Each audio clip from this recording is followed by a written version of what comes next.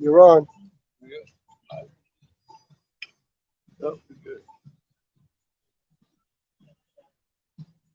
All right, Shalom. We are the Hebrew Israelites. We come out every week to prophesy the downfall of this wicked kingdom called Babylon in the scriptures. It's also known as America. But before we do so, we want to give praises to the Most High in His true name and His Son, in the true Hebrew. Say, call, Alayim, La, Yahweh, Ba'ashem, Yahushai, Ba'ashem, Ha, Wakah, Kodash, Ma'amah. All right, double honor to the elder apostles of GMS that taught us this truth. And shalom to you, Akim, and Akwatim, and children that believe in sincerity and truth around the four corners of the earth. All right. Now, the topic we're going to go into today is that we're built up, what you would call a spiritual house. All right. And the Lord said what? He said, with the spiritual things, like the carnal things come. Right? If you're carnal, you're not going to be able to get this truth. If you're carnal, you're not going to be able to take heed to the warnings that are being given out through the Spirit right now, through the Lord's men, and through the Spirit of truth, and through the Spirit of prophecy. That's only set up for the elect to get. All right, somebody get let's get 2 Ezra 15 too. Go there a little bit. Let's get 15 and 2. Yeah, kind of. Look at you got that though? Fine. Yeah, go ahead. Let me know you got it. All right, this is the book of Romans, chapter 8. And I'm going to start at verse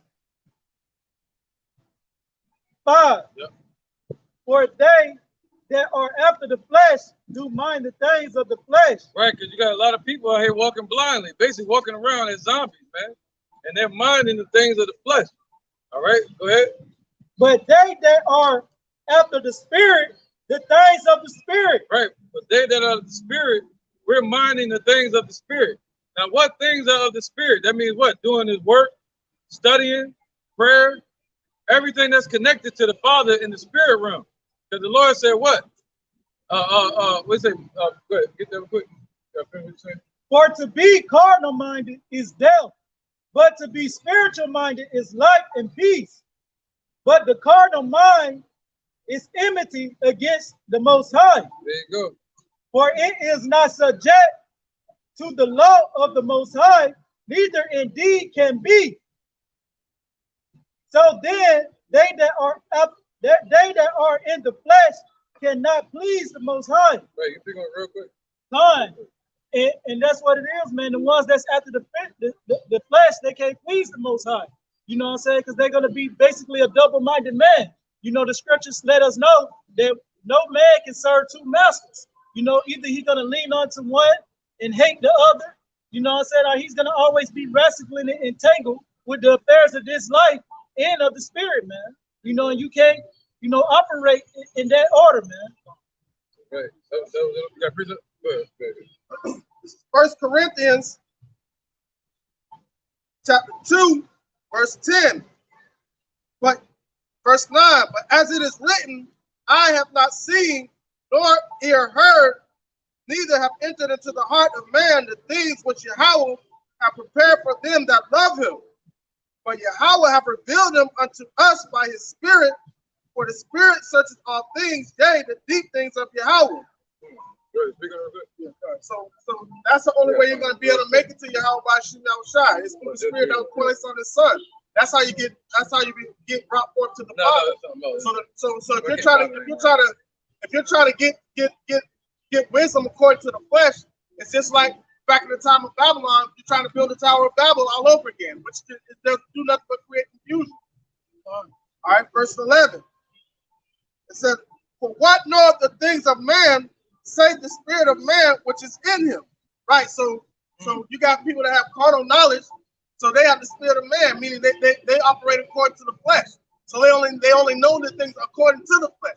They can't obtain the things that are according to the spirit. Right. All right. It says, even so the things of Yahweh knoweth no man but the spirit of Yahweh. Now, what spirit do you have to have? You have to have the spirit that he placed on the Son, Yahushai, the Holy Spirit.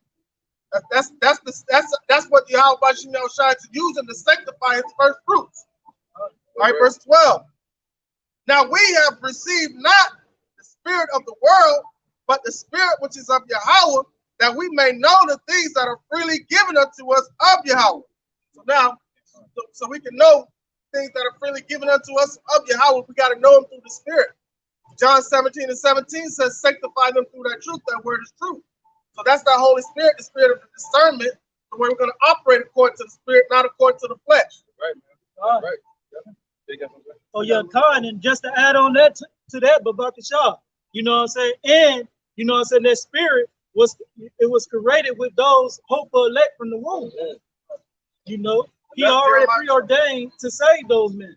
Right, man. And the women in chapter 1. There you go.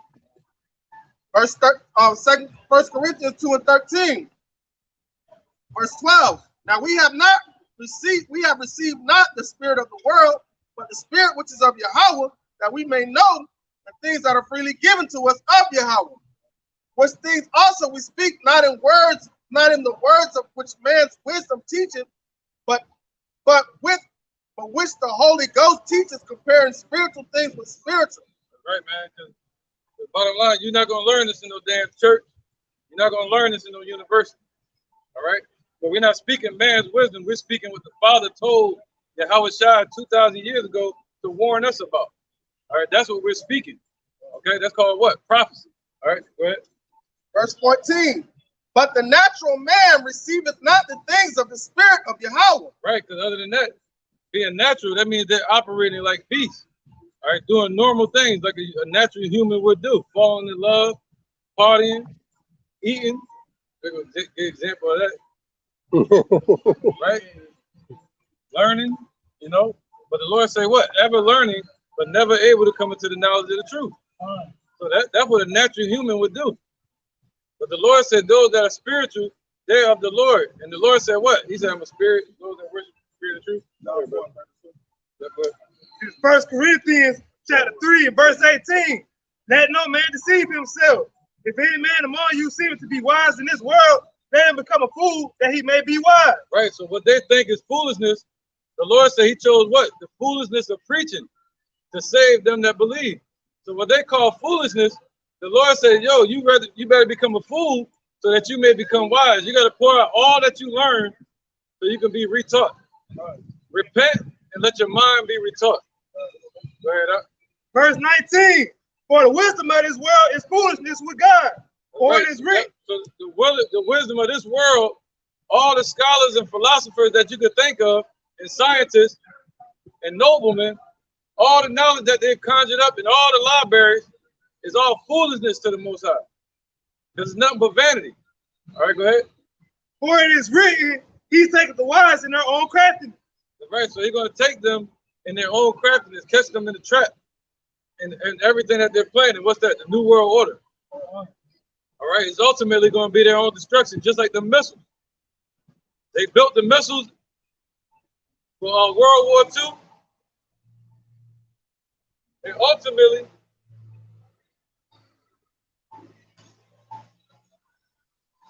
you had America, the one that established the atomic bomb, the atomic missiles, and ultimately that's what the Lord going to use to destroy this damn place. Like you got Russia coming out last week, brandishing this ICBM missile called Satan 2 missile, or something like that. All right, go ahead. You get more on it. Yeah. It's 1 Corinthians chapter 2, verse 13. Verse 12 again. Now we have received not the spirit of the world, but the spirit which is of Yahweh, that we may know the things that are freely given unto us of Yahweh. Which things also we speak not in the words which man's wisdom teacheth, but which the Holy Ghost teacheth, comparing spiritual things with spiritual. But the natural man receiveth not the things of the spirit of Yahweh, for they are foolishness unto him, neither can he know them, because they are spiritually discerned. Right, see, you got to be a spiritual man. That's why if somebody is a damn Muslim, they most likely not going to get it. All right, if they're taking their shahada and they bow down to this cobblestone, they're completely carnal, man. All right, The main ones killing everybody up in Philadelphia is them damn Muslims. Ones with the damn dots on their forehead, banging their head on the ground. We're supposed to be, they call themselves being in the month of Ramadan. And it's all vanity. All right? So the Lord said, what? A carnal man, a person that's thinking carnally, that only deals with this realm, that's all they're going to know. They're not going to have any answers from the Lord. All right, go ahead. Yes. All right, this is the book of St. John. Right, so they're walking around in darkness. I don't care how powerful they are, how much they act like they know something or look like they know something. They're walking around in darkness, being led straight to destruction, man. This is the book of St. John, chapter 4, and I'm going to start at verse 22. Ye worship, ye know not what. We know what we worship, for salvation is of the Jews. But the hour cometh, and now is, when the true worshipers shall worship the Father in spirit and in truth. For the Father seeketh such to worship him. Yahweh is a spirit, and they that worship him must worship him in spirit and in truth. Right, man. So if you're gonna work, if you call yourself serving the Lord, you can't go up any other way than through his son, Yahushua. All right? Just like before, you couldn't go and deal with the Lord any other way besides what? Keeping the laws and going in through the Holy of Holies where the high priest would pray for us. Now we have the only access we have to the Father and to repentance is through the doorway, Yahushua. And he came and showed us how we should do it. All right, teaching, being persecuted. Okay? Somebody get Ezekiel 21:9. Go ahead, brother. I'm gonna back up a little bit. That sounds kind of demon. This is Romans chapter 8, just to back up what the brother Mazan and the elder was saying. This is Romans chapter 8, verse 5. It says, for they that are after the flesh do mind the things of the flesh, but they that are after the spirit, the things of the spirit. So just like the elder was saying, those got people who are caught up in the Islam or in the Muslim community, they are of the flesh, so they mind the things of the flesh. They want to build communities. They want to make it here in Babylon. But it says, but those that are after the spirit do mind the things of the spirit. Those who are of Yahweh Shema Shah are going to mind the things of Yahweh Shema Shah, the laws, statutes, commandments, the way that the Lord called us to do this and how he told us to do this. This is what we're going to meditate on. Right? Those that are after the flesh will not do these things. Right. Let me grab Proverbs 23 and 4. Let me get this real quick. Just to back him up. Proverbs 23 and 4. 23 and 4. Yep. This is Proverbs 23, verse 4. It says, labor not to be rich. Cease from thy own wisdom. Right. So the Lord said, labor not to be rich. That's what he means. What is your laboring? All right. It's not just about what you think, but it's about what you say and your actions. All right. That's what this is about. That's what makes you animated. All right. So he said, what? Labor not to be rich. See, a lot of these people in this society, they only laboring to be rich. But the Lord said, rich or poor, praise ye the Lord. All right. And laboring towards the kingdom, that's what? That's part of eternity. Okay. That one, yeah. You got that? Yeah, I got a precept for that. What you just said. Go ahead, bro. Matthew chapter 6, verse 19. Lay not up for yourselves treasures upon earth, where moth and rust do corrupt, and where thieves break through and steal. There you go. Yep, keep on. So that's why labor not to be rich, because the Lord's giving you a solid by telling you that. Because that labor is going to be in vain. Because soon as you get, just like with Esau, he put all his riches, the Lord's going to destroy this place. So all your laboring to be rich will be done in vain. Right, man. If you labor towards the kingdom, that's richness right there. Right. You're going to get a reward for it. Right. All right. But everything else, trying to build up this society, when it's all set up to be destroyed. The Lord said he's going to destroy this whole place from one end to the other. North, east, west, and south. 1 hour. In 1 hour, man. It's going to be disintegrated, just like Sodom and Gomorrah is today. You know, if you look up Sodom and Gomorrah, it's nothing but a place of ashes, man, and pitch. They went over there and they picked up the ground, and there's nothing but ashes and asphalt. burning sulfur. All right, that's what this place America is going to be. So everything that's being built up here is what? Vanity. So the Lord said, yo, labor towards a real reward. All right, and that's what? The kingdom, salvation. All right, go ahead. My bad, go ahead, real quick. This is 2 Peter chapter 3 and verse 13. Nevertheless, we according to his promise, look for a new heavens and a new earth wherein dwelleth righteousness. Right, so that's according to his promise. Not just walking around here looking for a new heaven and new earth.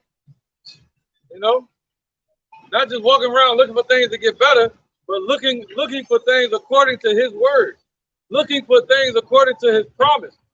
The promise that he made to who? The promise that he made to Abraham, Isaac, and Jacob. All right, that's what we're looking things. We're looking for according to the promise that Yahushua made when he was here. That all these things were going to come to pass. Go ahead. And understanding according to his promise, but what he said, he's going to give us our heart's desire. Because we don't even understand what our heart's desire is because we've wrapped in these chains of darkness. So from time to time, we think carnally, oh, I'm going to have this in the kingdom, I'm going to have that in the kingdom. But imagine what we're going to think, right, when he takes a stony heart out of us and put a heart of flesh in it. All right, that's when we're going to know what our true heart's desires are. And right now, too, he's giving that to us now because he put in us his son into our heart, crying out, Abba, Father. And that's our heart's desire.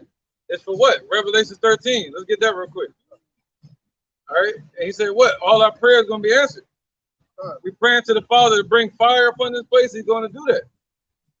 You know, Revelation 13. I think 13. Okay.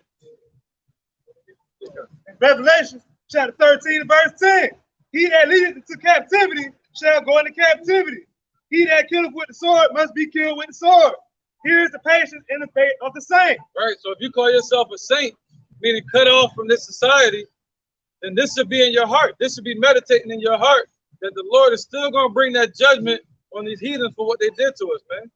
That the Lord is not slack concerning his promise as men count slackness. But we're what? We're hoping for his promise according to his word.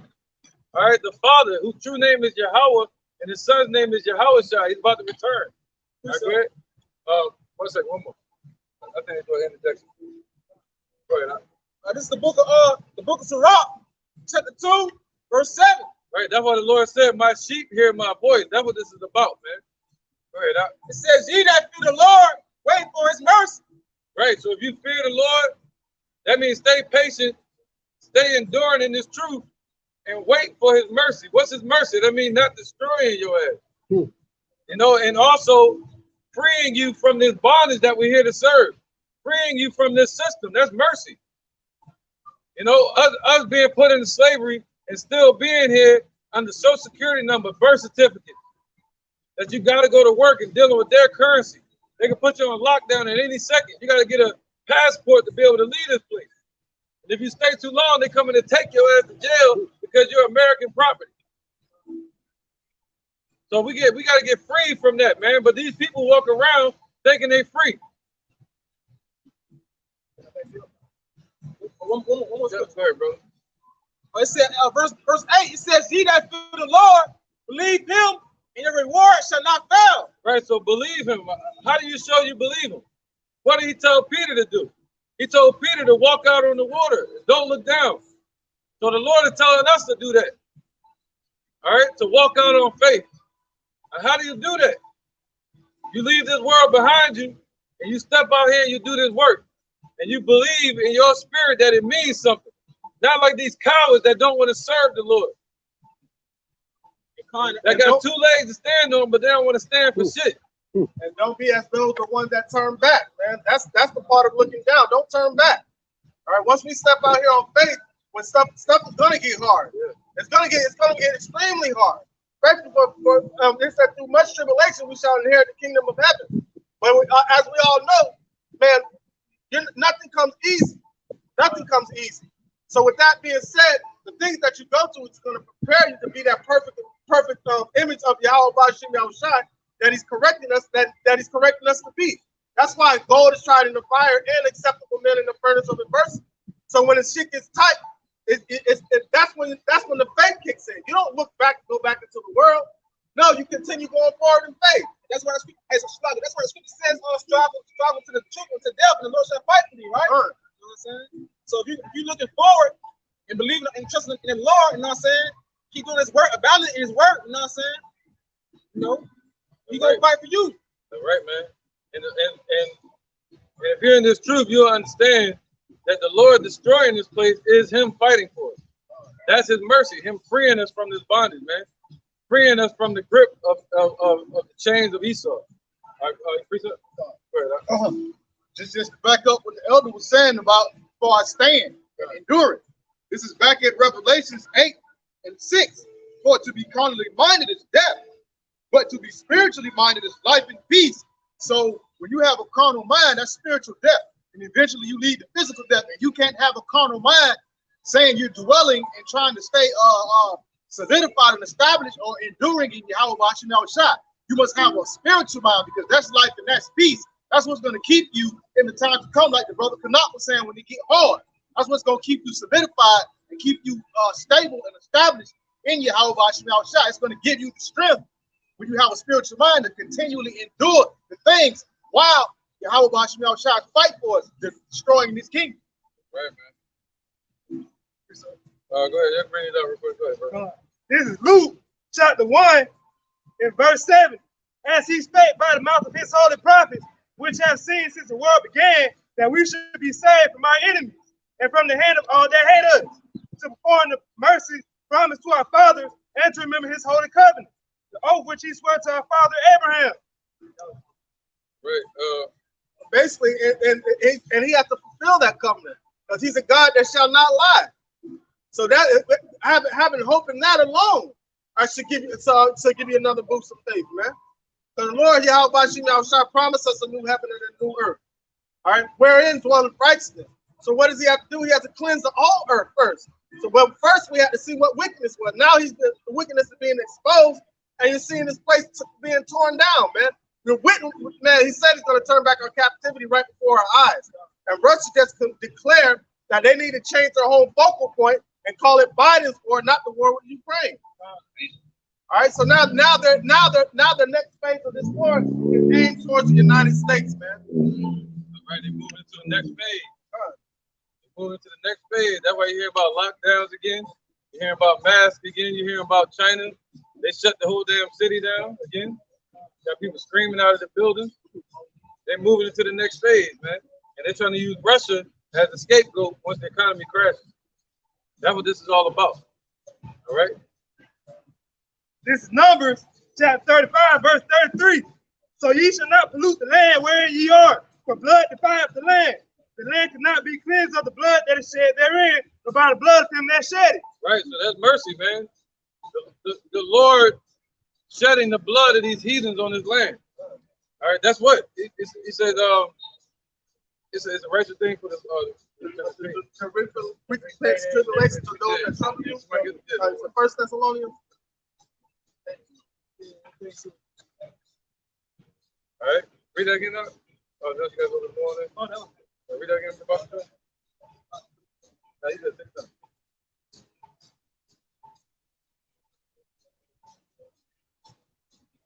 All right, got it. It's 2 Thessalonians chapter 1, verse 6. Seeing it is a righteous thing with Yahweh to raise tribulation to them that trouble you. Right, and to you who are troubled, rest with us when the Lord Yahweh shall be revealed from heaven with his mighty angels. Right. So how did Esau trouble us? They troubled us in slavery, right? But you got idiots out here like Tazariak of ISUPK saying that this was the time of Jacob's trouble. Really? Yeah, that's what he's teaching, man. He's teaching that this was the time of Jacob's trouble. No, the time of Jacob's trouble is coming. All right, that's the last time for us to be in that type of trouble.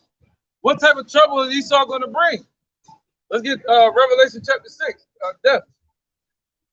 All right, this is going to be trouble for Jacob. And that's not necessarily, I mean, that's troubling, but think about it. We were able to come up out of that. All right, 2/3 of our people ain't gonna come out of this next trouble that's coming up. Right, that was the yoke. See that? That was the yoke of iron. Now that yoke has moved to a spiritual yoke. All right. Revelations chapter 6, verse 8. And I looked, and behold, a pale horse, and his name that sat on him was Death, and hell followed with him. There you go. That's them damn Edomites. All right. And what? And death and hell followed them. Okay. So anywhere these damn heathens, they push their agenda and their philosophies, their democracy, whatever you want to call it, Christianity, anything. They bring what? Hell afterwards. Hell represents sorrow and destruction. All right. A lot of death and mourning. So that's what they're going to bring. That hell that they're bringing is going to be what? Trouble for Jacob, man, for Israel. All right. And that's the time to come. Go ahead. This is Malachi chapter 1 and verse 4. Whereas Edom saith, we are impoverished, but we will return and rebuild desolate places. Thus saith the Lord of hosts, they shall build, but I will throw down. And they shall call them the border of wickedness, and the people against whom the Lord had indignation forever. Right. So they're the ones that create that part of that trouble is this system, man. Because it's a system that's the yoke on our people right now that's going to force them to take the MOTV. Yeah. All right. So now, if you're still locked in with the system, man, you locked into the time of Jacob's trouble, man, and you're going to fall a victim to it. But the scripture says, but he shall be saved from it. Who are going to be saved? The first fruits, man. So America's going to be destroyed with thermonuclear warfare. Thus saith Yahweh Bashim Yahushai. You want to go back to the lesson? I got Ezekiel 21. Well, we kind of freestyle. I didn't get to the lesson. Oh, okay. All right. Romans 12 and 19. Somebody get Romans 12. And it might be 18. Let's see real quick. If it be possible. Oh, I'm at Ezekiel. My bad. Yeah. Yeah, good. Romans 12 and 19. Romans 12 and 19. It said, dearly beloved, and be not yourselves. Right. So the Lord told us, don't be like these Black Panthers. All right. You're supposed to walk spiritually. You know, trusting in the Lord, waiting for his promise. I guess that's the message for today. Waiting on the Lord for his promise, man. Avenge not yourselves, man. All right. We can't avenge ourselves for the slavery that they've done. We cannot avenge ourselves for the slaying of our people in the streets that they're about to do and that they've done. They're about to kill a lot of our people, man. That was nothing. Trayvon Martin and all of them. Wait till they kill a whole group of people. On TV, on social media. You know, but the Lord said, well, we're supposed to remain spiritual, man. All right, what was that? It says, dearly beloved, avenge not yourselves, but rather give place unto wrath. Right, so give place unto wrath. And that's what this is doing. Coming out here rebuking, reproving, and rebuking. That's us choosing to be spiritual instead of carnal, man. All right. But he said, give place unto the Lord's wrath. Go ahead. For it is written, vengeance is mine. I will repay, saith the Lord. Right, so we're trusting what's written, that the Lord will repay. All right, he's going to repay these devils for what they did, man. Okay, go ahead, Canuck, real quick. Zephaniah chapter 3, verse 8. Therefore wait ye upon me, saith the Lord, until the day that I rise up to the prey. For my determination is to gather the nations, that I may assemble the kingdoms, to pour upon them my indignation, even all my fierce anger, for all the earth shall be devoured with the fire of my jealousy. Right, so that's what we're waiting for the Lord to make his separation, to gather the wicked to the left and to gather the righteous to the right. All right? And he's going to rain fire and brimstone upon this place the same way he destroyed Sodom and Gomorrah. See that? He's going to burn this place up to ashes. All right? But within that judgment, the Lord is going to be no respecter of person. If you have done no work to receive the reward, if you have not believed in the Father, Yahweh, and Son Yahushai, who is a so-called black man from the tribe of Judah, you're going to be destroyed here on the soils of America. You're going to become part of the soil of this place. The Lord gonna burn you up and melt you in this place. All right, that's what's coming here. All right, go ahead with that, Ezekiel. Because the Lord that showed his weapons, he showed his weapons. What's that in Song of Proverbs? I think it is the sword. He wet his sword. Kiss the sun. Yeah, right before that. Yeah. Because you have Russia. Yeah. You have Russia brandishing their ICBM missiles the other day, and it's all spoken about in the scriptures, man. And that's all the judgment and the creation of the Lord Yahweh, the God of Abraham, Isaac, and Jacob. All right, this Jeremiah chapter 50, verse 25. The Lord Yahweh Bashim Yahushai hath opened his armory and hath brought forth the weapons of his indignation, for this is the work of the Lord of hosts in the land of the Chaldeans.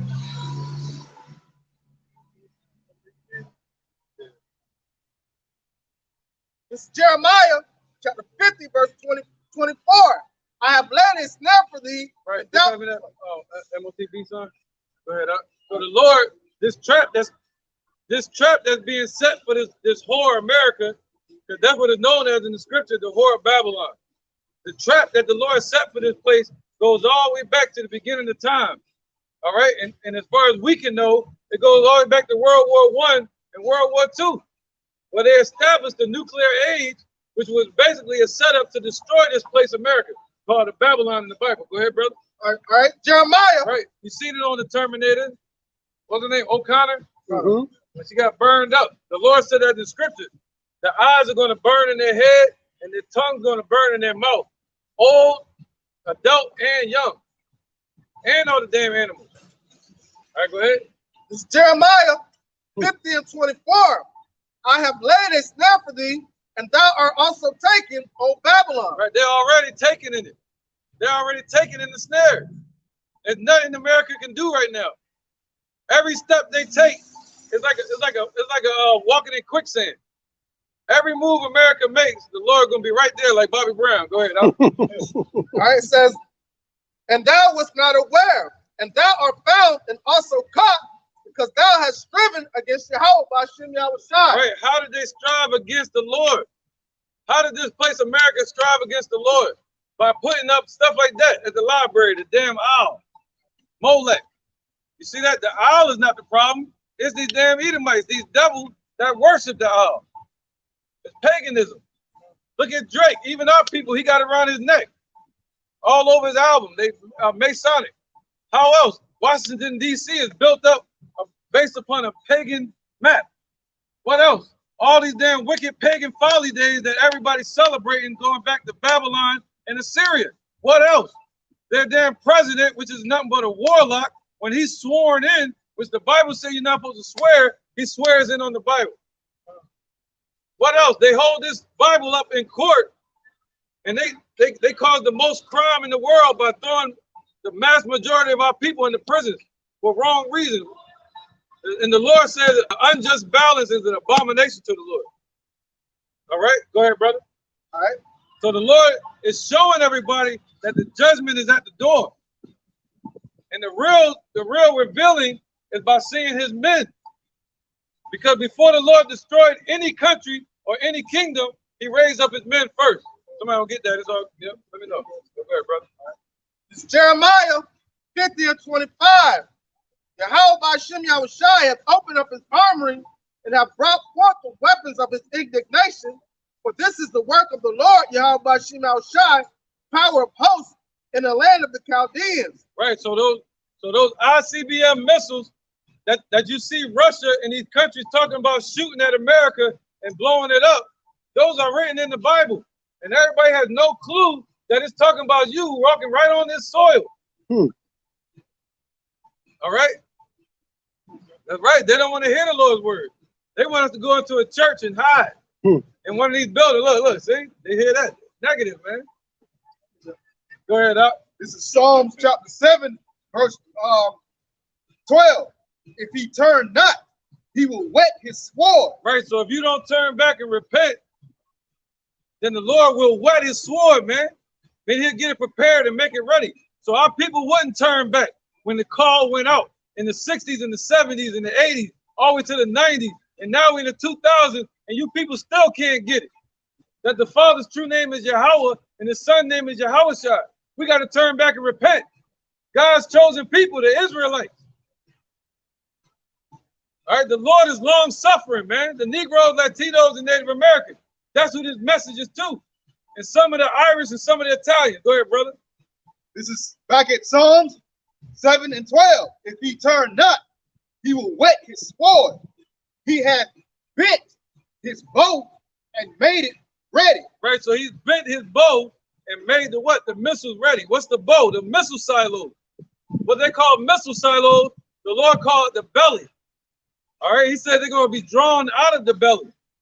That's what? The missile silos in the ground and the missile silos on the trucks and also in the ships.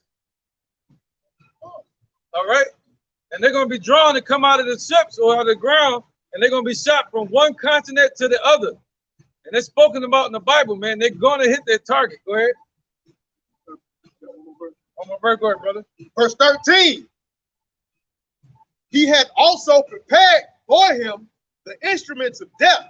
Right, so the Lord has prepared his instruments that he's going to destroy people with. You see that he got it prepared. He could have went a different way and just blew with his breath and blew everybody off the damn earth. But he chose through this process to show order, to show patience, to show long suffering, to show that he's the I and the Tha, the beginning and the end. We done died and came back to this earth numerous times, but the Lord is forever. His word is through every kingdom. Kingdoms have risen and fallen upon this earth, but the Lord's word has stood forever. Go ahead. It says, he hath also prepared for him the instruments of death. He ordained his arrows against the persecutor. Right. Right. What does the Lord say? The accuser of our brethren is going to be cast down. Who is that? These damn Edomites, the Caucasian race. Starting with these people, which is the house of Amalek. They're going to be the first ones to go into hardcore slavery for 1,000 years, and they don't even know it's written in the scriptures, in the King James Bible, that they love so much. Slavery is in here. Why do you think we went into slavery? Because we didn't listen. Now these devils not listening either. So what do you think gonna happen to them? You think they better than us? They're gonna get judged too by the Lord. All right? They put us into slavery. The Lord said, what? They got to go into slavery for 1,000 years. Double unto them what they did unto us. Somebody get that? The cup. This cup shall pass through them. That's right. Any precept, go ahead. It's 2 Thessalonians chapter 2 and verse 7. For the mystery of iniquity doeth already work. Right. The mystery of iniquity. The mystery of wickedness is already at work. And this was spoken back during the Roman Empire. All right. Go ahead, brother. Only he who now letteth will let until he be taken out of the way. Right. So only he that letteth will now let until he be taken out of the way. There's nothing that we can do to remove these devils or the system that they set up called racism. We cannot remove it ourselves. We got to wait for the Lord to do it. And that's a beautiful thing, man. I wouldn't want to free myself because I wouldn't know what to do afterwards, man. Our people don't know what the hell to do. We're like a body without a head. We need our head. We need our king, Yahushua, to return. But they call him Jesus in these churches, but his name is not Jesus. His name is Yahushua. Jesus means Hail Zeus. Our people are praising Zeus. And the name Zeus goes back to Baal. It's an ancient name going back to the time of what you would call the Babylonian Empire and the Assyrian Empire. All right, around the 6th century and the 5th century BC. Go ahead, brother. Verse 8. Bring that power. And then shall that wicked man be revealed. Right, so that wicked man is being revealed. How? Through the word, the book of Revelations. The word revelation means what? Revealing. So this book is that light that's revealing them. All right, go ahead. Then shall the wicked man be revealed, whom the Lord shall consume with the spirit of his mouth and destroy with the brightness of his coming. Right, so they're being consumed with the spirit of the Lord's mouth. All right, to know that they're going into slavery, to know that they're going to be destroyed. When they put out nothing but lies into this world, telling us that the Lord, I got it. Telling us that the Lord looked like this. But the truth consumes that like a fire. The scriptures say the Lord is a consuming fire. And he looked like a so-called black man from the tribe of Judah. Yeah, go ahead, brother. So we're going to show you an example of how this word consumes these devils. The word devil means diablos, deceiver, all the deception they put up here. Go ahead, brother. Revelation chapter 1, verse 13. And in the midst of the 7 candlesticks, one like unto the Son of Man, clothed with a garment down to the foot, and a girt about the paps with a golden girdle. Right, he had on a garment like us. You read the book of Numbers, it tells you to make these garments. Our people are supposed to be wearing these garments and having fringes on.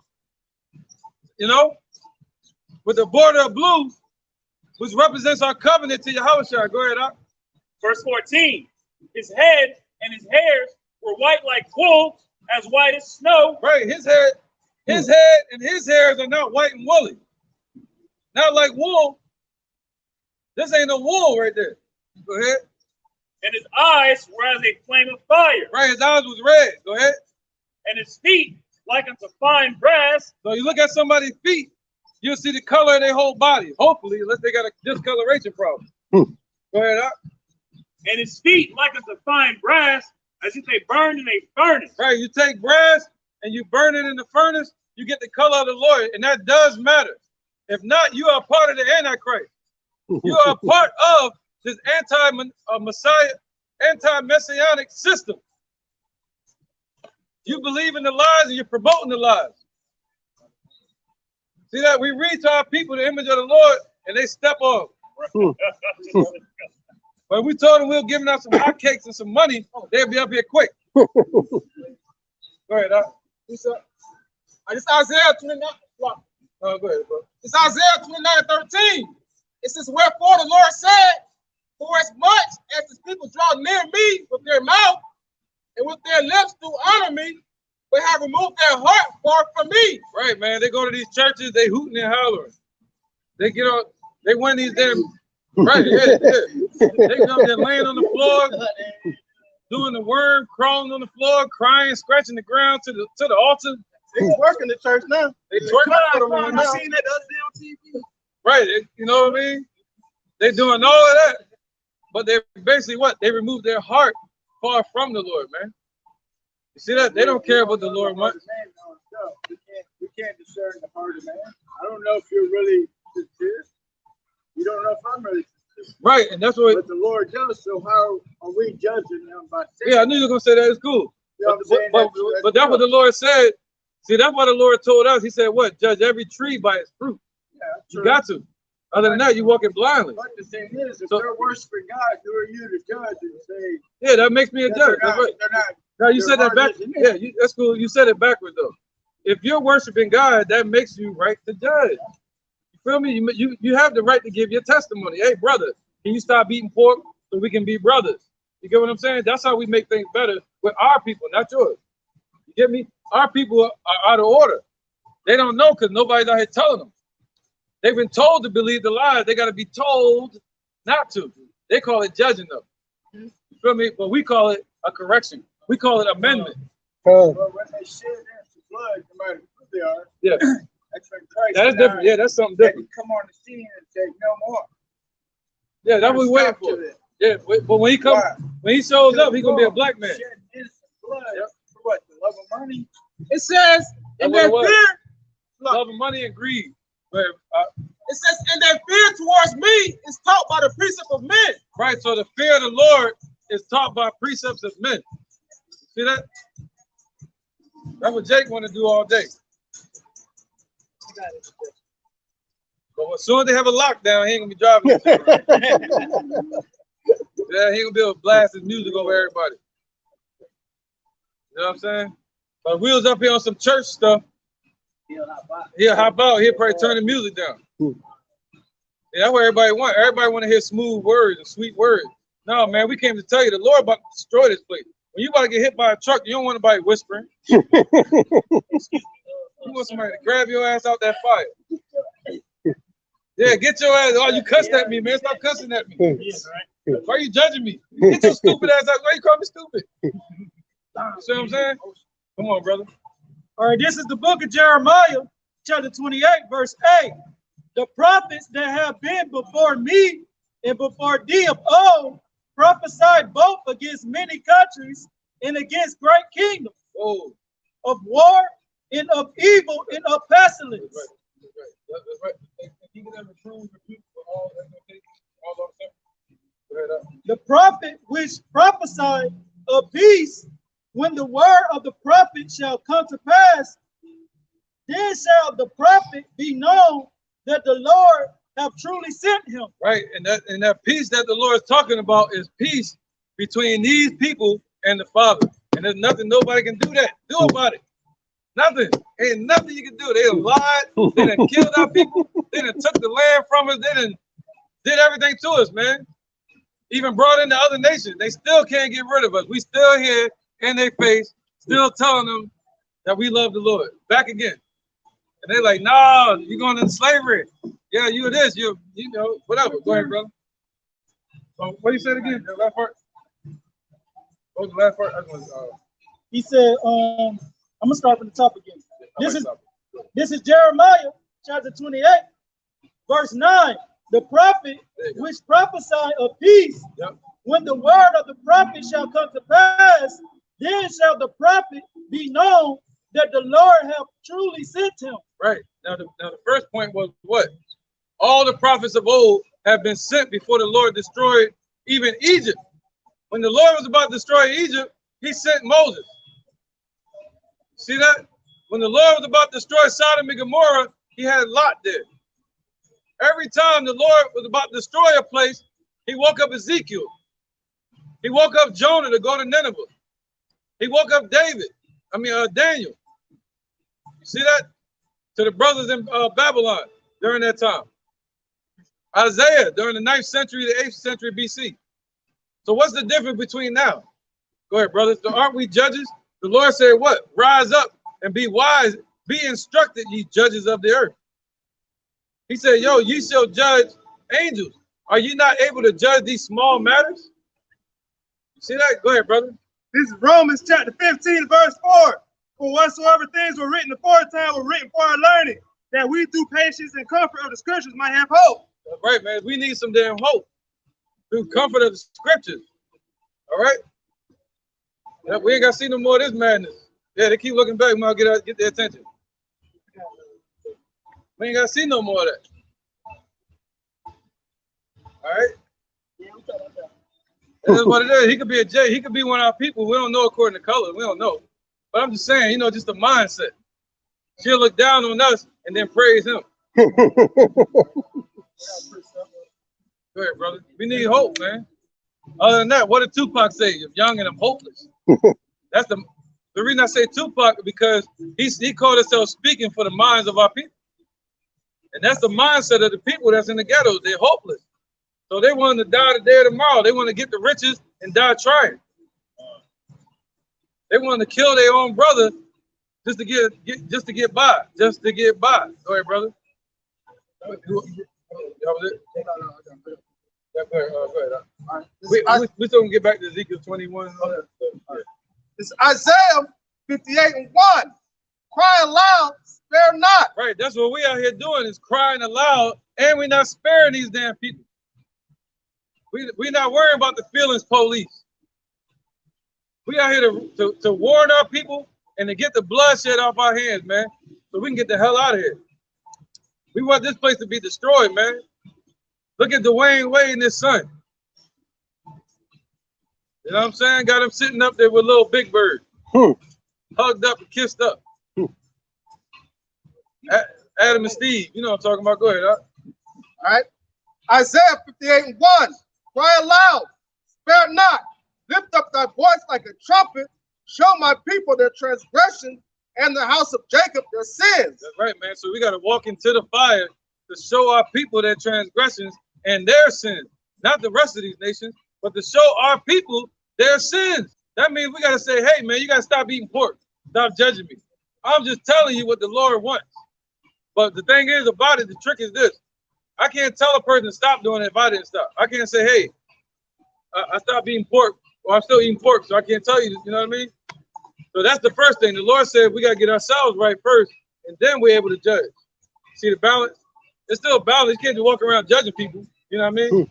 You got to do something to deserve it. All right, go ahead. All right, this is the book of Proverbs, chapter 31, and I'm going to start at verse 8. Open thy mouth for the dumb in the cause of all such as are appointed to destruction. Open thy mouth, judge righteously, right, and please the cause of the poor and needy. That's right, man. So plead the cause of the poor and needy and judge righteously. And what's that? Going out and teaching, doing his work, man. That's it, man. Judge righteously. Even amongst your camps, amongst your brothers, amongst your household and your house, amongst your family members, if you don't have a house, amongst your friends, you got to judge righteously every day. All right? Precept, anybody? If not, we can get back to Ezekiel. Go ahead, y'all. This is Hebrews 5 and 12. Yep. For when for the time you ought to be teachers, ye have need to one teach you again. Right, so once you come into this truth, you got to be retaught. You got to get the milk, and then you go to the meat, just like any baby on this earth. You become a babe again. You got to throw away all that stuff that you learned, man. And you got to become a babe and grow from that stage. Let the word be your milk. Go ahead, brother.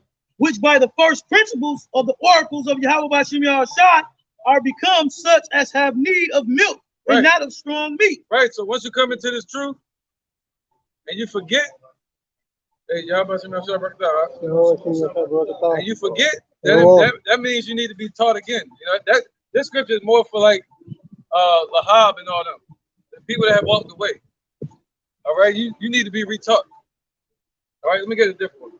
Yep, that's different. Ahead, this is Hosea chapter 4 and verse 6. My people are destroyed for a lack of knowledge.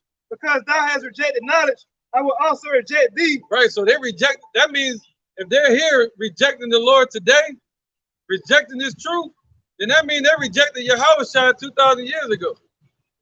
See that? That means they rejected the laws going all the way back to the time of Egypt. So they're back here today still rejecting the Lord. And they're going to get the judgment that comes with it, which is nuclear fire. You're already seeing part of the plagues kick off now. Go ahead, brother. I will also reject thee, seeing that thou shalt be no priest unto me, seeing thou hast forgotten the law of thy God. I will also forget thy children. Right, so the Lord said, since you forgot him, he's going to forget you, man. He's not going to set you up to be a minister or a judge. All right? So he's not going to set you up to do that for salvation. He said he chose through the foolishness of preaching to save them that believe. So you got to put in his work. And if you can't teach, you got to join the camp or just believe. All right? And just believe and keep the laws to the best of your ability. And it says, since you forgot the law of thy God, you rejected the knowledge, you're going to forget your children. You want an example of that? Look at the Christian church. What they say about pastor kids, they're the worst ones out here. Yeah. Right. That's all I want to say. Right. Clear example. Yeah, come. Right, go on. This is the book of Isaiah, chapter 1, verse 3. The ox knoweth his owner, the ass his master's crib, but Israel doth not know. My people doth not consider. Right, so they walking around not considering it. So they need somebody to wake them the hell up. All right, they walking on blindly, not even considering that they're God's chosen people. And they're being led right into destruction. All right, marching on their merry way right into the time of Jacob's trouble. He said, my people ain't even considering their wrongdoings, man. So that's how you know the Lord's going to wake up people to wake them up. All right? Raise up men to wake them up, man. All right, go ahead, Rocky. We might have to move, too. And also, one more thing. If we're not supposed to be judges, why is there a book of Judges in the Bible? What's that? So if we're not supposed to be judges, why is there a book of judges in the Bible giving an example of the Most High, Yahweh sending judges to deliver his people? And with scripture, there shall be saviors risen up among you. All right, so those are the ones that are judging righteously according to the words of Yahweh. This is Jeremiah chapter 6, verse 17. It says, also I set watchmen over you, saying, hearken unto the trumpet. But they said, we will not hearken. So the Lord has put men out here, i.e. the watchmen, the prophets, the apostles, the teachers, the ministers, telling our people to hearken and to turn back to him. But our people are saying, no, we don't want to do that. We ain't going to listen to that. We want to seek escapism. Through two-thirds of our people want to seek escapism in darkness, when you should be seeking a way of escape through Yahweh Hashem Yahushua. The men of the Lord, we are the mouthpieces of the Heavenly Father. We speak the words of the Most High. We don't speak of ourselves. So when people don't listen to what we're saying, they're disobeying Yahweh Hashem Yahushua. And it's the Lord that is saying, hearken, heed, follow my commandments and follow me and turn back to me and repent for your sins. But this, go ahead. This is the book of Zechariah, chapter 7, verse 11. But they refused to hearken and pulled away the shoulder and stopped their ears, that they should not hear. Yea, they made their hearts as an adamant stone, lest they should hear the law and the words which the Lord of hosts have sent in his spirit by the former prophets. Right, man. Anyone back then, they're back here now. He said the wicked women of our nation, they're walking and messing as they go, twisting and popping their neck. That sounds like our people, man. And he said the other ones, they jump, man, whatever. That sounds like us, whatever. Shrugging their shoulders. Who cares what they're talking about? And the reason why they do that is because we haven't been commissioned by Esau. Somebody like T.D. Fakes that's been to a theological seminary and then got a degree and been commissioned by one of these individuals that have been commissioned by these individuals because they set up the whole religious system. If we were commissioned by them, then we would be rightful judges unto the people, right? But because we're commissioned by Yahweh Hashem Yahushua and they don't know Yahweh Hashem Yahushua, therefore they're unaware of his judges. So that's why they tell us not to judge us because of John chapter 3, the condemnation that light is coming into the world, and they rather stay in darkness because they hate the light because their deeds are wicked. But they want to continue in their wickedness. That's why they say don't judge me.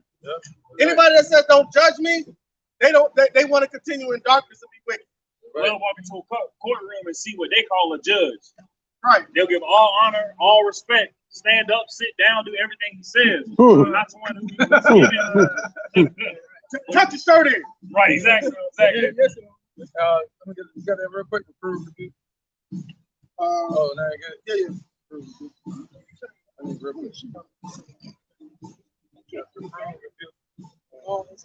Yeah.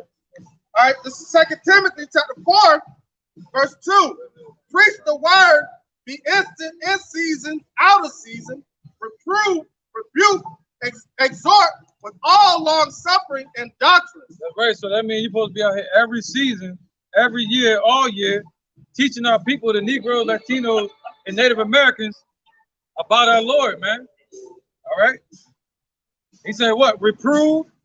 That means to blame. That's judging them. And rebuke. Right? And exhort with all long suffering, man. I mean, with all patience. I mean, you got to come back out here the next day. You got to come back out here the next week. You got to keep coming out here, man. Just like you do with a garden. All right. That's what the Lord called us, man. The Lord's garden. Whether Noah prophesied for like 80 years or something like that? I think Noah prophesied for 100 years. 100 years? Yeah, I think it was 100. Long time. 150. Yeah, 150 years. God. Yeah, Noah prophesied for 150 years. Wow. Madonna first, real quick. Then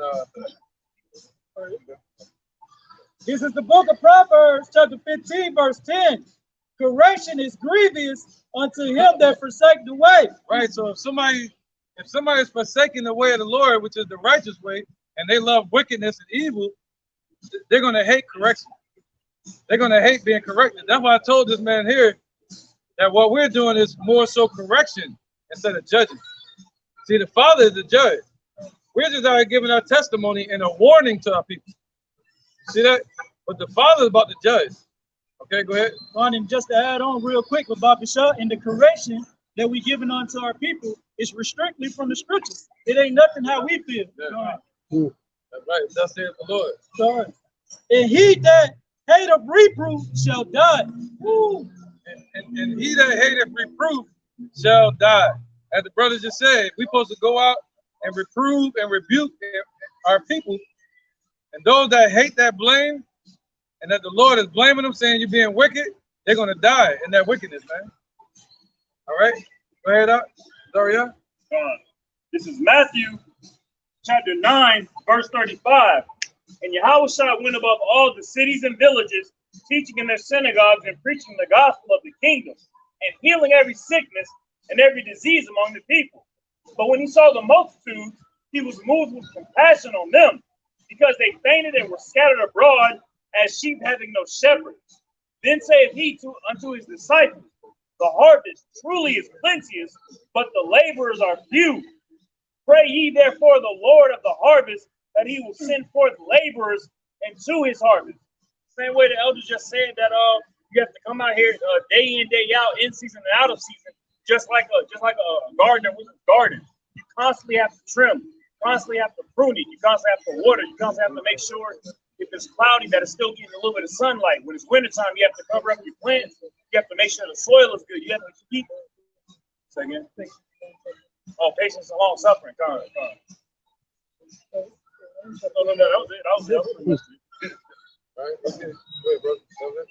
All right, go ahead. This is Ezekiel 3:17. Son of man, I have made thee a watchman unto the house of Israel. Right, so we're supposed to be watchmen. We're supposed to watch. The Lord spake all these things from the beginning. Let's get that Second Ezra chapter 9.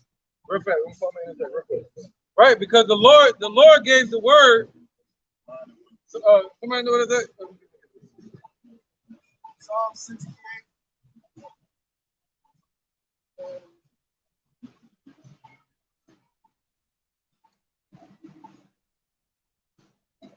Hey, somebody get Psalm 68 and 11, and then Second Ezra chapter 9, verse 1. This is Psalm chapter 68, verse 11. Right, so this is how it goes right here. Go ahead, check it out. The Lord gave the word. Right, well, so the Most High gave his word. He spoke it out in the heavens, right? He gave his word to us. Go ahead. great was the company of those that published it. And great, meaning there was a lot of men that published his word. All right, so his word was spoken through a bunch of men, just like us. Go ahead. Oh, that was it, right?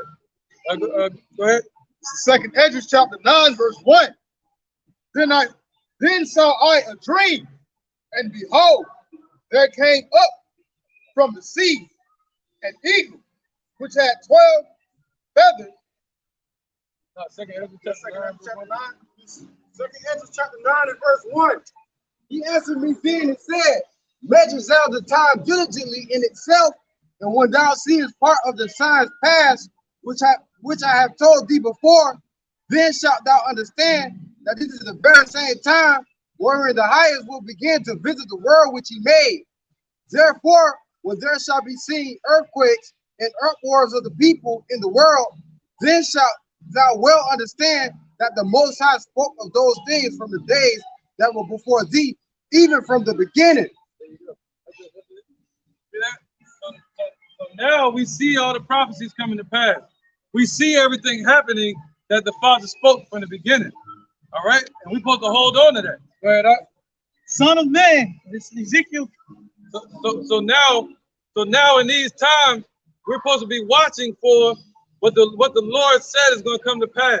The MOTB, cashless society, ICBM missiles being shot, burning this place up, martial law, famine, no food, race wars. Go ahead. All this in the Bible. Ezekiel 3:17. Son of man, I have made thee a watchman unto the house of Israel. Therefore, hear the word at my mouth and give them warning from me. See that? So the Lord set you up to be a watchman. You're supposed to watch for what the Lord says is going to come to pass. And you're supposed to warn our people from the danger. All right? And just like with any deliverance of any child, there's always pain involved. So the Lord is saying, for our deliverance, we got to go through some pain, some persecution, some suffering. All right, so when we see these things coming upon the earth, we know that it's not for our destruction, but it's for our salvation. This is Isaiah chapter 34 and verse 16. Seek ye out the book of the Lord and read. So seek ye out of this book, not no damn toilet paper Quran. Seek ye out of the book of the Lord of Yahweh and read. Why? Because Yahweh said he spake the word, and great was the company of them that published it. So it's his word. All right, and his spirit have gathered it. See that? So not no other book, not no Keeper Negas, the damn Jamaicans, damn dreadful ass people. Not no, what's his name? Joseph Smith, Mormon book, false doctrine. Charles Taze Russell. Not Charles Taze Russell, the damn Holy Scripture translation. what they call Jehovah's Witness. Jehovah Wickedness. Who else? These damn Muslims, man. The Catholics. The Catholics that be eating that damn dirty ass paper that they got, they call it the Lord. Every year they eat it, they put it on their tongue and they eat it. They said, this is the Lord's body, eat it. And they really think it's the Lord's body, and they be eating it. And then the Catholic Church make millions off of that. The Lord never said do that in the Bible, man. Go ahead, yo. Seek ye out the book of the Lord and read. So seek ye out of this book and read. Now try to get somebody to do that. They might try to fight you. All right, you want to be an enemy? Go up to somebody and tell them to read the Bible. Okay? They might have it right on their dashboard, but they're going to fight you over it. Go ahead, brother. No one of these things shall fail. Not one of these prophecies are going to fail, man. Not one of these words that the Lord has spoken is going to fail. That's why I say there's nothing anybody can do about it. Because the Lord's words will not fail, man. They didn't fail Moses. They didn't fail Abraham. They didn't fail Lot. They didn't fail Daniel. They didn't fail Azariah, Mishael, and what's his name? Azariah. Huh?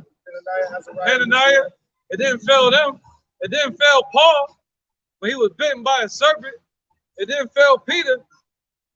So what make you think it's gonna fail us? It's not. The Lord's word is not gonna come back void. Go ahead, bro. You might fail your damn self. Your people might fail you. Your family might fail you. Your job and these nations, but the Lord ain't gonna fail. Go ahead, brother. It's Sirach chapter 2, verse 10. Look at the generation of old and see, did ever any trust in the Lord and was confounded? Or did any abide in his fear and was forsaken? From whom did he ever despise that called upon him? That's right, man. So if you look in the past, who did the Lord ever despise that loved him, man, that called upon him? Even the devil tried to play a trick on Lot and say, hey, the Most High don't love you. But in the end, Lot kept his faith, and he was able to see that the Father did love him, man. And he chastens who he loved. That's why we went into slavery. The Lord whooped us like children so he can correct us, man. But this Caucasian nation here, he left them to be the devils they are just so he could judge them in these last days. They weren't given the laws like us. They weren't given Yahweh Shai and mercy and a grace period like us. They were given everything they wanted. Money, drugs, guns, killing, blood, land, power. And that's all set up for destruction. Because the Lord said, he that killeth with the sword, dummy, must be killed with the sword, dummy. So it's a setup. That's why he said, I've laid the snare from him from the damn beginning. Esau was born on the snare. That's the biblical name of the Caucasian race. They're called Edomites. That word Edom means red. But they call themselves white. That word white goes back to what? It's just white, they call supremacy, all right, racism. All right? That's what they are, Edomites. The Romans were Edomites. These people here, Israelites. But they call us everything but a child of God. Go ahead, Doc. This is Proverbs chapter 16, verse 4. The Lord Yahweh Shai hath made all things for himself.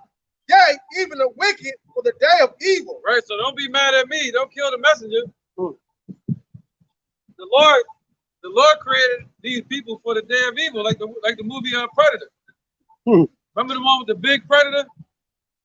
And then they found out in that movie why humanity was created. It was like a big game so they could hunt them down. Well, that's why these devils were created, so Yahushua can hunt them down. So Yahushua can have power, an enemy to show his power on, just like Pharaoh. So the Lord raised up these devils, let them take over the whole earth. Why? So the Lord can show his power in the whole earth. But not just them, but the Africans too, the Arab, the dot-head Indians, the Chinese, Japanese, they're all going into slavery for what they did to our people. Do we deserve it? We deserve slavery again, if you ask me. See, but what is Esau? See, even saying that probably got a chill to go up Esau back. But we deserve that. What does Esau deserve? What do these nations deserve? Do they deserve anything? See that? Well, go ahead, brother. This is Psalms chapter 2 and verse 1. Why do the heathen rage and the people imagine the vain thing? Right. So they're raging right now. They're riled up, but they're imagining a vain thing. That new world order that they're trying to bring in, right? But they're trying to bring that supremacy back in play. It ain't going to work. We ain't going back into slavery. It's your turn. Our turn already passed, and we went through it like a mother, and we still going through it. We're still going through it. They gunning us people down in the street. I ride up the street every day, take my children outside, and the only reason I'm nervous is because the color of my skin. That's the only reason I'm nervous. I got my children. I can't even bring them out like that. Y'all don't know what that life is like to have it that way. We need out of this damn place. We need them to be put down so we can be raised up in a righteous kingdom, man, where we can be free.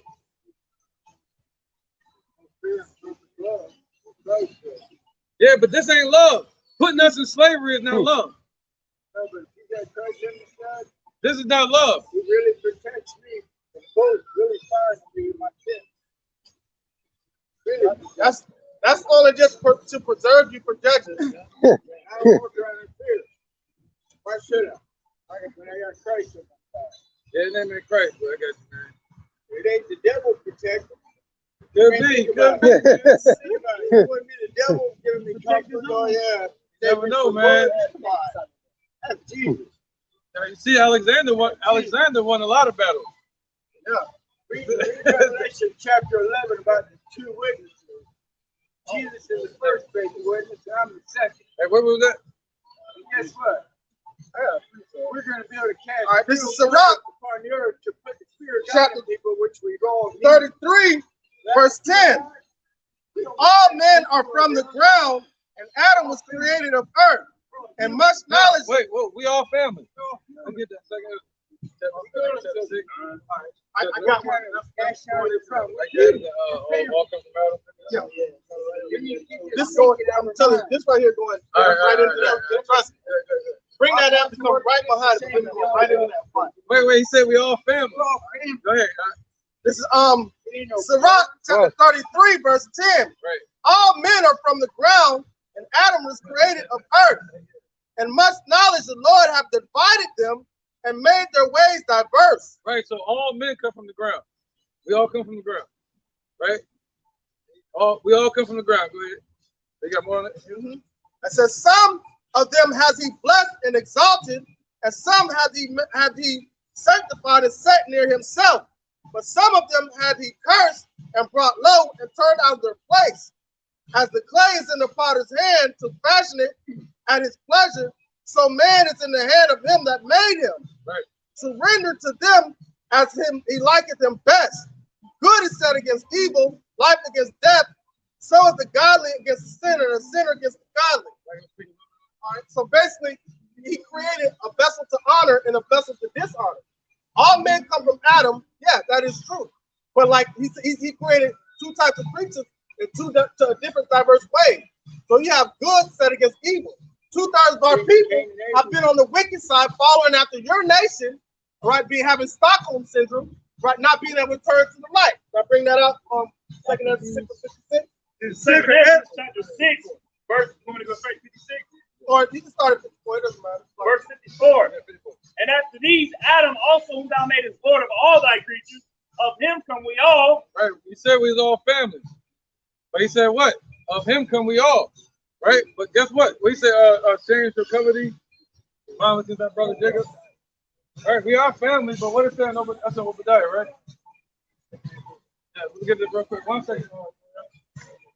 Right, since we all family, check this out. Look what our brother did to us. You know, we are he right. We are family. Right, we are family, but look what our beloved brother did to us.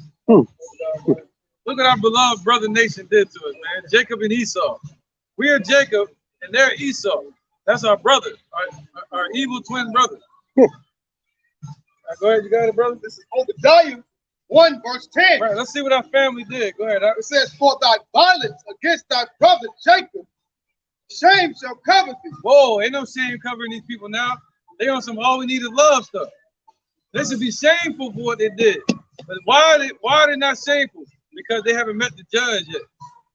They haven't met the judge, man. See, that shame is going to cover them real soon, though. Because Revelation 7, somebody get that, 1 and 7. Oh, yep, where you at, brother? Revelation. Right, the shame going to cover them. Chapter 1 and verse 7. That's right. Behold, he cometh with clouds, and every eye shall see him, and they also which pierced him. That's right. That's right. And every eye is going to see him, man. And guess what he looked like? Guess what he looked like? Every eye is going to see him. Guess what he looked like? He looked like Kimbo. He looked like the Caucasian race's worst nightmare. You never know. The second witness in Revelation. Okay, let's get that Daniel 10, 5, and 6. Second witness, second coming, who knows? All right. What's the title for Revelation? The revealing The revealing.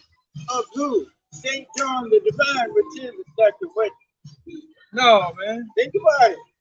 No. Sure. You got that all wrong. The Lord God revealed. This is the book of Daniel, chapter 10, True. verse 5. This is Daniel 10 and 5. Go ahead. This is the image of the Lord, what the Lord looks like. See, that's why the Lord said, blessed is he that readeth. All right, go ahead.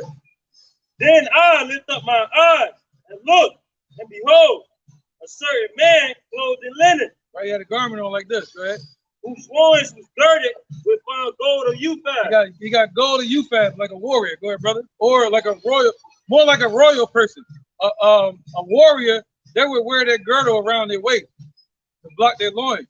But a royal person, they wear it around their bosom.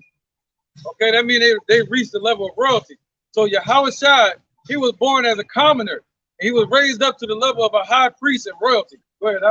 His body also was like the beryl, and his face as the appearance of lightning. Right, so he had a green garment on, and he had a glow about his face. Go ahead, brother. And his eyes as lamps of fire, and his arms and his feet like in color to polished brass. Right, you get to that color. What did he say? His arms and his feet were like in color to polished brass. What is brass? Brown. See that? So every eye is going to see the Lord when he shows up, and they're going to see us a black man coming to tear their ass out the frame. All right, thank you, man. Appreciate you, yo. Appreciate that for real. He said he's wrong and we was right. Good. Oh, yeah. Right, there you go. You better tap out. Go ahead. Hey, quick, too. Yeah, he quit. He was humble with it too. Where was that? We're making a point. Yeah, we made it with another one. James, who's down here? Somebody read something. Second. What's the 6? Yeah, I got it right here. You want me to bring it out? Yeah. Okay. Second Ezra chapter 6, verse 54. Oh, no, forget it. Okay, all right. Ezekiel, 21 and 9. Yeah. This is Ezekiel. This is Ezekiel, chapter 21, verse 9. And son of man, prophesy and say, thus saith the Lord, Yahweh Shai. Say a sword is sharpened and also furbish. Right, man. So the furbish. What does that word furbish mean? That means like he put it out in the open. He's branded. It's like you brandish a weapon or you shine it. All right, he basically made it perfect. All right, that's why you see Russia bringing out these missiles. And the brother read earlier, the Lord opened his armory. You know, so that missiles that Russia talking about is really the Lord's creation. It's a snare, and it's part of the trap that the Lord got for these devils. Go ahead, and it's gonna be brought down upon who? What does the word Satan mean? The word Satan means adversary. So that missile was really created for the Lord's adversary. Go ahead, brother. Isaiah 54:16 says, "Behold, I have created the smith that bloweth the coals in the fire, that bringeth forth an instrument for this work, and have created the waster to destroy." Right. Yeah, you want to speak on it? Oh, God. Hey, just like the brother was speaking on, man, the Lord Yahweh Bashim Yahweh has opened up the weapons of his armory, you know. Hey, Russia just opened up about the new missile, the Satan 2, man. All right. Hey, also with the Persephone, you know. Hey, they have military systems that shoot lasers, man, and block out everything, man. So the Lord Yahweh Bashim Yahweh opened up the weapons of his armory. All right, getting ready to unleash him over here on Babylon, man, also known as America.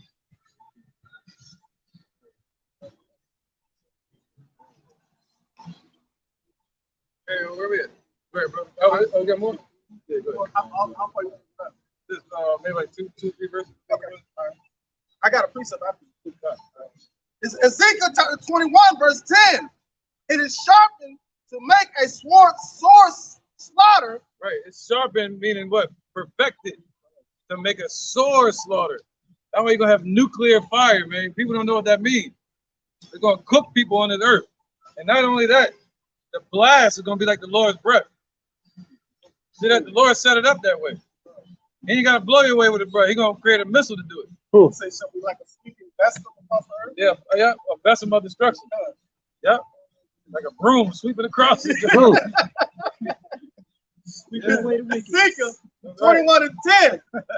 It is sharpened to make a sword slaughter. It is purposed that it may glitter. Yep. Should we then make mirth? It is what is contempt? Contempt. Yep, come on, brother. Contempt. Yep, contempt. All right. It contemneth the rod of my son as every tree. Right. Somebody got that? The glittering sword? I'm about to bring it out. No, I didn't. No, that's an Exodus. Yeah, it's a glistening sword. Right? Listening sword is an Exodus. But I got Go ahead. Why y'all find out I'm going to talk about that? Yeah. All right. This Ezekiel, Isaiah chapter 34, verse 1. Come near, ye nations, to hear and hearken, ye people. Let the earth hear, and all that therein, the world, and all things that come forth of it. For the indignation of Yahweh Bashim Yahushai is upon all nations, and his fire is fury upon all their armies. He hath utterly destroyed them, he hath delivered them to the slaughter. Their slain also shall be kept. That's right, man, because the Lord already won the battle for us, man. That's why Yahweh Shai showed up. He said the kingdom is already prepared. In another dimension, the Most High already gave the word. So they know. In the heavens, the angels know that it's done. Once the Most High speaks it, it's got to happen on earth now. That's it. The Most High already spoke it from the beginning. All right? That was it? Okay. All right, verse 3.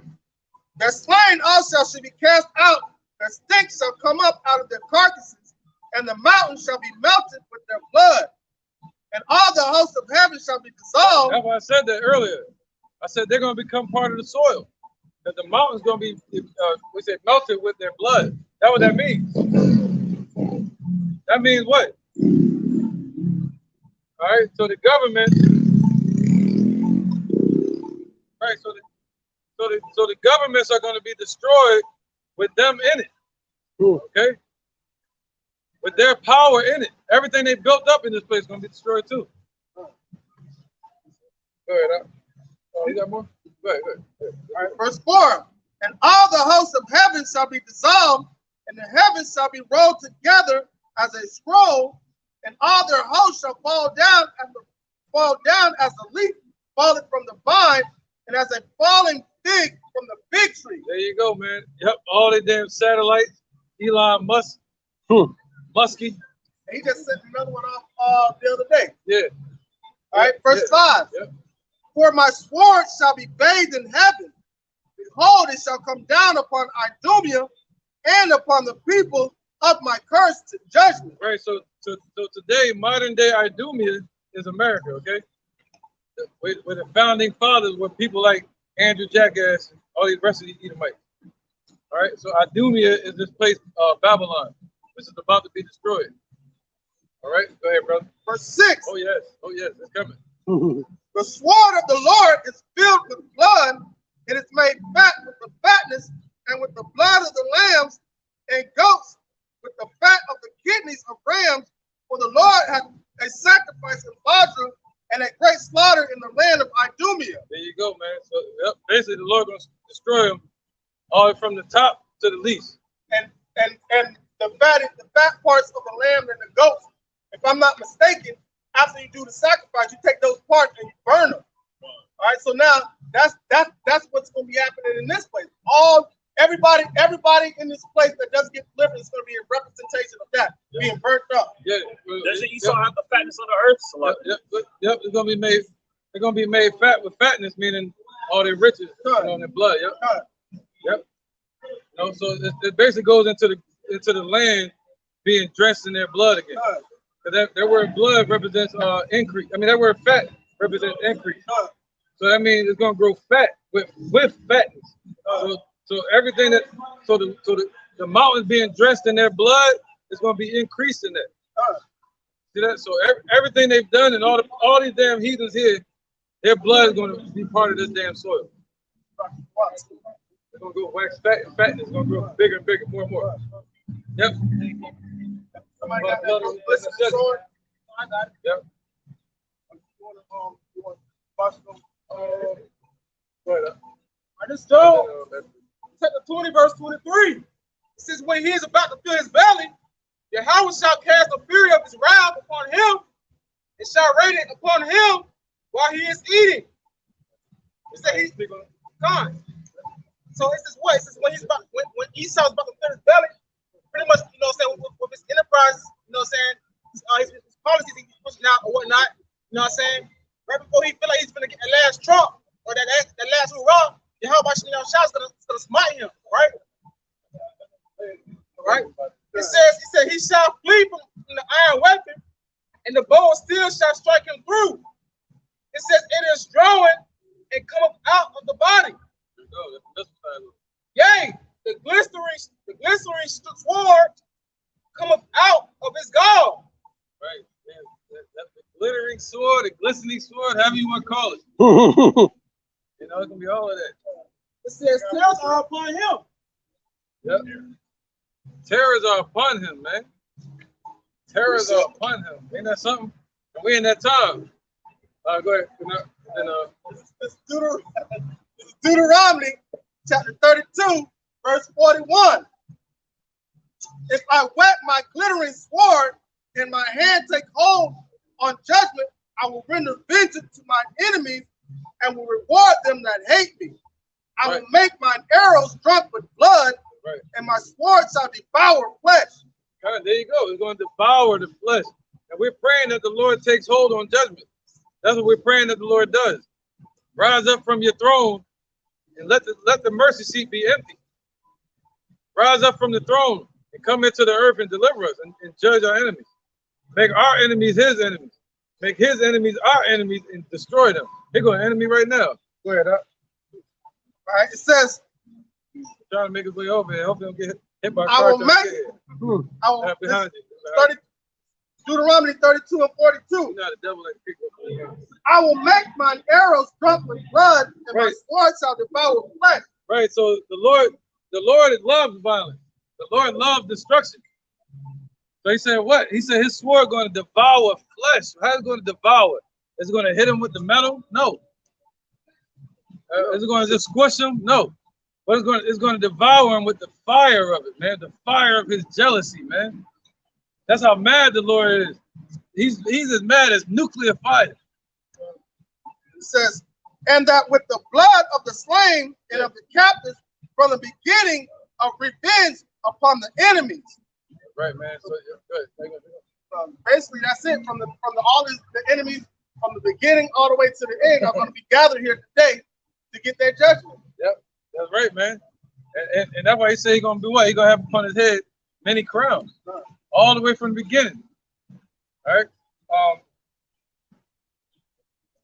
So all what's that? All the kingdoms that were upon this earth in wickedness, the Lord going to destroy them and subdue them in one swipe by destroying America. Yahushua going to have the throne back. And but the Lord said his throne is going to be a scepter of righteousness. So the old world going to be done away with. All right. And we might have to move though. This get loud. Speakers. Right now, big time, probably. Yeah. And we're gonna walk up the street, man. Find some more shade up the block. Cause we get too loud with the speaker over here, man. Let's just stack the sound up. We're gonna rock and roll.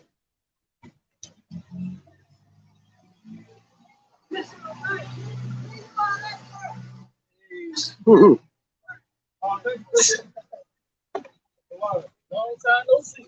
Right.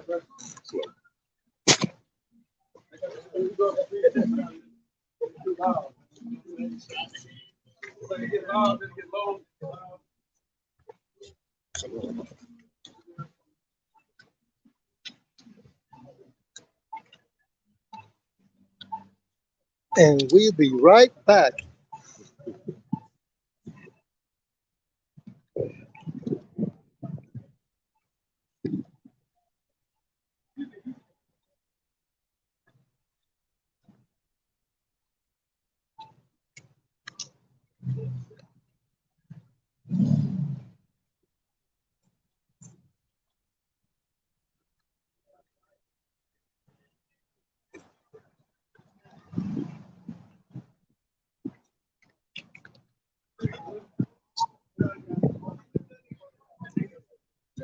It's company, you know what I'm saying? You can put that in the back over there. Oh yeah, huh? I got you. Thank you. I got you, bro. Come on, man. Thank you. Oh yeah, it's way better. Ooh, Good. nice. You got an echo out there, bro. Woo! Cuidado con tu cámara. All right, where we at, man?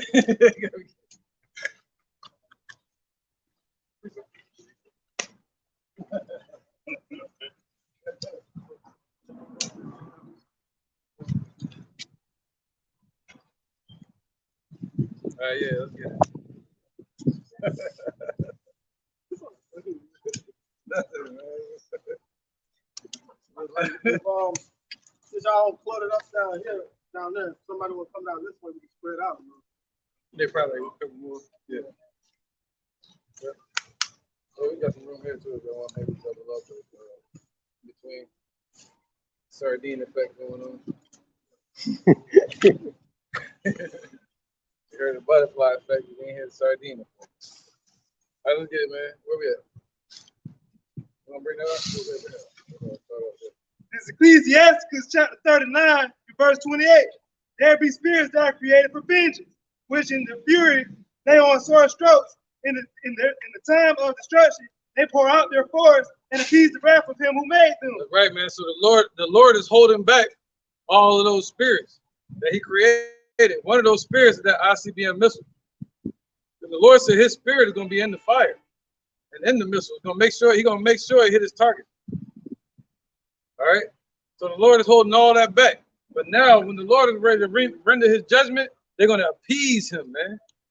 All the anger and frustration and wrath that he's been holding back and building up, they're going to appease all of that. They're going to burn down to the lowest hell, meaning to the damn earth. Skip verse 31. Okay, no, read 30. Teeth of wild beasts and scorpions, serpents, and the sword, punishing the wicked to destruction. Right, man. Teeth of wild beasts, the scorpion, and the sword. All right, you've been hearing about that. All these damn animals. Snake, something that happened right a couple weeks ago. Matter of fact, I just saw one the other day over in Elon, down here in India. The damn monkey was sitting on the couch. They just snatched, bit his forehead and cut that shit off. Good. You saw that too? That shit like an orange peel. Yeah, it peeled it back like an orange peel. That's just all white, all the way down to the white meat. He didn't know what to do. It snatched his hair off, all that. Like everything right here, just like to some dude, yeah. Jumped on him, and slapped him in the face, and just ripped the shit off. Scalped him. That's what I look at. Scalped. Yeah, he scalped him. Yeah. Yeah, man. So it's like, yo, teeth for wild beasts. There you go.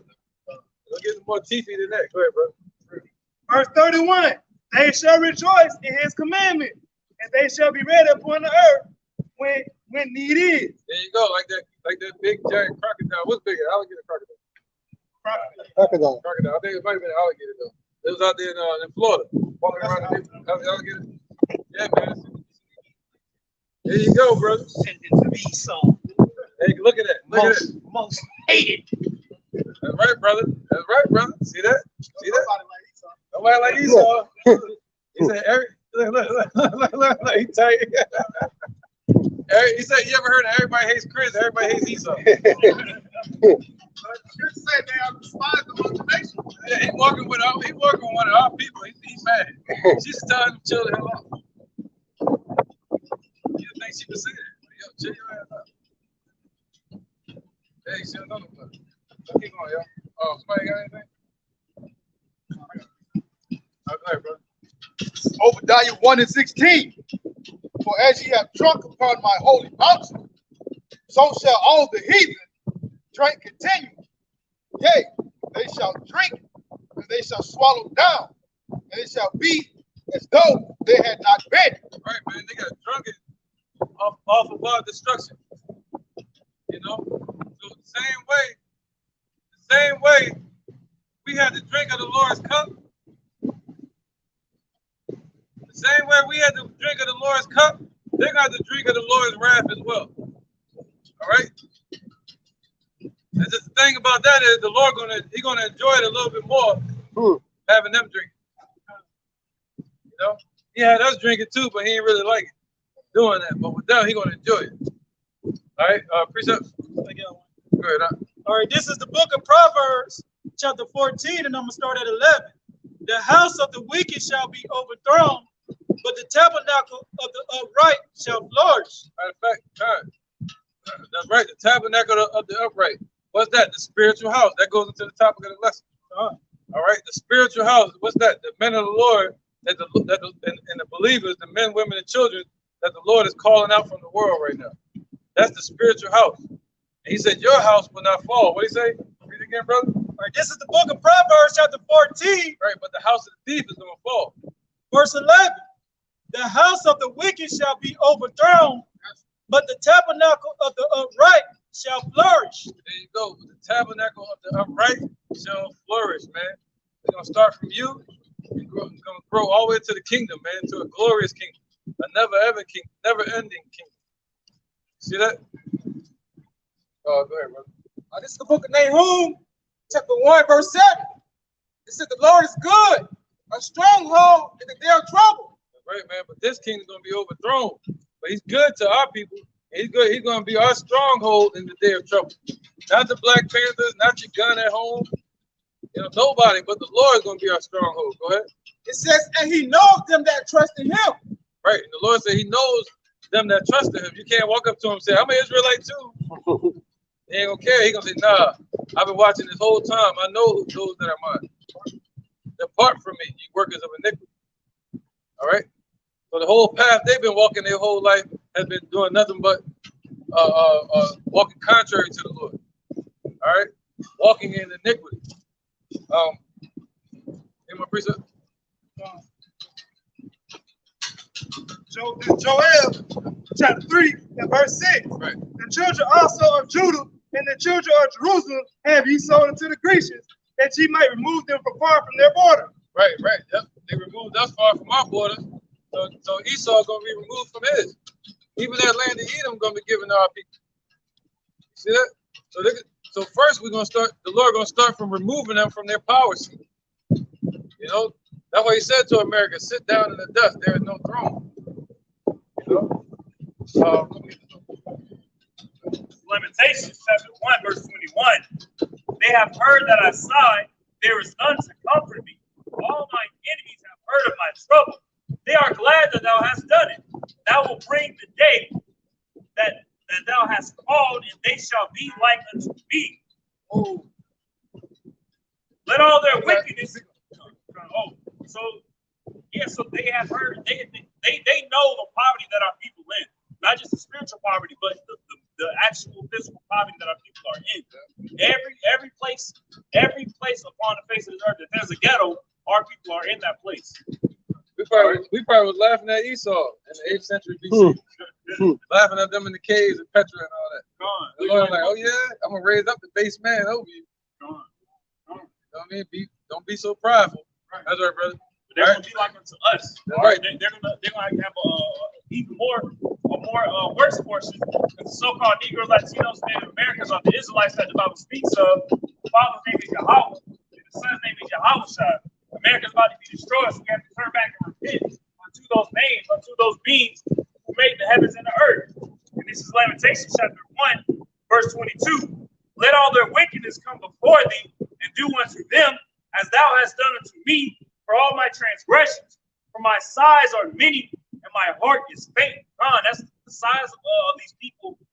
People here in America and upon the face of the earth are many, and are really the size and cries of the righteous. That's Ezekiel 9 and 4. Put a mark on them that sigh and cry for all the abominations done in the midst of them. There's a lot of abominations upon the face of this earth because of Esau. Good. All right, this is Psalms chapter 44, verse 4. Thou art my king, O Yahweh, Ba'ashem Yahushai. Command deliverance for Jacob. Through thee will we push down our enemies. Through thy name will we tread them under that rise up against us. For I will not trust in my bow, neither shall my sword save me. But thou hast saved us from our enemies and hast put them to shame that hated us. So that's just going back on with the brother of believing in on what Yahweh Ba'ashem Yahushai promised said they're going to do. All right, that alone is going to put our enemies to shame. So that shame that we're feeling on this side, they're going to be feeling like us. But then we're going to be in a immersed spirit and a rejoiceful spirit when we get deliverance of you know what I'm saying, deliverance from this place. Like the scripture said, I won't trust in my bow, I won't trust in my arrow. My sword shall not save me. But we will be saved through the deliverance of Yahweh Ba'ashem Yahushai. But he said, through me, well, through us, will we tread down our enemies, man. We'll get deliverance from Yahweh Ba'ashem Yahushai. Then after that deliverance, we get our crown. Then we're going to kick some ass. Samson slew a lion, not with the bow and arrow or sword, but with his bare hands, using the spirit of Yahweh Ba'ashem Yahushai. And what did he say? And what did he say at the end when they had that big ass? He said, Lord, is that you? If you be with me, give me my strength back one last time. And when he destroyed that place, they said he destroyed more in his death than he did while he was alive. And what was that? His last hurrah was having that faith in Yahweh Ba'ashem Yahushai. Wasn't by strength. Right. That represents Yahushai. Destroying more in this day than he ever did in any other time before. He's gonna destroy them all at once. That was symbolic of Yahushua. Go ahead. Yep, go ahead, brother. Book of Jeremiah 46 and 28. Fear thy not, O Jacob, my servant, say the Lord, Yahushai, for I am with thee, for I will make a full end of all the nation whither I have driven thee. But I will not make a full end of thee, but correct thee a measure, yet will I not leave thee wholly unpunished. That's right, man. So the Lord said what? He's going to correct us and measure. All right, that's why we go through hell in this place. You know? And 2/3 of our people are going to be what? They're going to be measured off, meaning they're going to be cut off. All right? And 1/3 going to be delivered. But the rest of these nations, they're going to all be cut off. See that? But the Lord said he's going to correct us and measure. But he's going to keep a remnant. All right, go ahead. It's the book of Luke, chapter 16, and verse 20. And there was a certain beggar named Lazarus, which was laid at his gate full of sores. Right, Lazarus represents Jacob, right, Israelites, laying at the gates of Esau, laying out in their communities, poor, right, go ahead, and being full of sores represent being sinful and wicked, all right, and darkness, go ahead, brother. And desired to be fed the crumbs which fell from the rich man's table. Right, so that's 2/3 of our people that's still leaning upon Esau, desiring for crumbs. Just, you know, the crumbs is like the leftover from this place. All right, what we call that? The crumbs will be rice. They're looking for rice. All right, our people want rice from this place. They can't get it. Go ahead. Moreover, the dogs came and licked his sores. Right, the dogs represent these other nations. So Esau set up these other nations, saying, all right, you want some crumbs? Well, how about this? I'm gonna give you want some food? I'm gonna send Elam into your neighborhood and let them and these Moabites to feed you that rat, cat, dog. You see that? And it came to pass that the beggar died and was carried by the angels into Abraham's bosom. Right. Yep. So the beggar died. Right. Go ahead. The beggar represents Israel. All right. The rich man also died and was buried. And in hell he lifted up his eyes, being in torments, and see of Abraham far off, right, and Lazarus in his bosom. Yep. So Esau gonna die off as a nation as well. So we died and went through our slavery. So Esau got a drink of the cup as well.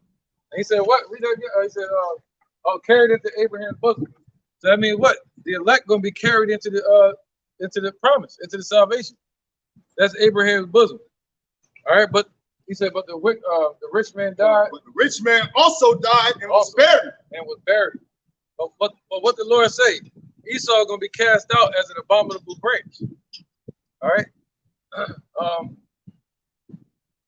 Go ahead. He said what? They should not join him in the burial. All right, go ahead. Somebody bring a precept up. Go ahead. This is the book of Revelations, chapter 1 and verse 5. And from Yahushua Mashiach, who is the faithful witness and the first begotten of the dead and the prince of the kings of the earth, unto him that loved us and washed us from our sins in his own blood, and hath made us kings and priests unto Yahweh and his Father. To him be glory and dominion forever and ever. Amen. That's right. What do you call that? The tiller of the soil, man. He's long suffering. All right. Somebody get 1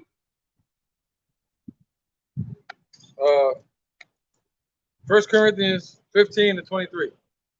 All right. So yeah, this is long suffering. This is a work that the Lord is doing, building us, pruning us, chastising us, right, correcting us. It's 1 Corinthians chapter 15, verse 23.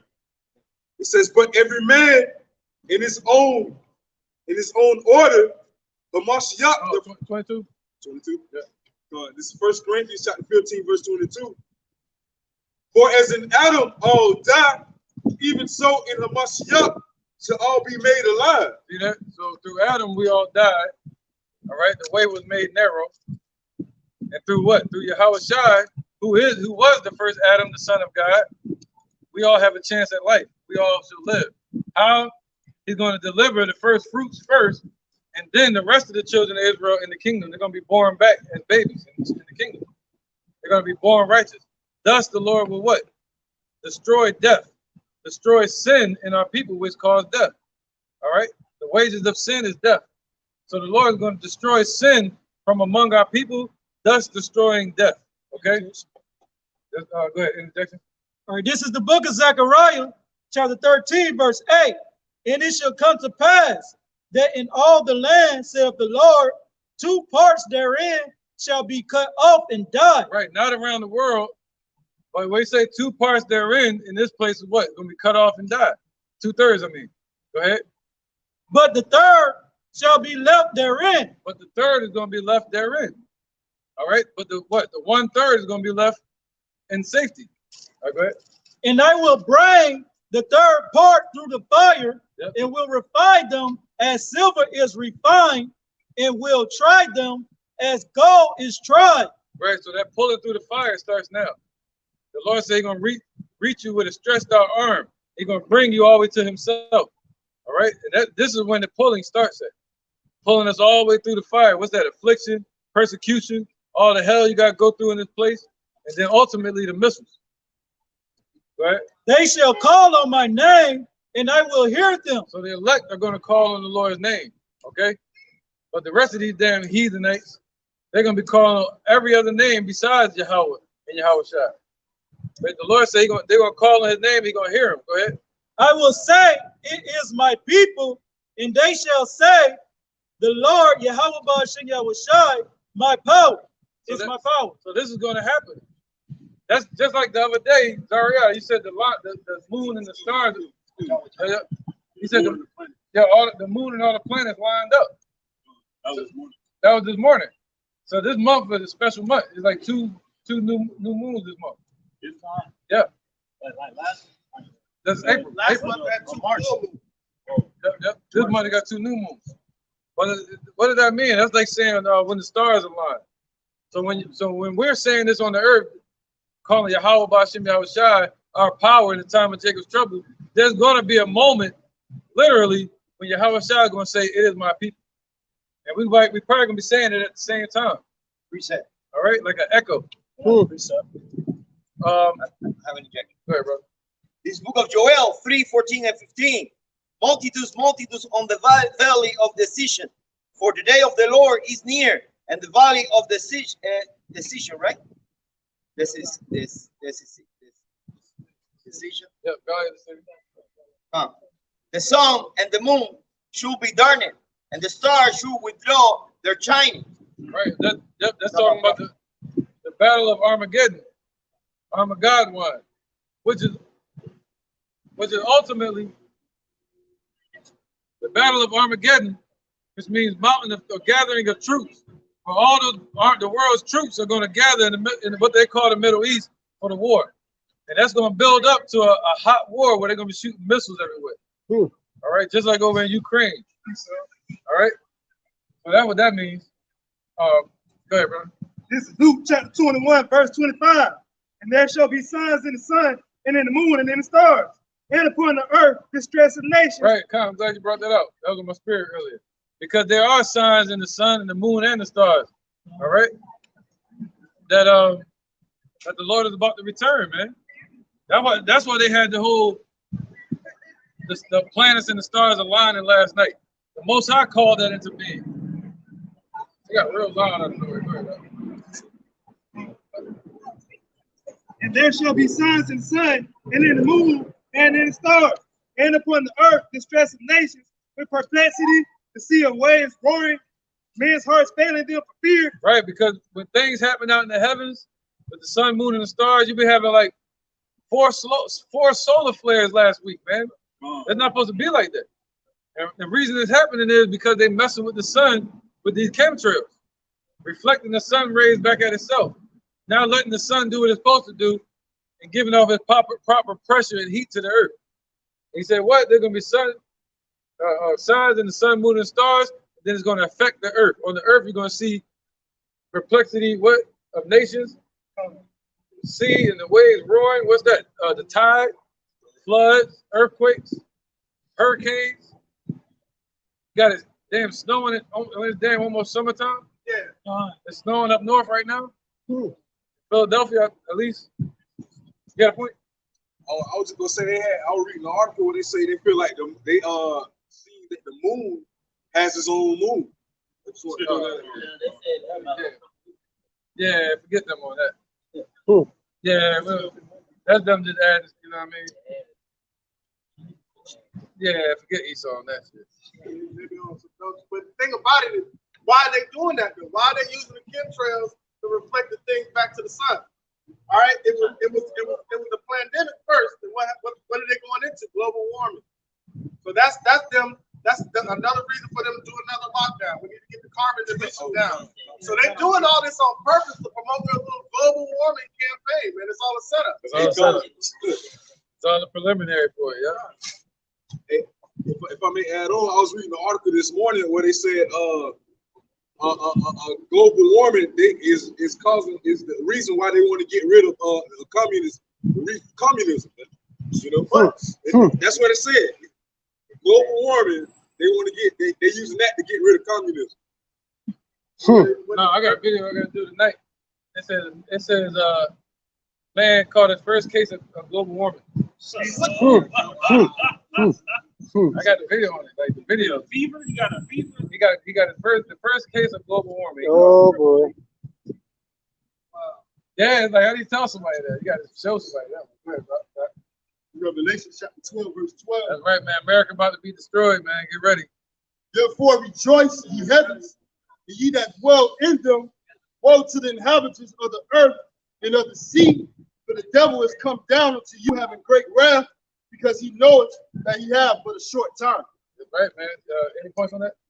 I'm just going to say the reason why I brought that out, because he has a short time, man. So he's going to blame it and use the excuse for every little thing. And it's all by design, ultimately. All right, because he knows he has a short time for the Lord to send judgment upon this place. It's about time for him for the Lord to deliver his elect. Right.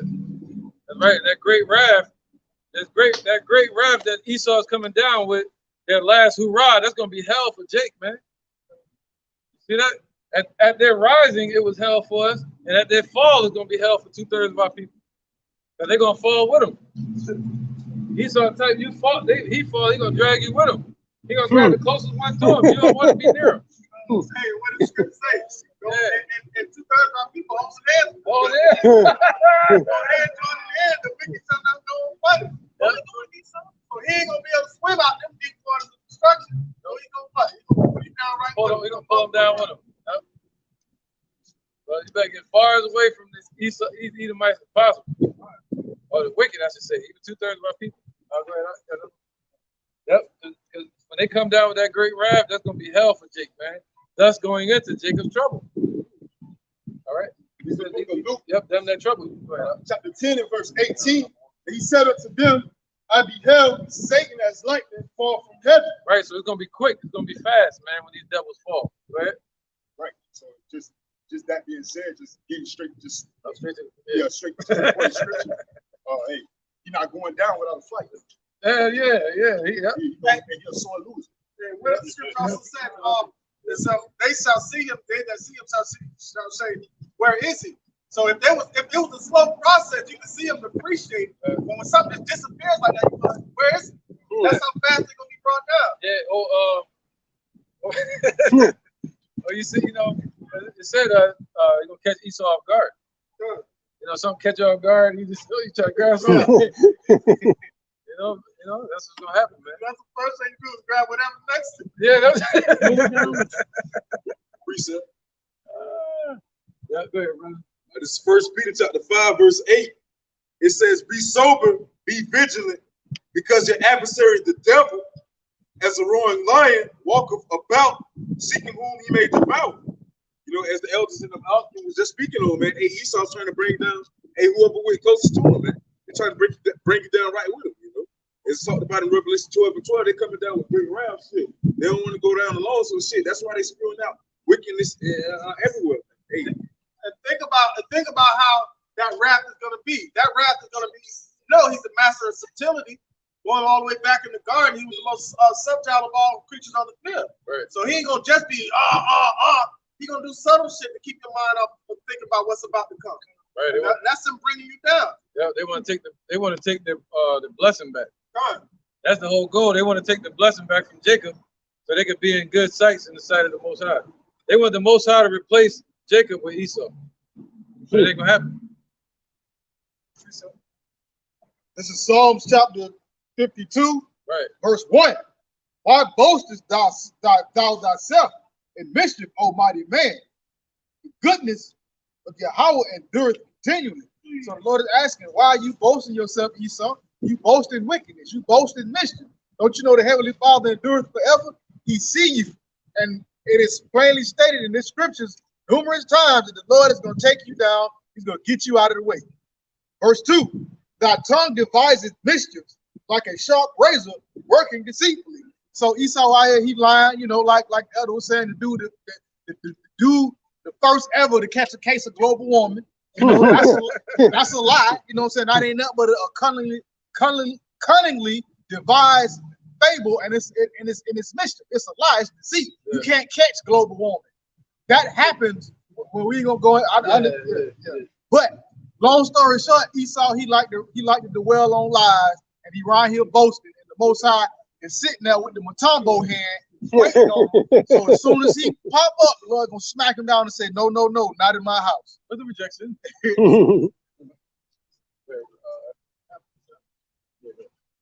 All right, this is Zephaniah chapter 3, verse 12. I will also leave in the midst of thee an afflicted and poor people, and they shall trust in the name of the Lord Yahweh Bashim Yahushai. The remnant of Israel shall not do iniquity, nor speak lies, neither shall a deceitful tongue be found in their mouth. They shall feed and lie down, and none shall make them afraid. Right? Because we have our faith in Yahweh Bashim Yahushai. And I brought that out, IUIC, because they like to start at verse 8, when it says, wait ye upon me till I rise up against the prey. But in verse 12, he said, I will leave in the midst of thee a poor and afflicted people that shall call upon the name of Yahweh Bashim Yahushai. So we're trusting in that name.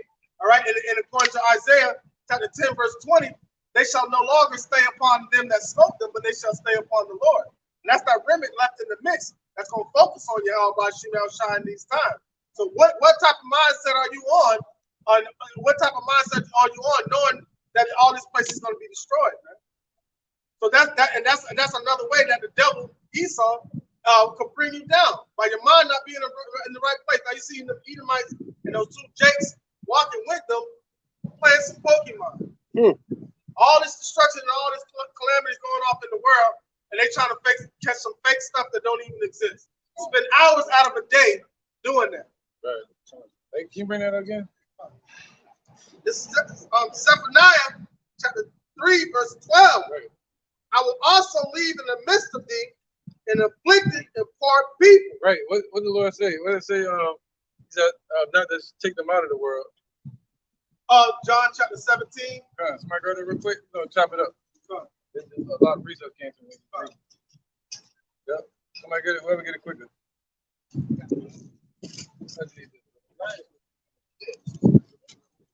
Yep. John, this is the book of John, chapter 17, verse 9. I pray for them. I pray not for the world, but for them which thou hast given me. For they are thine, and our mine are thine, and thine are mine, and I am glorified in them. Verse 11. And now I am no more in the world, but these are in the world. Right. Who's in the world? His elect. They're still in the midst of the world. Go ahead. And I come to thee. Right. Yahushua left and went to the Father. Okay, as we were reading a minute ago. Go ahead. Holy Father, keep through thine own name those who thou hast given me. Right. So the Lord is keeping you in the spirit of Yahushua. All right. And in the name of Yahweh, he's keeping you in this truth. Go ahead. That they may be one as we are. Right. So that we may be one with him, even though we're in the midst of this world. We were sent here to change the world, not be changed by the world. Go ahead. While I was with them in the world, I kept them in my name, in thy name. Those that thou gavest me, I have kept, and none of them is lost, but the son of perdition. Right. You already went to 15? Oh, down to 15? Jump down to 15. Yeah. Okay, come on, verse 15. I pray not that thou shouldest take them out of the world, but that thou shouldest keep them from evil. Right, man. So that's what Yahweh is praying for out there. Not that Yahweh will take us out of the world, but that he'll keep us here for his name's sake, that we'll praise him in the last days, that we'll praise him as he delivers us, man. All right? So, yep. Read that again one more time. Zephaniah chapter 3, verse 12. I will also leave in the midst of thee an afflicted and poor people, and they shall trust in the name of Yahweh Bashim Yahushai. Right. So we're gonna be trusting in the name of Yahweh Bashim Yahushai. We're gonna trust in the healing and shadow of his wings. We got 2 precepts. All right, go ahead. Bring it up real quick, then we'll get back to that. This is Baruch chapter 3, Starting at verse 5, it says, remember not the iniquities of our forefathers, but think upon thy power and thy name at this time. For thou, Lord, for thou art the Lord, Yahweh Bashem Yahushua, our God, and thee, O Lord, will we praise. It says, and for this cause, thou hast put thy fear in our hearts to the intent that we should call upon thy name and praise thee in our captivity. For we have called to mind all the iniquity of our forefathers that sinned before thee. All right, hey, it's detrimental to have the name of the Lord Yahweh Bashem Yahushua, man. Hey, that's what we got to call on. All right, in order for us to wash away our iniquity. You know, let those that name the name of the Lord depart from iniquity. All right, man. Precept, right? You got one? This is Romans chapter 9, verse 26. And it shall come to pass that in the place where it is said unto them, ye are not my people, there they shall be called the children of the living power. And that's just really plain and simple. Right here, we're called everything but the child of Yahweh, the child of God. All right, and in this place, we're going to be called that it's going to be made known who his people are, who his children are. This is the book. Hey, you see how everything go viral so quick? That's why everything going viral.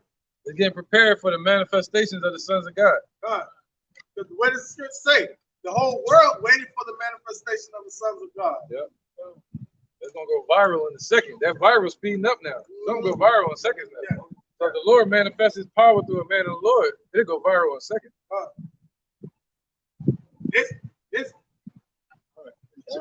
All the people out with their camera phones and stuff like that, they get caught on camera to where they can't hide.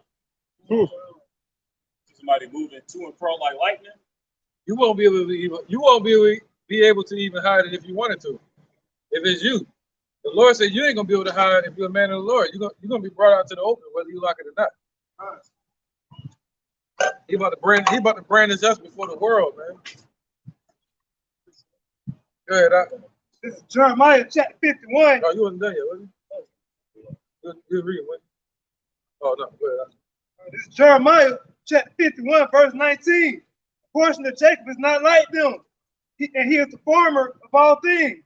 Israel is the rod of his inheritance. Lord of hosts is his name. Thou art my battle axe and weapons of war. For with thee will I break in pieces the nation, and with thee will I destroy the kingdom. And basically, you know, that's going to be spiritual powers that's bringing us down, right? And then I'm gonna tell you how the Lord is. Lord is going to even let 2/3 Jake get a little kick in, right? When the race wars break out, Jake gonna be beating himself behind. Jake can go punish Esau, man. He gonna punish Esau. Man, listen, when the Lord ignite Judah and ignite Ephraim, and they, man, listen, you hear about us of old, like Geronimo, individuals like that. You know what I'm saying? Our people that were mighty men, the mighty men of King David. So kind of imagine them, he gonna bring those tyrants back out. Put it down. They're gonna be Batman versus Superman. And we started to see a glimpse of it through the videos on the internet. Viral going viral. Yeah, Buddy got slapped with the teeth.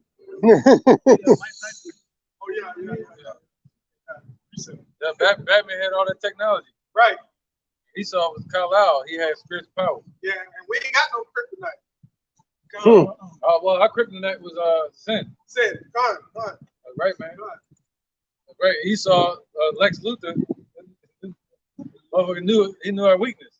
All right, now. Negro, Latino, the Native Americans, the Israelites of the Holy Bible. Right. Father's name Yahweh, son's name Yahweh. They repent and turn back. Place gonna be destroyed. Right. Don't turn the car. Don't turn the car back. Turn back. Right. Isaiah 13 and 11. And I will punish the world for their evil and the wicked for their iniquity. And I will cause the arrogancy of the proud to cease and will lay low the haughtiness of the terrible.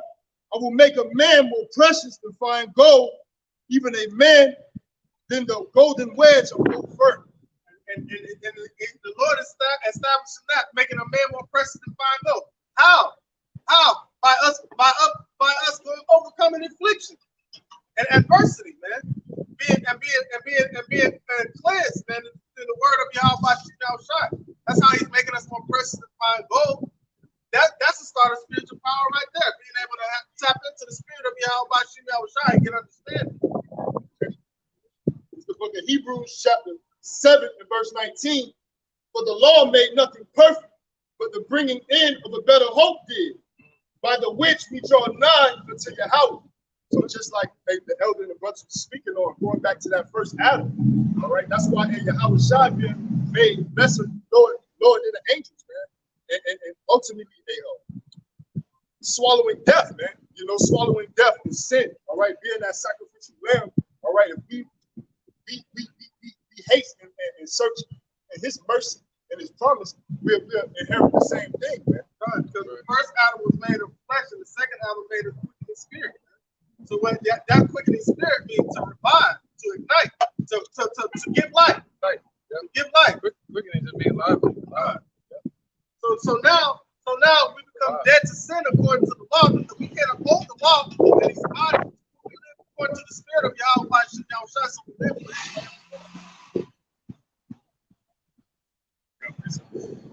I'll bring it up.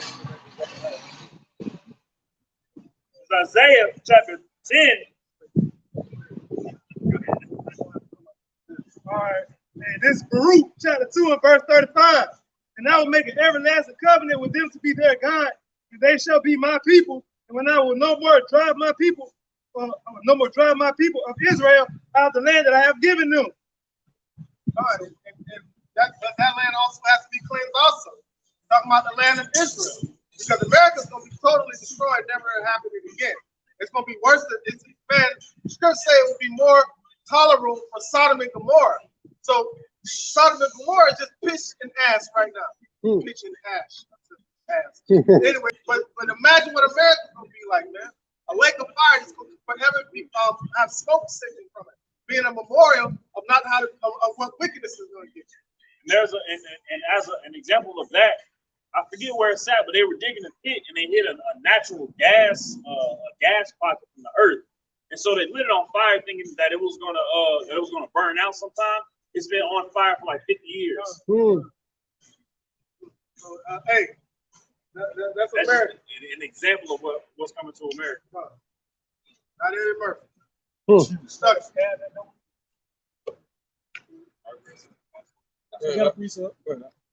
All right, this is the book of Proverbs, chapter 3, verse 33. The curse of the Lord is in the house of the wicked, but He blesseth the habitation of the just. So the curse of the Lord is in the house of the wicked, but the habitation of the just. Those that dwell inside the temple, all right, is going to be salvation, all right. But those that are outside the temple, in the house of the wicked, their reward is going to be destruction. What does it say from Revelation 11? Measure thou that are in the temple, those that are outside the temple, measure it not. It's for the Gentiles. All right?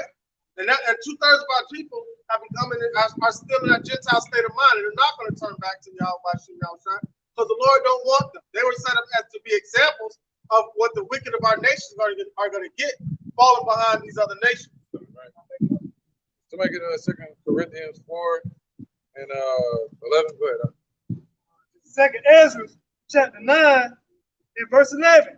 And they that have lost my law while they had liberty, and as when yet the face of repentance was open unto them, understood not, but despised it. The same must know death. The same must know it by death, by pain. So that's 2/3 of our people, man, that feel like they're highly blessed and sanctified. Won't He do it?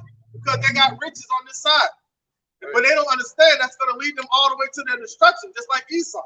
Esau think that gain is godliness. So they have 2/3 of our people in the same mindset. All right, but what does it say? Righteousness with contempt is godliness. All right, being contempt, being elect patience after perfect work, when you may be entire want to nothing. So we don't want nothing from this place, but deliverance out of this place. So what? The ones that want deliverance, they're going to do the works of the Lord, man. Outside the temple. Well, I can't pull that temple. I got a second. This 2 Corinthians chapter 4, verse 11. For we which live are always delivered unto death for Yahweh Shai's sake. Right. Yeah, That's what Paul was saying. See, that's what this is about. We say present our body as a living sacrifice. All right.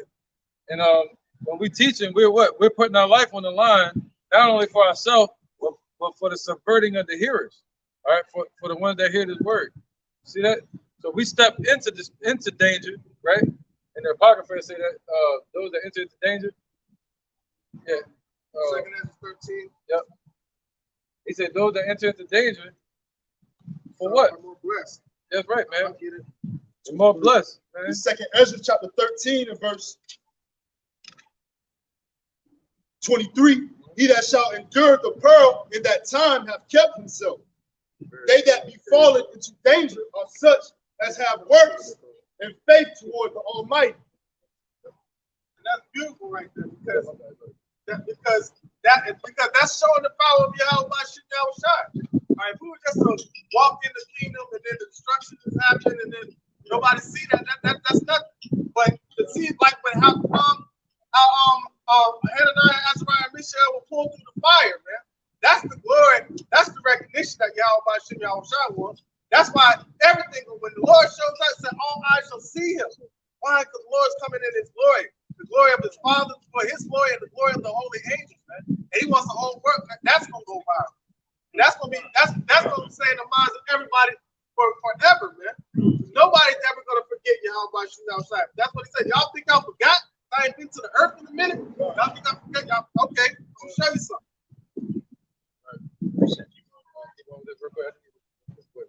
For we which live are always delivered unto death for Yahweh's sake. Right. That right. So we all, yep. So what? Throughout all the ages, the Lord woke up his men and they put their life on the line, just like Paul and Peter, that were the heads of the ministry. All right. Peter was sent to the circumcision, the Israelites that knew they were Israelites, and Paul was sent to the Gentiles, the ones that didn't know they were Israelites. All right. So he said, what? You got to come out and you teach out in the open. He said, wisdom crieth without in the streets. When you out in the streets, what you going to run into? The police. You're going to run into their nobles, their judges, you know. All right. You're going to run into scoffers. But the Lord said, I see you forth as sheep amongst wolves. All right. Go ahead, brother. So we entering in into the danger, into the fire to pull our people out. Just like Paul and Peter have done in the old time. All right. Well, you got some? All right, this is the book of St. Luke, chapter 14. Right, a lot of people not willing to do this. Come out here and bear the cross for Yahweh Shai for their people. I'm going to start at verse 26. If any man come to me and hate not his father and his mother and wife and child and brethren and sister, yea, in his own life also, he cannot be my disciple. Right. Does that mean you walk around just hating them? No, that means you like say for instance, your wife is into the world. That means you're not going to listen to her. You're going to listen to the word, to the Lord. All right. If your family is into Christmas and Halloween and all this bullshit, you're not going to listen to that. You're going to listen to the Lord. If the so-called white man Esau tells you to do this or shave your beard, you're not going to do it. You're going to grow your beard. You see that? Go ahead.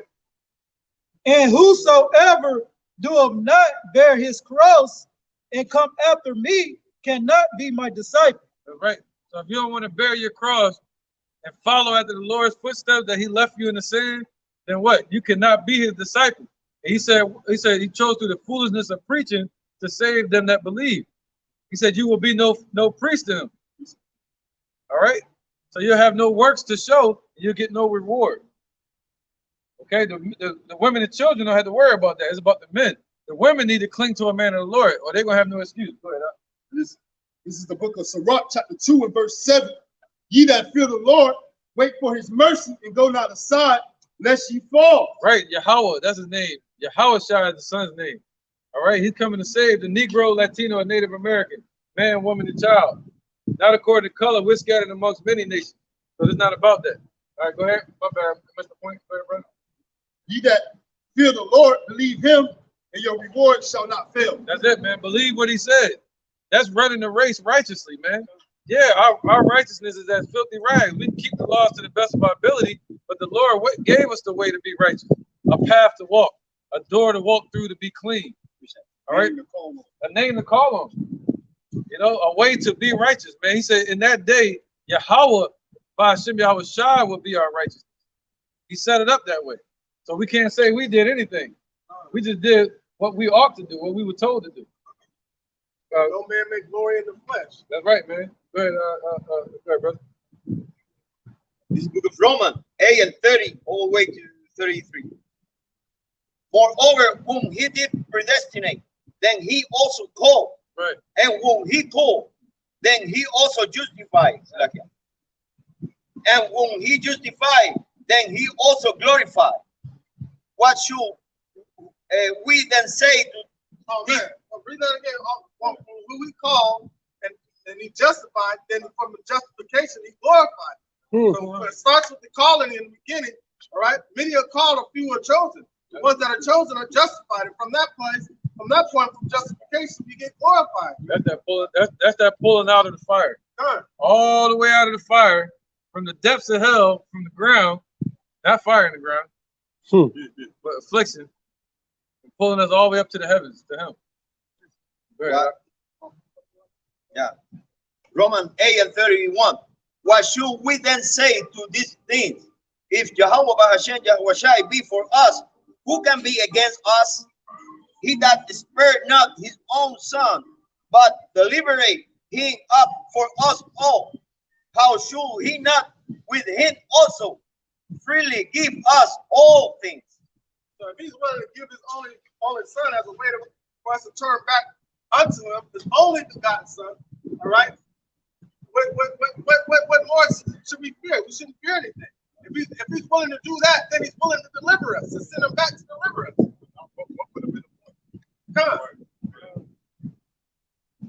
Like, would have been no point. Like, so he set it up. It's like, I'll sacrifice my own son to bring my people back to me. But plain and simple. So, but we have to go back through that sacrifice. We got to go through the door, which is Yahweh Shai. Everybody, you got other people that try to go in some other ways, right? But they don't want to follow the protocol. They don't want to follow the program. That's called insubordination. It's subordinate to Yahweh Shai.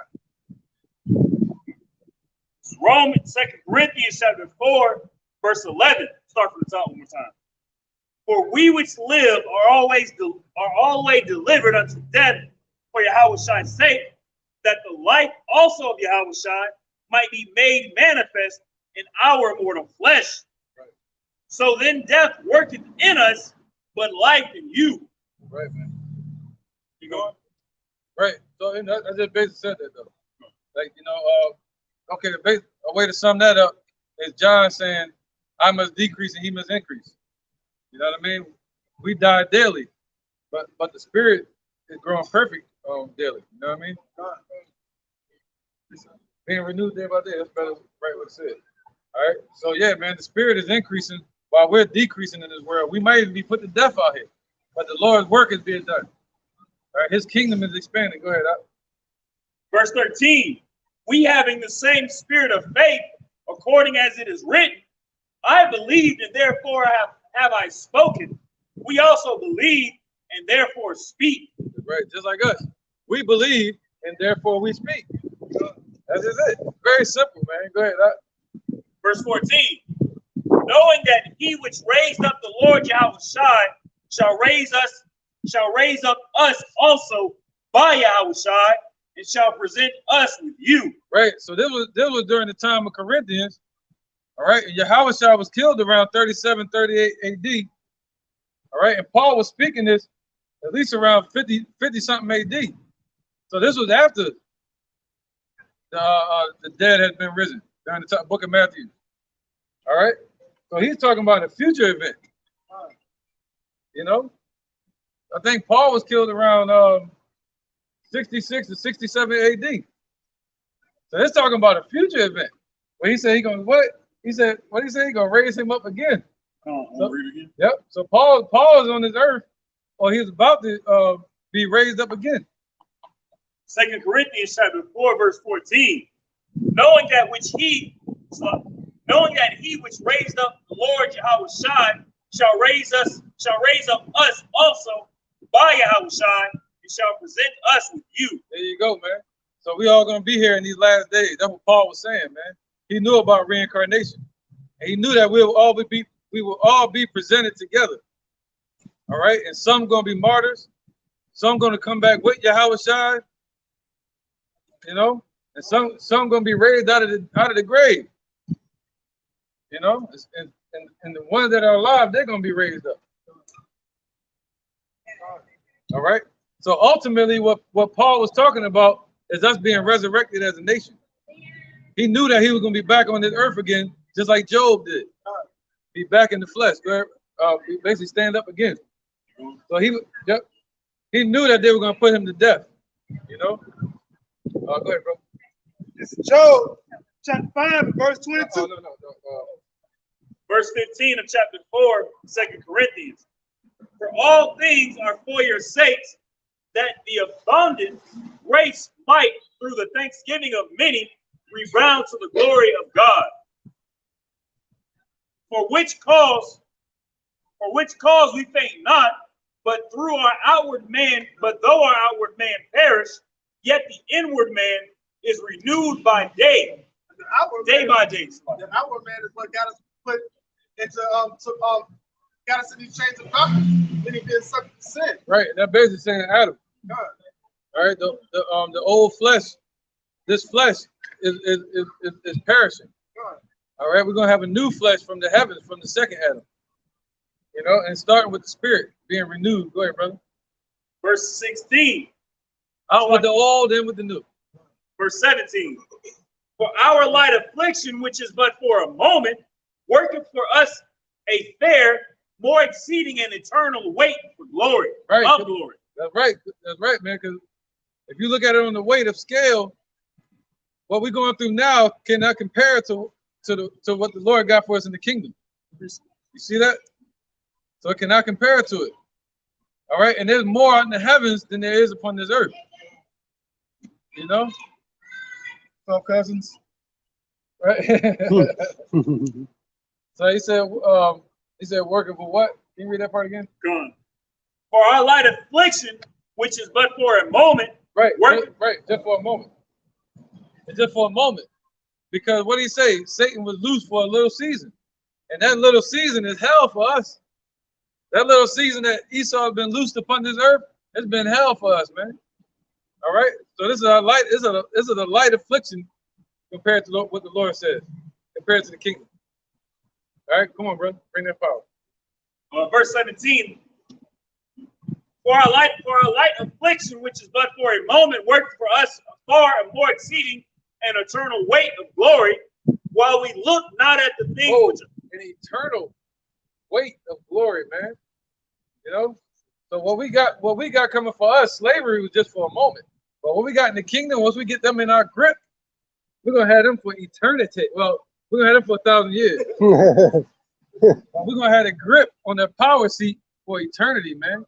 We went into slavery, now they're going into slavery for 1,000 years. They can't run from it. I mean, whatever. Verse 18. While we look not at the things which are seen, I wasn't trying. But at the same, that's the best part about it. It's automatic like that. 2 Corinthians chapter 4, verse 18. While we look not at the things which are seen, but at the things which are not seen, for all the things which are seen are temporal, but the things which are not seen are eternal. There you go, man. See that? The things that are seen are temporal, man. Everything that's built here in this place, even our suffering is temporal. Even this flesh is temporal. We die in every day. It's all temporary. But the things that are not seen, that's eternal. That's forever. And that's what we've taken hold of. That's the anchor that has us anchored in this truth. All right. That's the line that we're holding on to, man. All right, holding on to eternity. He said, take hold of eternity. All right. That was on that. Joe.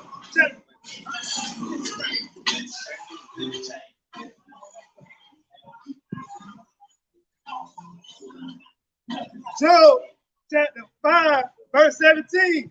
Behold, happy is the man whom God corrected. Therefore despise not thou chastening of the Almighty, I'm skip down to 22. No. Because that's what Paul was talking about. Our light affliction was but for a little moment. That's all coinciding with the punishment for us transgressing against Yahweh Shai. But it's only for a little moment. But we get eternity, eternal life through Yahweh Shai. Have his patience and waiting on his mercy.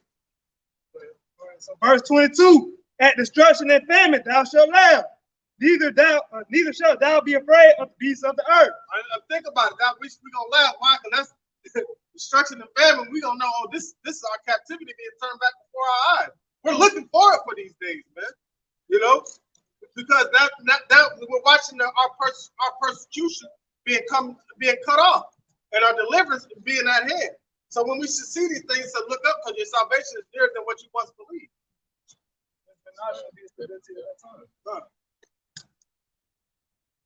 Ultimately, it's going to get worse. It's going to get worse before it gets better.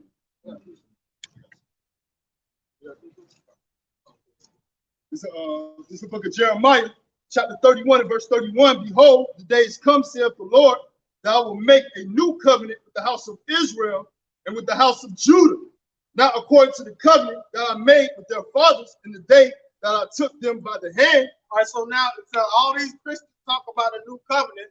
That new covenant was with the children of Israel. You can go to Jeremiah or you can go to Hosea 8 and 8. It's speaking about the same thing. All right, that new covenant was broken by sin. All right, but it was mended together through the blood of Yahweh Shai. The old covenant was broken by sin. All right, but the new covenant was mended together and officially made certified through the crucifixion of Yahweh Shai. That's why when you brought out earlier, when the brother brought it out earlier, he said, what the law couldn't do, the Spirit did. Right? The Spirit fulfilled. So we couldn't get it according to the law, but the Spirit of Yahweh Shai is what's going to give us deliverance back to Yahweh. To bring them out of the land of Egypt, which my covenant they break, like the brother saying. Sure. Although I was an husband unto them, saith the Lord. So and then what did we do? We committed spiritual adultery. And so he brought us back through Yahweh Shai. Now he's our husband. This is the point. But this shall be the covenant that I will make with the house of Israel after those days, saith the Lord. I will put my law in their inward parts and write it in their hearts, and will be their power, and they shall be my people. So when you have a wife, what do you want your wife to be? Like-minded as you. So when you tell her to do something, she follows instructions. Wife just means servants. So us being a servant of Yahweh Shai, now we're more appealing to him, because guess what? We're thoroughly at like mind. So then we have the bodies that we won't transgress against. Right, yeah. And we're more appealing to the Father. Yeah, more appealing to him. By covering us in Yahweh Shai. Right, so you want your woman to be covered, you know what I'm saying? Just like, so we'll be covered with the Lord. You want your woman to be covered with your spirit, which is going to be the spirit of the Lord. And that's the order that was set up. You know? So having that, like what did Samson say when his first wife had deceived him? What he said? He said, I know y'all know this because one of y'all have clouds like heaven, meaning they dropped the seed into her mind and can think adversely to him. So now 2/3 of our people are still in an adverse state of mind, going against the Lord, being an adversary to the Lord. All right, but the ones that are of Yahweh Shai have what? 1 Corinthians 2:16. They have the mind of Yahweh Shai on my stuff. So we're being instructed by Yahweh Shai.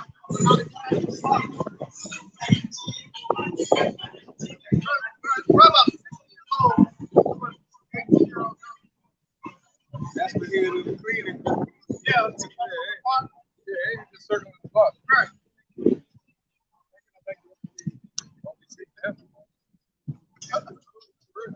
Yeah, well, Holly and Dolly the last time. Somebody grab 2nd Ezra 7 and 21. Back at the point. We're gonna read all the way to 27. Yeah. 2nd Ezra 7 verse 21. Yeah, any precept. It says, for Yahweh has given straight commandment to such as came. Right, so the Lord gave straight commandment, like the brother was talking about, right? To such as came upon this earth. Go ahead. What they should do to live. Right, what we should do to live. But go ahead.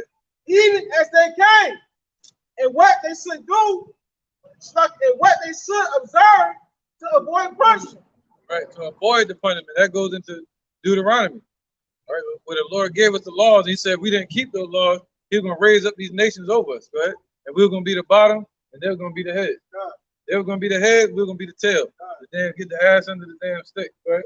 God, it said, nevertheless, they were not obedient unto him, Right. but spoke against him. Right, so they went against the Father. So now the Lord, Yahweh, has made us more appealing to him through Yahushua. Okay, we went off as a nation. And imagine vain things. All right, so our people imagine vain things just like they do today. You see anybody walking around with the cross on their chest, them damn fingers and shit like that? Yeah, you know about that. That's a great lesson on that. I didn't know what the hell that was till you did that one. Yeah, I didn't know what the hell that was. Hey. Jacob, they consume everything. Yeah, They walk around with it. it's everywhere. Hey, I got a testimony on that. This is how I found out about it. I was Back in the day, I know. Yeah, I was trying to bring somebody in the truth, talk to them. They was on the Egyptology stuff, right? You know what I'm saying? So then he comes back with that, and then I'm like, bro, what is that? Since you know everything, it's part of one Israelite symbolism. So I went and looked it up. I said, man, you and that thing on your neck is wicked, bro. Because it goes back to the Khazar thing, and it also goes back to the circle of life bull crap. Oh yeah. You know what I'm saying? It goes back to all that crap. So I'm like, bro, so they'll try anything but the way going through the straight gates of Yahweh. That's right, man. Yep, scripture say, man, Judah has so many idols as many cities that they have, right? As many cities they have idols. Yo, my goodness, man. Go ahead. John. All right, this Bank City Nazareth. All right, City Nazareth 7:22. It says, I think, didn't you say something about a covering? Right. Yeah. All right, just real quick. This Revelation chapter 21, verse 1. And I saw a new heaven and a new earth, for the first heaven and the first earth were passed away, and there was no more sea. Right, so what's that? They're talking about this kingdom here. Let me see that one. About to show. This kingdom fallen, basically. They're the ones ruling right now, the Rothschilds. They run what you call the Federal Reserve. They run in Europe right now, and they split it down the middle. That's why they're going against Russia on Eastern Europe. Okay, so it's a battle between them. Russia against the beast, and against the Great Whore, America, and against the dragon, which is Europe, the European Union. My bad, brother. All right. So he said what? Their kingdom's going to fall. They've been ruling ever since the Greeks, the Romans, and then they fell during the Byzantine Empire, and they rose again after the Ottoman Turks. All right. So you have the Roman Empire all over again, called America today. The word America goes back to Amerigo, which means bitter. Okay. And Babylon was a place of confusion. Go ahead. It says, and I, John, Revelation 21:2, and I, John, saw the holy city. Right, John, who was a so-called black man. They don't tell you that. Go ahead. All right. And I, John, saw the holy city, New Jerusalem, coming down from Yahweh out of heaven. Right. This is New Jerusalem right here.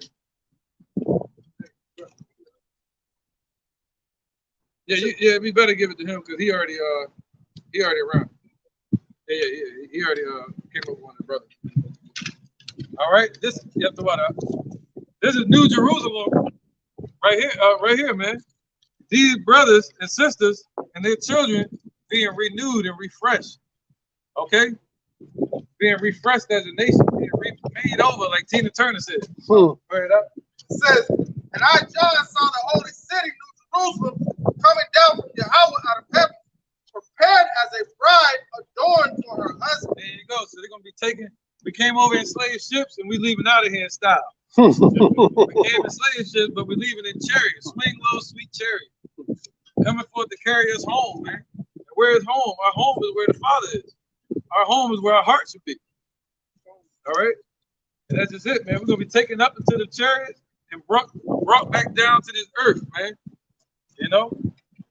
And that bride adorned for her husband.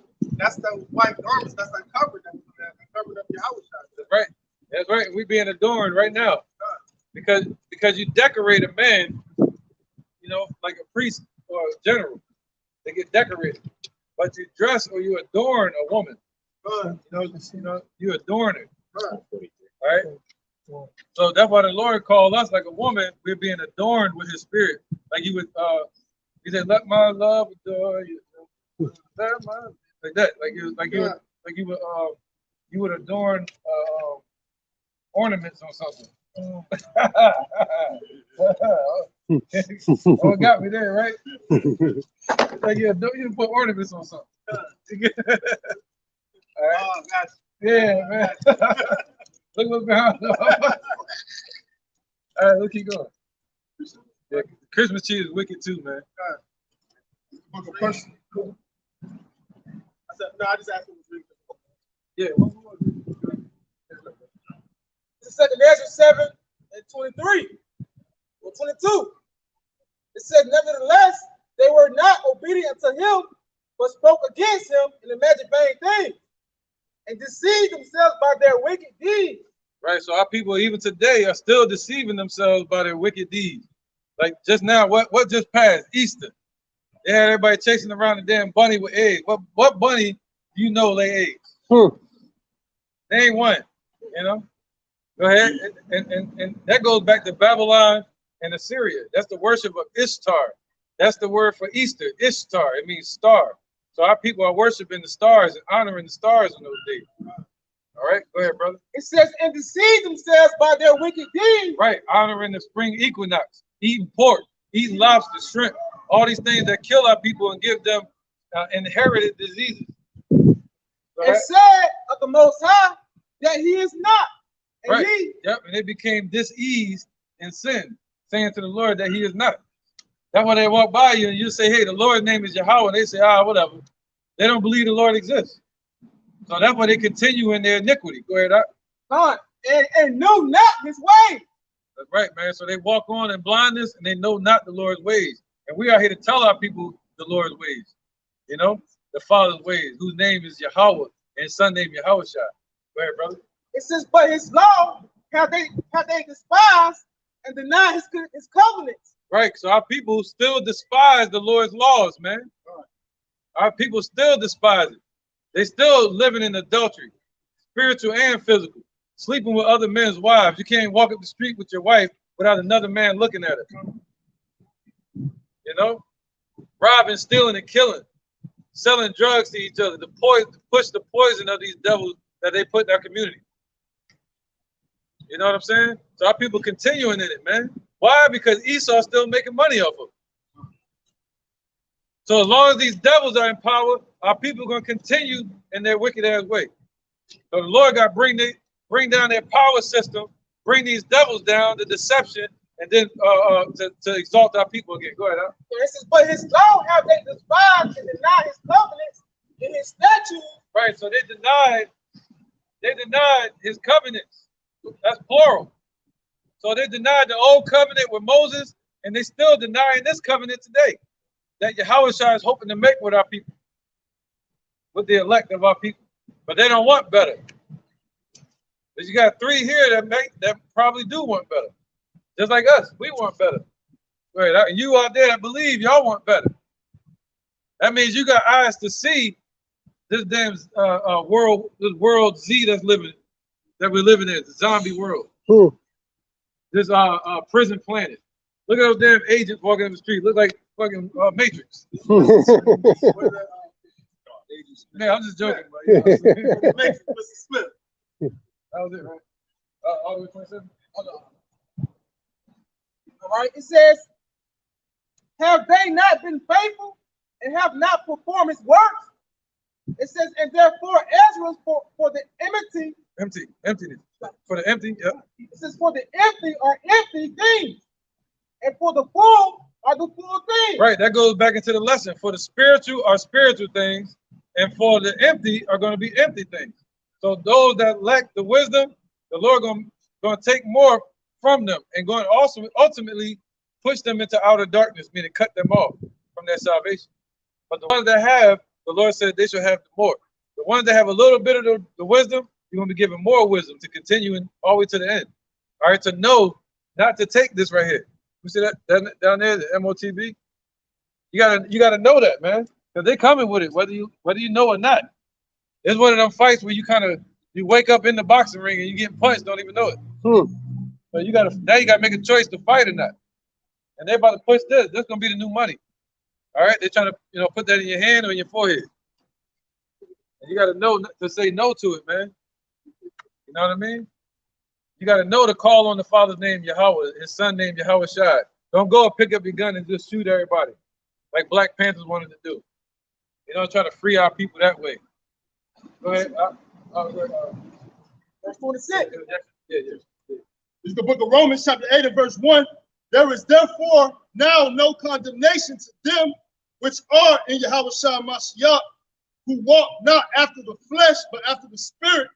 For the law of the spirit of life and Yahweh Shai Mashiach have made me free from the law of sin and death.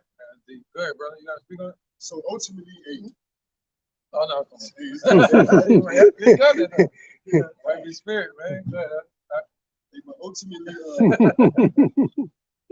death will be swallowed in victory, man. As the scriptures say, no longer you are clinging on the Lord in His name. All right, Yahweh Shai, and hoping on His mercy and His deliverance, salvation. That's right. And he said, what? The elect are already justified. Once you come into this truth, you are justified. Once you come into this truth, can't nobody judge you no more. You know, people call you, say you ain't shit. Cops might try to lock you up. Your family might say you nothing. You know, but the Lord said, ultimately, what you're looking for is when He shows up, you want Him to say, "Good work, thou good and faithful servant." That's what you want. That would separate the fleshly and the natural man from the spiritual. Right. Because 1 Corinthians chapter 2:15 says, "But the spiritual man judges all things, but he is not judged himself." There you go. That's what that goes into. All right. Real quick, bring it up. This is John chapter 15 verse 7. If ye abide in me, and my works abide in you, ye shall ask what ye will, and it shall be done unto you. Herein is my Father glorified, that ye bear much fruit, so shall ye be my disciples. Verse 3 real quick. And now you are clean through the word which I have spoken unto you. That's our cleansing, that's our covering through the word that was spoken unto us, man. That's true. That's what cleanses us. John 17:17 says, "Sanctify them through that truth." That word is true. So that becomes our covering. That's what, if we want to be adorned in truth instead of being like having being covered in lies, man. Right. Yeah, bring it out. Need the power. All right. This is 2nd Ezra 7:26. It says, "Behold, the time shall come that these tokens which I have told thee shall come to pass." Right. And right there, the tokens represent the prophecies. All right. So those tokens are coming to pass right now as we speak. You're hearing about World War III breaking out. You're hearing about the ICBMs being brought to the world scene. You know, ICBMs represent intercontinental ballistic missiles. Russia's talking about destroying America now with nuclear fire. You know what I mean? So everything's here. So it's right here. All the prophecies are being presented now. Where it up? Come on. It says, "And the bride shall appear." So the bride, who's the bride? The bride is the nation of Israel. All right, our husbandman is Yahweh Shai. But 2/3 of our people, they call them Jesus. They call him all kind of different names, Baal. But the Lord said, what? We will no longer call him Baal or any false name. We're going to call him what? Ishi, which means we're going to know who our husbandman is. All right, we're the servant. The word woman just means servant. All right. So as a nation, we're supposed to be the servant to the king. His name is Yahweh Shai. You see that? So he's the husband. So the father, what does the father do to a daughter or a son? He's supposed to give him away in marriage. So the father, Yahweh, is the one bringing this marriage together. What's a marriage? A marriage is a covenant. So the father is the one that's bringing this covenant together between us and Yahweh Shai. And only a few are going to have access to that covenant. You know, the Taz version, that's right. The Taz version. You got to have a version. You don't want to. Hey,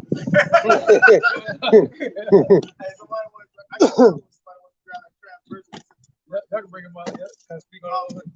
I can bring this piece up out? Yeah, definitely. All right. This is Isaiah 54:5. 4. All right. It says, "Fear not, for thou shalt not be ashamed, neither be thou confounded, for thou shalt not be put to shame, for thou shalt forget the shame of thy youth. Right, Lord saying, hold your head up, man. You ain't gotta walk around shame no more. They walking to the damn Chinese store, hold up and buy it. Right? You walk around Esau in their neighborhood, where they start watching you. But when you go around your family, they know you. You know what I mean? Like certain people, you know, like the children and all that, they know your spirit. You know, they know you. They like, you know, they telling you you're great and all this stuff, right? You know, growing up, you might have heard somebody saying that to you, like grandparent, anybody. But then you go into the world, they like looking at you like you're a demon. Yeah, like you ain't shit. But it's like, hold up, man. So you gotta have that one. We gotta rebuild that fix that insecurity in ourselves. And how do we fix that? By the Lord's word. What is the Lord telling us? Look at ourselves through heaven's eyes, not through our own eyes, the ground level. Go ahead. It says, I'll start at verse 4 again. Isaiah 54. It says, fear not, for thou shalt not be ashamed, neither be thou confounded. For thou shalt not be put to shame, for thou shalt forget the shame of thy youth, and shalt not remember the reproach of thy widowhood anymore. Right, we're not going to remember when we went off and broke the laws. We ain't going to remember that no more. So in the kingdom, it's going to be like a distant memory. It's going to be like a nightmare, America. And we ain't going to remember after a while going off during the time of Moses. You know what I'm saying? Go ahead. For thy maker is thy husband, the Lord of hosts, Yahweh is his name. Right, so Yahweh is our husband first. Right? He divorced us and gave us over to Yahweh. All right, so now we became the wife to Yahweh. You know, like a servant. Basically, the word servant. We became, first we were servants to the Most High. Now he made us servants to his son. All right. All right. It says, for thy maker is thy husband, the Lord of hosts, Yahweh is his name, and thy redeemer, the Holy One of Israel, the power of the whole earth, shall he be called. For the Lord hath called thee as a woman forsaken. Oh, he called us as a woman that was forsaken. See that? He called us from that. Now he calling us back to him. He said, I will whisper softly to you. I'm going to speak softly to you. First he had us go off. Now he calling us back to that wilderness. No, this way. No, this way. Come here. You're getting closer now. All right, go ahead. Also add on the example he told Joseph to go and marry a whore. Yep. Right? Oh, Hosea. Hosea. See how he felt as far as the house, yeah. All right, he was married to us.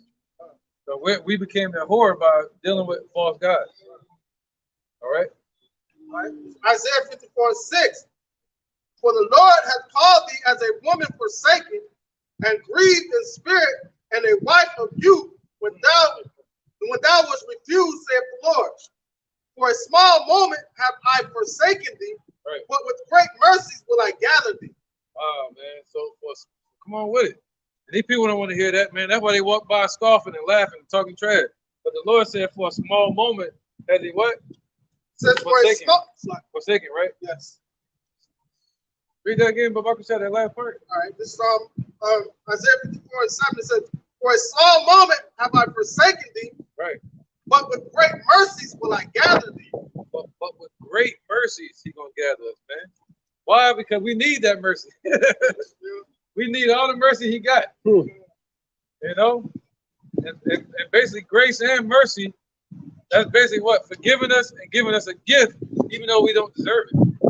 You know, forgiving us for trespassing against him, even though we don't deserve it, man. That forgiveness. So that's mercy, man.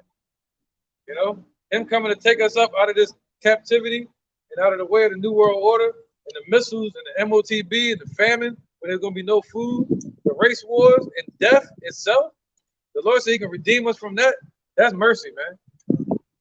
Go ahead. We ain't do nothing to deserve that. All right. Verse 8. In a little wrath I hid my face from thee for a moment, but with everlasting kindness will I have mercy on thee, saith the Lord thy Redeemer. Wait, that was just a little moment. This right here. All right, this was the Lord turning his wrath, turning his face from us for a moment, putting us in slavery. That's just for a moment. Just like Yahushua, when he was on the cross, a so-called black man they killed in 37 AD, he was on the cross. He said, why hast thou forsaken me? He said that to the Father, basically saying, why have you turned your face away from me? All right. And he said, what? When the Lord turns his face, we died. When the Lord turns his face away from us, we died. So we're praying for the Lord to look upon us again, to care for us, you know what I mean, as a nation. And he turned us, he did away with us. And he said, once I do away with y'all, they're going to lynch y'all. I'm going to turn you over to the same heathens that you love so much, and their gods, their false gods. I'm going to send you over to them and watch what they do to you. And that's what happened to us, man. We went into slavery under the hands of what you call Edomites. All right, biblical Edomites. There's nobody white on this earth like his shirt. And there's nobody black like his pants. All right? We're all shades of brown or reds or pinks. What it is about nationality. You know, we don't know who's who anymore. We're scattered all over the earth. We're scattered in Spain, England, Ireland. We don't know who's who. So we're not Black Panthers. We can't go out saying, I'm going to get that Edomite. You know? So the Lord said, he that without sin cast you the first stone. So our job is to fight the spiritual battle. All the lies that they told our people, our job is to go and tear them down in the minds of our people. All right, put our life on the line to do it. Go ahead. All right. Isaiah 54:8. It says, for in a little wrath I hid my face from thee. Right, so Esau gonna get all of that wrath. He said he poured our wrath. He had us drink the cup with measure, like a little bit. That's a little bit. That's measure. Now he bringing us out of it. But with these heathens, these Edomites first, he said he gonna dump it on them without measure. So we don't even know what that's like. We know what happened to us by the pictures. But if you ever watch Goodbye Uncle Tom, if you ever see that movie there, Goodbye Uncle Tom, I cut it on for like a couple seconds. I had to cut it off. It's that bad what they did to us, man. And you think they didn't get no judgment for that? Shit. Go ahead, man. Right? It says, but with everlasting kindness will I have mercy on thee, saith the Lord thy Redeemer.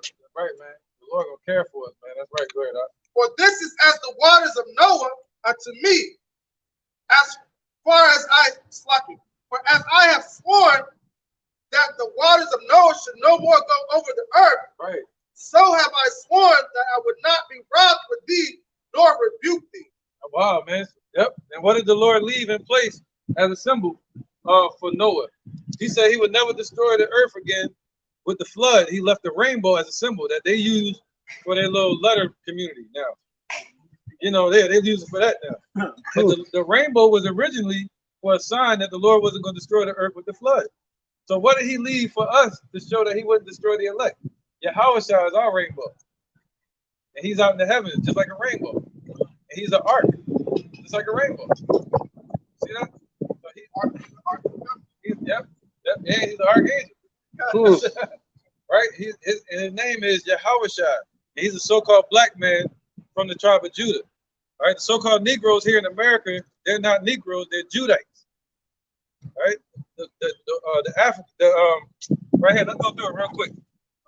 The Benjamites, the West Indians, they would be Benjamites, like Paul. The Haitians, you have the Levites. The Dominicans, you have the Simeonites. Guatemalans, the Panamanians, Zebulonites. Puerto Ricans, Ephraimites. The Seminole Indians would be Reubenites. North American Indians, Gadites. Argentinians, the Chileans, Naphtalians. Colombians, the Uruguayans, Asherites. Cubans, Manassites. The Mexicans would be Issacharites. All right, and then you got the rest of these people, they're scattered amongst a lot of the other nations, you know, so you might think it's an African, but it could easily be a Mexican, you know, you just don't know, a Negro. You know what I'm saying? Like you might think Matumbo is one of our people, but all right?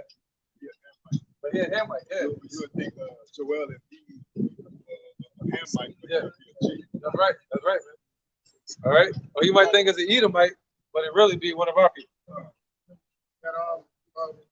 Isaiah 54:10. For the mountains shall depart, and the hills be removed, but my kindness shall not depart from thee, neither shall the covenant of my peace be removed, saith the Lord, that hath mercy on thee. All right, so that's showing that the mercy that the Lord is going to have upon us, man. So when he shows up in his wrath, he better have the covering of Yahushua.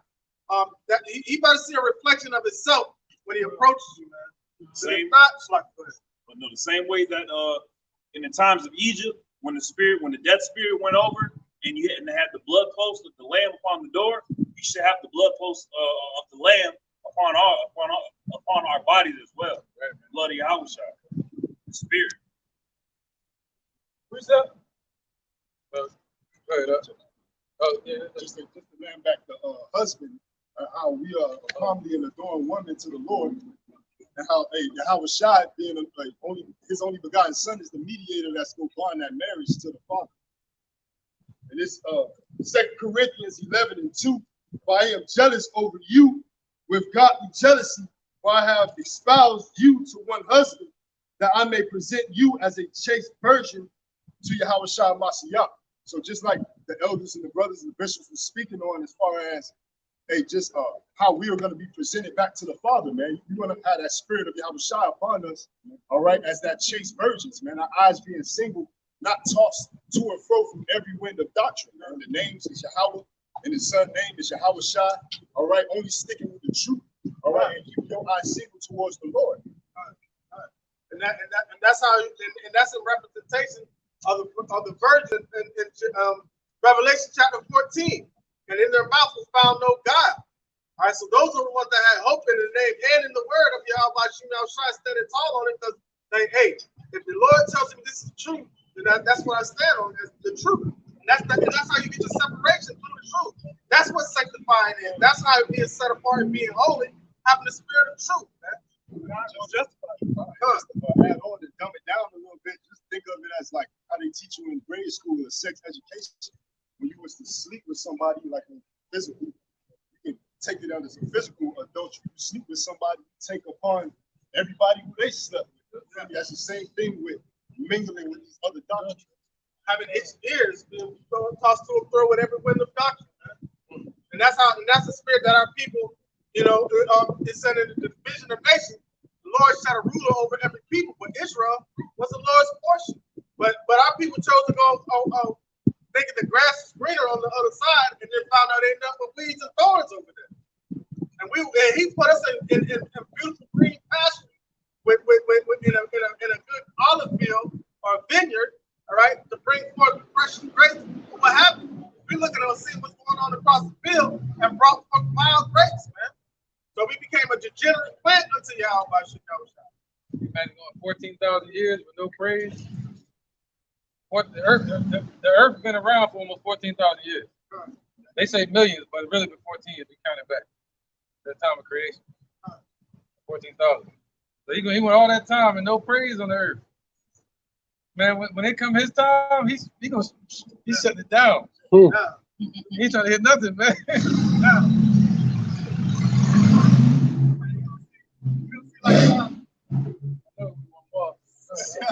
So you had the Soul Train line out, and they say you're gonna get the Jazzies going down the Soul. That's the imagine how it's like coming down, and we just give him praise on him, and he's just coming through to finally get what's his. Oh, he got a whole vibe too. The Yahushua got a whole vibe coming with it.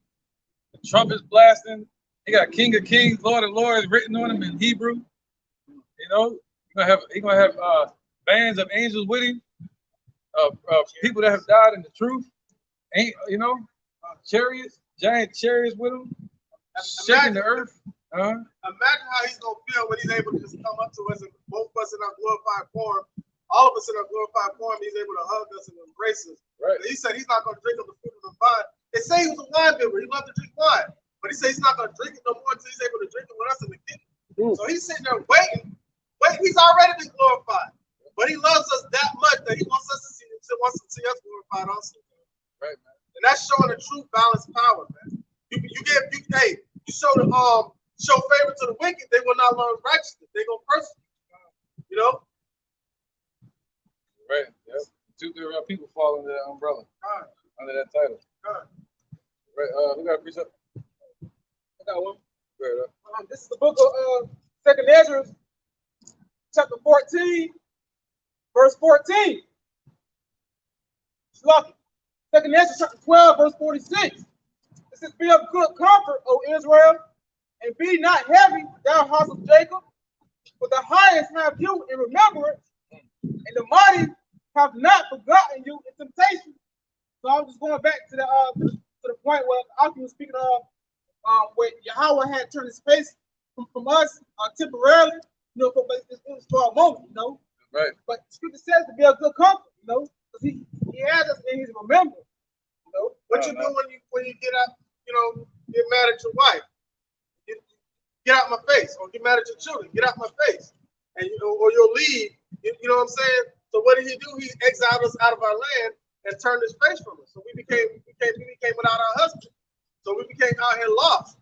And the book of Hosea explained that. It said, "I shall reveal to my lovers, we shall chase after our lovers, but shall not overtake them." Meaning we ain't gonna never catch up to what these heathens are doing in this society. We're never gonna prosper, and the only way for us to prosper is through Yahweh Bashem Yahushai. And it was set up like that. All right, so what does it say after that? I shall go to my first husband, because he's the one that gave me bread, wine, and oil. So now you're seeing that us turning back to Yahweh Bashem Yahushai, our first husband, and divorcing or becoming dead to the world. Right, bro. All right, keep on with it. Back at 2nd Ezra, chapter 7, verse 26. It says, "Behold, the time shall come that these tokens which I have told thee shall come to pass, and the bride shall appear, and she coming forth shall be seen, that now is withdrawn from the earth." Right. So our light was withdrawn from the earth. Our name was withdrawn from the earth as a nation. They said what? Somebody get that? Yeah, that's right, man. So they cut us off from being a nation. All right. They don't want to hear about Israel. You say you're an Israelite, they don't want to hear that. You say you're African, they're cool with that. You say you black, they're like, oh yeah, he good. Psalms, yeah, we created that. Yeah, he good. It's Psalms 83:1. Keep not thy silence, O Yahweh. Hold not thy peace. Be not still, O power. Right, we're praying to the Lord to keep not silent. Be not still. So the Lord is being very still and patient right now. All right, we're praying for the Lord to raise up off that throne and come and destroy this place. Bring these devils down and lift us up, man. Go ahead, Art. It says, verse 2, "For lo, thy enemies make a tumult, and they that hate thee have lifted up the head." Right, they that hate thee is these damn Edomites. All right, and the rest of these nations, on the Africans, the Arabs, all these nations that are part of the UN, the United Nations, which we have no seat on. You know. So he said, what? It says, "They have taken, for lo, thy enemies make a tumult, and they that hate thee have lifted up the head." Right. They have taken crafty counsel against thy people and consulted against thy hidden ones. See that? So we represent the hidden ones. So they have consulted in secret. That's what we call that masonry that they're into, right? That devil worship. They little secret meetings, but they call what that one they having? The G7, the G7, yeah, all that. The G7 summits. They all doing that so they can set up more policies to put hell on us. All right, go ahead. All right. It says, so they all came together as a nation and said, let us cut them off from being a nation. That's what the Africans did. They sold us into slavery to these devils. They want to call the Africans our brother. These Africans are nothing but some Africans. Take that one. Take that one. We take that one. Psalms 83:4. They have said, come and let us cut them off from being a nation, that the name of Israel may no more be in remembrance. See that? So they wanted us to no more be in remembrance, so that way Esau could try to steal the blessing. See that? They didn't want us to be in remembrance no more. So what did they do? They started calling us black, wetback, jigaboo, all the other words I can't say on the internet. Yeah. Afro, calling us a hairstyle. You know, right? You know what I'm saying? So, yeah, man. So the scripture said that we're gonna go by bywords and proverbs. Go ahead. So that was it on that. Yeah, go ahead. The Psalms chapter 2, verse 1. Why do the heathen rage, and the people imagine a vain thing? The kings of the earth set themselves, and the rulers take counsel together against the Lord and against the anointed, saying, let us break their bands asunder and cast away their cords from us. Right, man. He, No, you good. You good. Good. he that sitteth in the heavens shall laugh. The Lord shall have them in derision. Right, because they went through all this work to deceive us as a nation. So when they came over here to the North American Indians, they killed them all. They even paid them to go against each other. What do they think they're doing to us today? Paying the gangs to go against each other, paying the drug dealers to sell the drugs, paying the police to put more hell on us, paying the pharmacies to give us that prescription. You know, when the word pharmakia goes back to witchcraft. You see that? So real herbs that will heal you come from the earth. You see that? So if our people eat garlic, that'll help lower cholesterol. You know, help you with diabetes. You know, you eat vegetables and change your diet. Take more vitamin D. Also help you with the balance of your good and bad bacteria in your stomach. Right. So it's we can go on and on. Yeah. Right. It's exciting to get into it, man. Like physicians. So yeah. So they put all of that out there to destroy us from being a nation. Look at these schools. Look what they put in the schools. Y'all remember growing up in the schools, we didn't even have textbooks. But you go over to the Esau, the Caucasian race, you go over to their class, they got textbooks in their schools. They got computers. They got computers. They had tablets back in the 80s. They had tablets in the 80s and 90s. All right. You know? Go ahead. This is Job chapter 9, verse 24. Yep. The earth is given into the hand of the wicked. He covered the faces of the judges thereof. If not, where and who is he? That's right. They went through all this work, but the Lord said He's gonna laugh at them in the end. He went through all that to deceive us and wipe us out as a nation and push your lies in the earth and your darkness. And it only take a millisecond or a tiny meter of light to diminish darkness. As soon as they cut that match on, that light on, it's a wrap. All that darkness, that in 1 hour, America gonna be destroyed. As soon as Jake open up and read the book. The book is over. That's why they wanted to read books of slavery. You know, keep them away from them books, whatever you do. Go ahead. This is the book of Isaiah, chapter 45 and verse 17. But Israel shall be saved in the Lord with an everlasting salvation. Right. Don't let nobody take your salvation. Your deliverance. What they'll tell you in these churches or these average church people walking in the streets, they'll say the whole world's gonna be saved. God is love. He loves everybody. But that's not what the Bible say. The Bible say only a few gonna be saved, and it's gonna be of Israel. Go ahead. Ye shall not be ashamed nor confounded, world without end. Right, man. You sitting out here telling people about the Lord, telling people His name is Yahweh, telling people His son named Yahushua, and about the prophecies coming. You ain't gonna be ashamed of that. Hey, shalom, bro. Peace to you too, man. Yeah, catch everything. Huh? Verse 18, for thus saith the Lord that created the heavens, Yahweh himself that formed the earth, Yahweh Shah himself that formed the earth and made it. He have established it, he created it not in vain, he formed it to be inhabited. I am the Lord and there is none else. Right.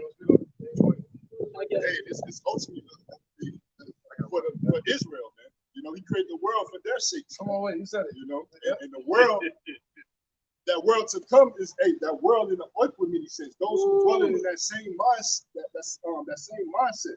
I get excited thinking about it. The Lord said, "You ain't gonna be ashamed. They should not be ashamed. They should not be ashamed that wait for me, man." Go ahead. And just to add on to that real quick, Babaka Shah, that also goes to show you that heaven is going to be right here on the planet Earth. Yeah, Yahweh Bashin Yahushua said He did not make this earth in vain. He made it to be inhabited. Right. So therefore, the kingdom of heaven is going to be here. This is where the so-called Negroes, Latinos, and Native Americans, you know, the 1/3 women and children and the men that's part of that number, and 144,000 men, 1,200 from each tribe, have forward to look forward to ruling in the earth, man, as we should. Ruling in the same earth we fell on. Isn't that something, man? Go ahead, Alex. This book of Jeremiah 31 and 36. Yeah, He's gonna raise up the beggar out of the dunghill. That's the beggar. You know? If those rich man and Lazarus. The beggar. Yep. Go ahead, bro. If those ordinances depart from before me. Oh, go one more. I have one more. Yeah, 35, right? This book of Jeremiah 31 and 35. Thus say the Lord, Yahweh Ba'ashem Yahushai, which giving the sun for a light by day, and the ordinance of the moon and of the star for a light by night, which divided the sea when the weight thereof rolled. He went through all that work. The Lord of hosts is his name.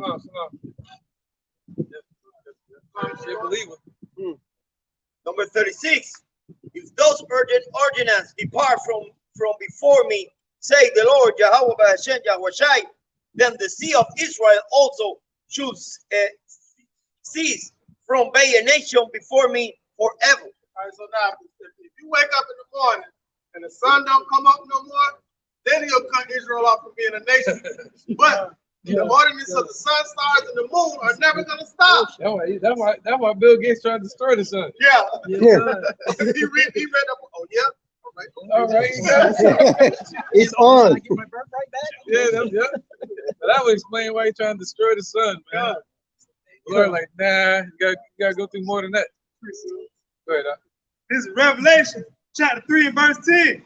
Because thou hast kept the word of my patience, I will also keep thee from the hour of temptation, which shall come upon all the world to try them that dwell upon the earth. And that's the most important thing, man. The Lord keep you from that hour of temptation, because that's going to be the end all tell all test. All right. So what we're going through right now are like quizzes and pop quizzes, but the final exam is what's going to be tried upon the whole world. So you're going to have some people that make it all the way up to that point, and then they give up at that point. Like you see them make it all the way up to the 11th and 12th grade, and they drop out of high school. That's how it's going to be in this truth, man. Somebody's going to fall a victim to the hour of temptation. Yeah, remember, Lord said, "No servant is greater than his master." Look at what Yahushua went through. Look what Antiochus Epiphanes did. That Edomite Greek did to our people, 168 BC. But he took an elder man of our nation, an older man, and he boiled him alive because he wouldn't eat pork. And he took that woman and took all her children and cut their limbs off their body one by one until they gave up. But they wouldn't give up. They wouldn't eat the pork because they believed in Yahweh Shema Shai. See, we got to have that type of faith in us for this temptation that's coming. That was their hour of temptation. Just like the cross was Yahweh Shai's hour of temptation. This is going to be our hour of temptation right there. So so that's why you got to be warned not to do it. See that? But the false teachers, they're not here warning people about that. The MOTB. Don't get it. Go ahead. Verse 11. Behold, I come quickly. Hold fast that which thou hast, that no man take thy crown. Don't let anything God gives you, don't let anybody take from you. Especially wisdom, knowledge, and understanding. That's what's going to stabilize. Right, man. Right. Anybody got anything else? Yeah, we're going to do it. Kind of change the topic, but oh no, yeah. Sure. Yeah, okay. Second Ezra 7 and 27. It says, "And whosoever is delivered said evil shall see my wonder." Right. So if you're set up to be delivered, what's that? Revelation 7, Babakusha? Right. He said, those that are delivered shall see his salvation. You're gonna see it with your own eyes, man. Thought it was over. Right, walking around here thought it was over. So it ain't. It's just a party just getting started. For us. Isn't that so? I was like, whoa, what? We just about to get started as a nation? And it's gonna be for eternity? Whatever eternity is, we don't even know what eternity is. Man, we just know about dying here. Go ahead. All right, this is the book. I just want to touch on that eternal. When you think about eternity, that's something that's everlasting. So when you think about how many years we've been in this captivity, a few hundred. So that's just a very short time. So we look at slavery and it's like, oh, we was in slavery so long, all this torment that we're going through. It's only a few hundred years. Our people are literally, we're supposed to be eternal. It's only been 2 days. No, it's only been 2 days. How was y'all? Going on 3 days. And our captivity hasn't even been an entire year. It's like a day. So think about it. Think about it. Being in a state of distress, when you're in distress, 5 minutes might seem like an hour. Right. Or when you're in a distressful situation. So in slavery and all that trauma, it seems like a long time. Segregation seemed like it was a long time. But really, 60 years ago, that stuff was still going on. So it hasn't really been that long. From Slackman, Peter, and Peter, Slackman, second Peter chapter. Yeah, well, get it. Yeah, go ahead, bring that up. It's Revelation chapter 7, verse 1. Right, you want to be in this number right here. Go ahead. And after these things, I saw 4 angels standing on the 4 corners of the earth, holding the 4 winds of the earth, that the wind should not blow on the earth, nor the sea, nor any tree. Right, so who's holding back the destruction is the Lord himself, Yahweh, and his son Yahushua. All right, they're holding back the destruction for us to wake up. Go ahead. And I saw another angel ascending from the east, having the seal of the living God, and he cried with a loud voice to the 4 angels, to whom it was given to hurt the earth and the sea, right, saying, hurt not the earth, neither the sea, nor the trees, till we have sealed the servants of our God in their foreheads. Right, so the Lord is waiting to bring his judgment. He's waiting for the elect to wake up to the truth about his existence, to wake up to the truth of his name being Yahweh and his son being Yahushua. All right, go ahead. And I heard the number of them which were sealed, and there were sealed 144,000 of all the tribes, maybe, of all the tribes of the children of Israel.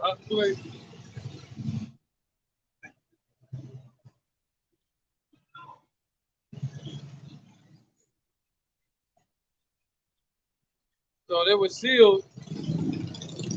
He's all impatient, man. They be rushing just to get to the red light. Yeah. I let him go, man. I sit right there next to him at the red light. Yeah, when we pull out that should be so funny.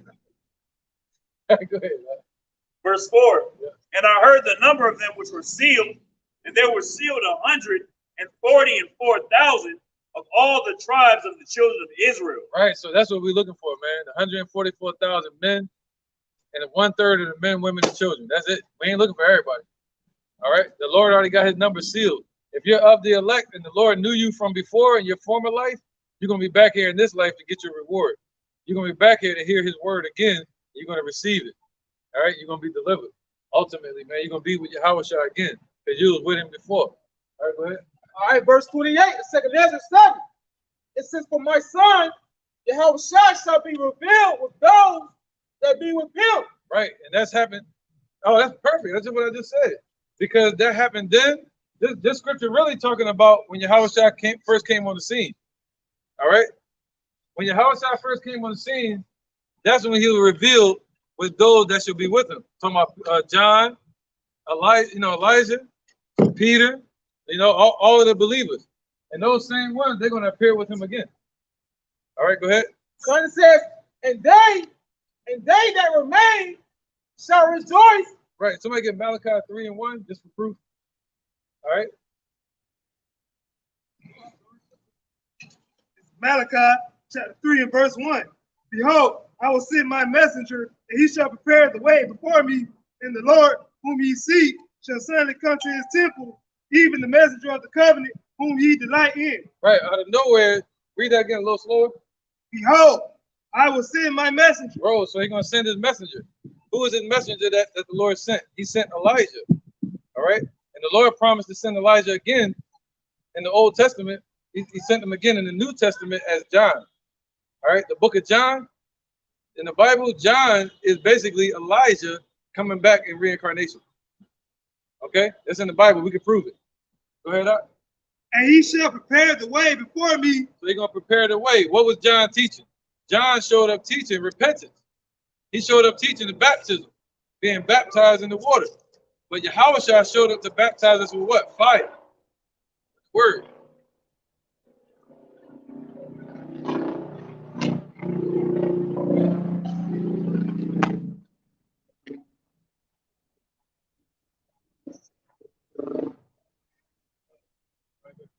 And the Lord whom ye seek shall suddenly come to his temple, All right, so the Lord whom we seek shall suddenly come to his temple. When did he do that? He did that during the time of John, okay?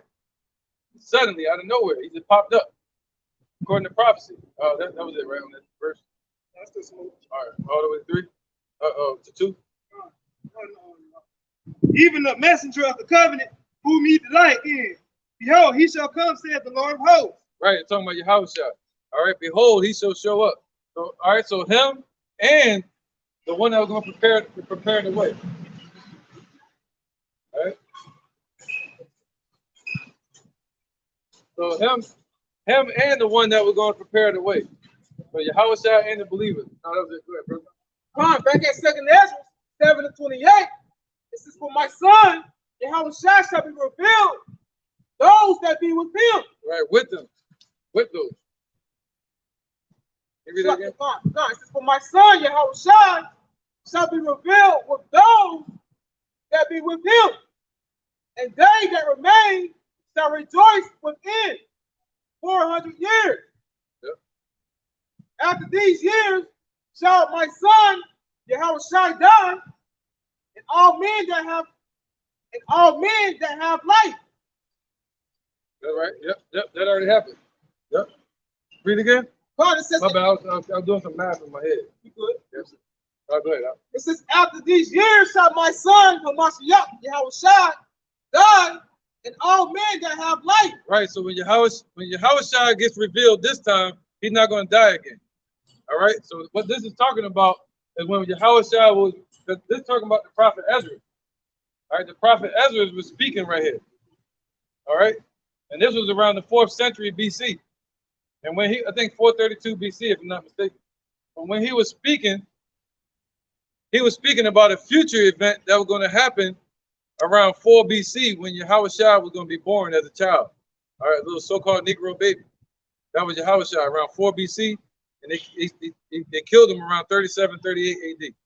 All right? So that's what it's talking about. Go ahead. God, verse 30. It says, and the world shall be turned into the old silence 7 days, like as in the former judgments, so that no man shall remain. Right, so none of us remain. That's why Paul and Peter and them got killed. All right, we went into slavery. What's that called? 70 AD. That was called the falling away. That's when we fell away as a nation, and none of us remained. Go ahead. And after 7 days, the world that yet awaketh not shall be raised up. There you go. See? After that, now we're getting raised up after our complete judgment of sleep, of being dead. All right, now we're being raised up. Go ahead. And that shall die that is corrupt. There you go. And Esau's world's going to die. It's going to die off, just like I thought y'all read about the rich man and Lazarus. Yeah, they died just like we did. Go ahead. It says, where you at? Verse 32. Okay. Look, it says, and the earth shall restore those that are asleep in her. And so shall the dust, those that dwell in silence, and the secret places shall deliver those souls that were committed unto them. That's right. That means anywhere we're scattered in the world, if you're of the elect, the Lord is going to draw you from that place. Especially during the times of slavery, where we got scattered at all over the earth, the Lord is going to call us back from those dark corners of the earth. What does the scripture say? Wherever the carcasses are, that's where the eagle should be also. That's right, brother. That's right. That's it. That's right. Wherever we shine that light, that beacon, like, yo, come get us. Go ye out to meet him. What you do when you're on a lonely island? Yeah. Light a flare. Light a flare. Light a flare. SOS. Get something special. I need this one record. All right, verse 33 of 2nd Ezra 7. It says, and the Most High shall appear upon the seat of judgment and misery. That goes with Daniel 7 and Revelation with the Most High judgment seat. That shows you. If anybody know how to break that. Hey, appreciate it. At least he warned us. You know what I mean? So if nobody, you're right. I got you. If you want to know how to break that down, you'll see that it's talking about 2,000 years ago. All right, and then it's talking about now because it's talking about the Father's judgment seat. All right. God, it says, and the Most High shall appear upon the seat of judgment, and misery shall pass away. There you go. So the Most High is going to appear upon the seat of judgment, and misery, meaning what? Sin within our people is going to pass away. All right. The Lord is going to be, well, not only that, not only sin, but Esau's kingdom is going to pass away. Our bondage is going to pass away. All right. The Lord said He's going to wipe away every tear. Okay? And the long suffering shall have an end. Right, man. All our long suffering, even Yahushua is long suffering. He's up there long suffering in His kingdom and wanting us to be free. All right. So He's waiting on the Father, though. The Most High is so powerful. He kept that in His own power, saying, "I'm not going to let you know when I'm sending you back to go save your people." The Most High kept that to Himself that day and that hour when He's going to send Yahushua. He kept that to Himself. All right, go ahead. Verse 34. It says, "But judgment will only shall remain." But he said what? But judgment only shall remain. Ain't gonna be no more suffering. It's just gonna be judgment. And what is the Lord gonna judge? Righteously. How you doing? The Lord gonna judge righteously. All right, Yahushua. All right. He's gonna issue out nothing but judgment. That's it. Ain't gonna be no more suffering. Go ahead up. But judgment only shall remain. Truth shall stand. And truth shall stand, man. Truth shall stand, not lies, not wickedness anymore, but truth shall stand. What? And faith shall wax strong. And the faith, man. He said, what? In the day, thy people shall be willing in the day of thy power. In the day of Yahushua's power, the Most High told him, He said, thy people are going to be willing, because our faith is going to be through the roof when you see Yahushua there. You might knock somebody over trying to get to him. Right? or be pop locking like King David. King David got so hyped. He was happy when they beat the Philistines. He got so happy his pants fell down. He was dancing. He was dancing so hard, like dancing like James Brown. Doing electric slide, all that. He was doing a hell. Doing the hell. Yeah. But see, like how they doing in the churches. Yeah, we used to give praise like that to the Lord with songs and doing all that. Yeah, but they give them praise to the wrong one. For what reason? Yeah. You know what I'm saying? Yeah. And for the wrong reason. Yeah. You know what I'm saying? They be praising for that pork sandwich they about to eat. Right? You know what I'm saying? Lord don't want that type of praise. They be out of the barbecue cooking pork, shrimp and lobster, and praising the Lord. Praising the Lord. Yeah. Pastor, come bless this food. Bless this food. Pastor. All right, go ahead. This First Thessalonians chapter 5 and verse. This First Thessalonians chapter 5 verse 9. For God had not appointed us to wrath, but to obtain salvation by our Lord Yahushua HaMashiach. Right, man. Viewing this truth, the Lord has not appointed you to wrath. He has appointed you to what? Salvation. To salvation, man. That means He set you up like an Energizer bunny and angled you right so you wouldn't go this way off the table or that way. He wants you to go straight. He set you up so from the beginning you would go all the way until you get saved from the enemy's trap. That's what path He got you on to be able to walk right here today. See that? He said, man's goings are of the Lord. So who can know their own way? You know what I'm saying? So the Lord led you in. Go ahead, brother. Just like He led us in. You know? Go ahead. Verse 10. Who died for us, that whether we wake or sleep, we should live together with Him. Right. So whether we wake or sleep. All right. So whether we are alive and you get taken up into the chariots, or whether you get killed in the time to come, or you die from some type of sickness or something, the Lord said whether you wake or you're asleep. He said what? That we should live together with Him. We're gonna live together with Him, man. Why? Because the dead He's gonna raise up, and the ones that are alive He's gonna raise you up as well. And we all gonna be together in the chariots, man. The chariots are like many giant apartments in the sky, like the Jeffersons used to sing. Moving on up. Yep, get away from Pac-Man. Esau. Right? Yep. Good, brother. Anybody got anything? Just go ahead real quick, and then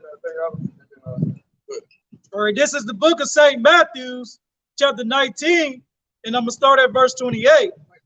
And Yahushua said unto them, verily I say unto you, that ye which have followed me in the regeneration, when the Son of Man shall sit on the throne of his glory, ye also shall sit upon 12 thrones, judging the 12 tribes of Israel. God. And I was just bringing that out, you know what I'm saying, to further and back up the elder point and the Archeon point, man. You know, when Yahushua Mashiach shows up, you know what I'm saying, and he sits in that holy seat, you know what I'm saying, the hopeful elect, you know what I'm saying, he's going to have them, the 144,000 are also going to judge, you know what I'm saying, the 12 tribes of Israel, man. So he was like, hey, these small things and these accounts of this, like how you can't, you know what I'm saying, basically reference the paraphrase of the scripture, how can you not handle these small affairs if you're going to have a so much greater responsibility, man? Right, man. Sitting on thrones, man. Judging. What was that dude? Remember that coming together, coming to America? He like, serve chocolate. Remember that? not him, but the guy that was sitting in the seat. He like, that boy good. Remember that? How heavy he was? Like, yeah. That's how I'm gonna be sitting on that throne. You get me on the throne, I'm gonna be straight up house nigga. Yes. and Esau gonna be like, the nigga sitting next to him, somebody good and terrible. Yep. All right, go ahead. All right, verse 29. And everyone that have forsaken houses, our brethren, our sisters, our father, our mother, our wife. Right, that goes into he that loveth his mother or father or daughter more than me is not worthy of the kingdom. So you gotta be willing to walk away from them, not leave them, abandon them, but be willing to say, hey man, I serve the Lord. I'm serving Yahweh and his son Yahushua. Well, what about Jesus? That's not his name. You gotta be willing to prove that. And they look at you crazy, they start straying away from you. You gotta be willing to let that be. A real king, a real champion knows how to call people to him and when to walk away from people, not to be in solitude. All right? Our children, our lands, for my name's sake, shall receive an hundredfold and shall inherit everlasting life. There you go, man. If you walk away from a wicked woman that's bogging you down, trying to put her foot on your neck, instead you let her pull you out of this truth, or have you start slowing up at teachings, or putting her before God, or got you doing wickedness like having sex with her on her menstrual, you know? Then what do you say? What that part say again? All right, I'm 29 of St. Matthew chapter 19. And everyone that have forsaken houses, our brethren, our sisters, our father, our mother, our wife, our children, our lands, for my name's sake, shall receive an hundredfold and shall inherit everlasting life. That's right, man. It's like that saying, get down and lay down. That's it, man. You ain't rocking with us, you're against it. You know, and if you're against the Lord, we're against you. You know, that's right. And if you forsake, you got a woman that's baiting a child in front of you, walk away, man, and take care of that child from a distance. Just don't deal with that woman because you think she's your queen, you think she's your rib. When the Lord said you're gonna have thousands of wives in the kingdom. All right, if you believe in Yahushua, when all hell break loose, the Lord said you're gonna be like gold. You're gonna be like water in the dry desert. These women gonna flock to you when all hell break loose. So he said, let them go. If a woman want to leave you because you serving the Lord, you don't want to eat pork, you don't want to celebrate Christmas and all these folly, wicked holidays, let them go. And the Lord will give you thousands of women when all hell break loose. You're gonna have women banging on your door like Book of Eli. That's he said he said that's my word, right? I didn't know he'd Jake, man. But he said that's my word. That's his word. He has on me.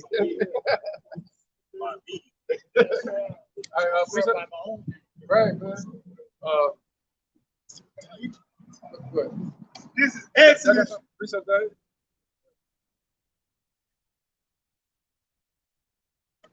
Right, go ahead, bro. This is Exodus chapter 14, verse 14. The Lord shall fight for you, and ye shall hold your peace. So anything laid out, try to pull you away from the Most High, let the Most High deal with it. You just do what He wants you to do. He's gonna show you what the commandment is a lamp to your feet. He's going to guide you what He wants you to do. Let him handle everything that's not in your control. Go to the store. Right, man. Hold your peace, man. Let nobody take your crown. Don't let anybody take your crown, man. Right. All right, so we went through that one already, right? All right, any more precepts? You got one? You got one up? Precept? Yeah, we'll do it. Bring it up. Just to back up what the brothers, the elders were saying about, you being in this truth and your woman or whatever may want to try to pull you out. Because, that's part of, actually, sometimes it's part of a trial. It's part of a trying, a testing of Yahweh Bashim Yahushua. This is 1 Peter chapter 4, verse 12. It says, Beloved, think it not strange concerning the fiery trial, which is to try you, as though some strange thing happened unto you. So don't think it's strange if you do ignore or be like, you know what, I'm not going to deal with you. I'm going to stay and do what Yahweh Bashim Yahushua tell me to do. Yep, and the MOTB. God. Don't think it's strange, man. No. We got tried just like they did during the time of Antiochus Epiphanes. The same way Yahushua got tried. Yep, right, brother. So don't think it's a strange thing, because it's most likely there to test you and to try you. See, the Most High, He will test your metal. Yep. You want to make sure that you are fit for Him, and in Him testing you, that also makes you more established in Yahweh Bashim Yahushua, so that when more tests come, you won't be so easily moved. Right, faith building.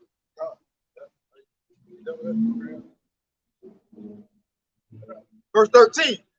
It says, but rejoice in as much as ye are partakers of a Mashiach's sufferings, that when his glory shall be revealed, ye may be glad also with exceeding joy. So the Lord is saying, rejoice that we are partakers of a Mashiach's suffering. Because when Yahushua was here, he went through trials and tribulations, and we following after Yahushua, so we're going to go through trials and tribulations as well. Because no servant is greater than his master. It says that but when the glory of Yahweh shall be revealed, you're going to be able to be glad with exceeding joy.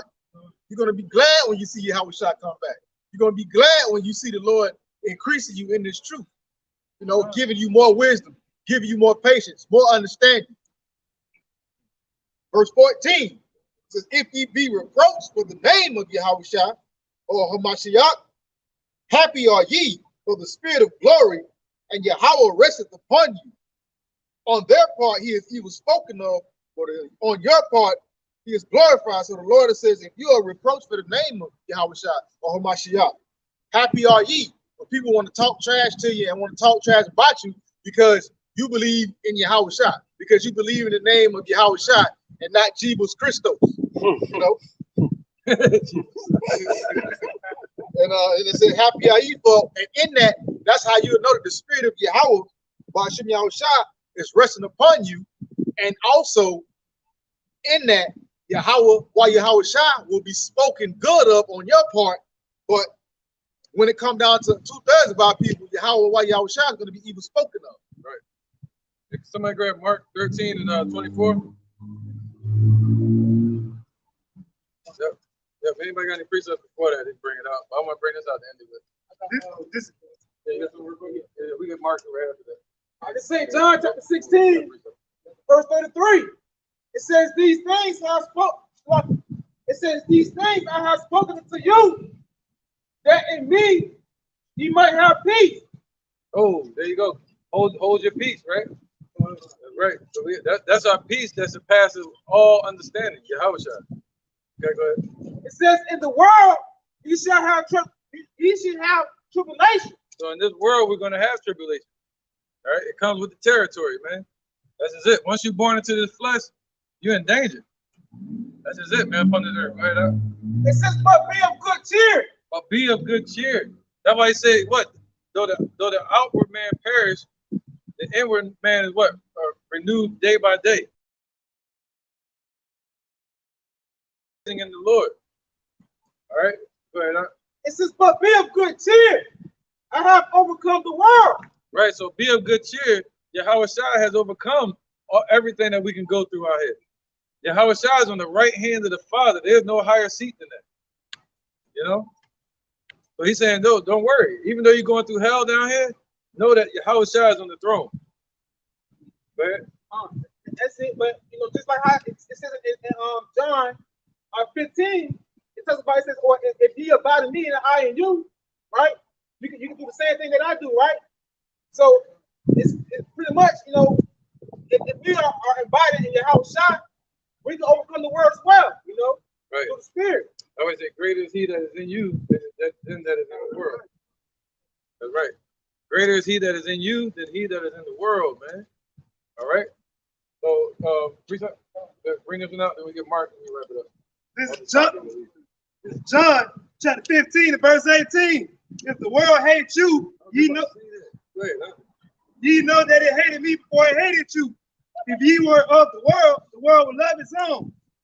But because ye are not of the world, I have chosen you out of the world, therefore the world hateth you.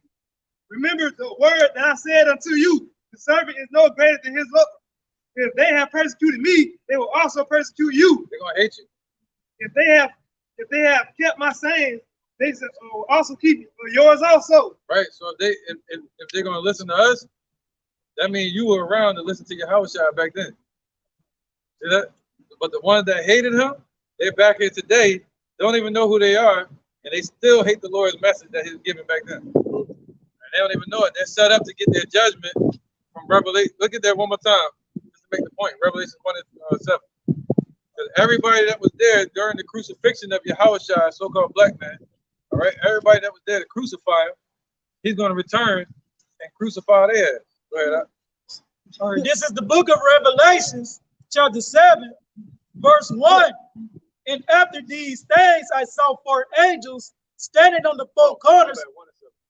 This is Revelation chapter 1, verse 7. It says, behold, he cometh with clouds, and every eye shall see him, and they also which pierced him. Whoa. So what? He gonna come with clouds, right? Hold that one up, chariots. So when the Lord show up, this is how he's showing up. And it's so beautiful that this is not church. This is not like church, you know, like these churches over here. You can go out here at nighttime, and when you're out here at nighttime by yourself, or you walking and you praying, you pray to that name Yahweh and his son Yahushua, and a chariot will come down up the sky, right over top of you. And it might take off. You might see it go like this. And it come down and go like this. Right when you're praying. Am I lying? Are we lying? Look at the witnesses. You see that? They even got videos of a chariot coming down over Jerusalem. And it's on the news. You can look it up. It came down over Jerusalem, then it took off. Boom. So that's how we're getting out of here, man. Right? The slaves sing about it. Swing low, sweet chariot, coming forth to carry us home. See that? But they called us Africans, but the slaves were singing Israelite songs. Right? Yeah, they sing, swing low, sweet chariot, coming forth to carry me home, right? I looked over Jordan, from which cometh my help, coming forth to carry me home. See, Jordan's in Israel. Jordan's not in Africa. And Esau didn't have planes flying back then. They didn't have a plane. Right, yeah, see that? So they knew about, you know, what the so-called white man called UFOs, meaning unidentified. You can identify them. You know that's the Lord, man. But they try to say little green alien. Oh, man. No. Butt naked. The Bible said the angels look just like us, but they're tall. They look just like us, man. All right. Gabriel, when he spoke to Mary and Joseph, she wasn't like, oh, look at this green man. She looked at him just like one of us. Right. Let's end it with that mark. I think it was, right? 24, yeah. Yep, 24. This is Mark 13 and 24. Stop you a lot. But after those days, but in those days, after the tribulation, the sun shall be darkened, and the moon shall not give her light. That's right, man. So what's that called? A nuclear fallout. All right. So when just like on Book of Eli, when the movie first started off, everything was just falling like a nuclear fallout. And you had that little naked cat running around, the hairless cat. Yeah. He tried to eat that, John. Yeah, the elect not gonna be doing that. Yeah. They're gonna shoot right past that, hit that little bird on the squirrel, yeah. Or damn locust. Yeah, good. And the stars of heaven shall fall, and the powers that are in the heavens shall be shaken. Right, the stars of heaven represent the missiles. All All right, so the missile's going to fall, and the earth is going to shake to and fro. Right now, the Most High got the earth sitting on nothing, meaning the waters. What they call space is really Shemayim, which means the waters. You go out there, it's another form of water. Just like if you come down into our atmosphere, you have water, but it's called air. But then you change that, you make it a form of water, meaning agua, or H2O, right? Or mayim, that's drinking water. Difference. Boom, boom, boom. All right. So the Lord put the firmament, the ozone layer there, to separate the waters from the waters. Makes sense, right?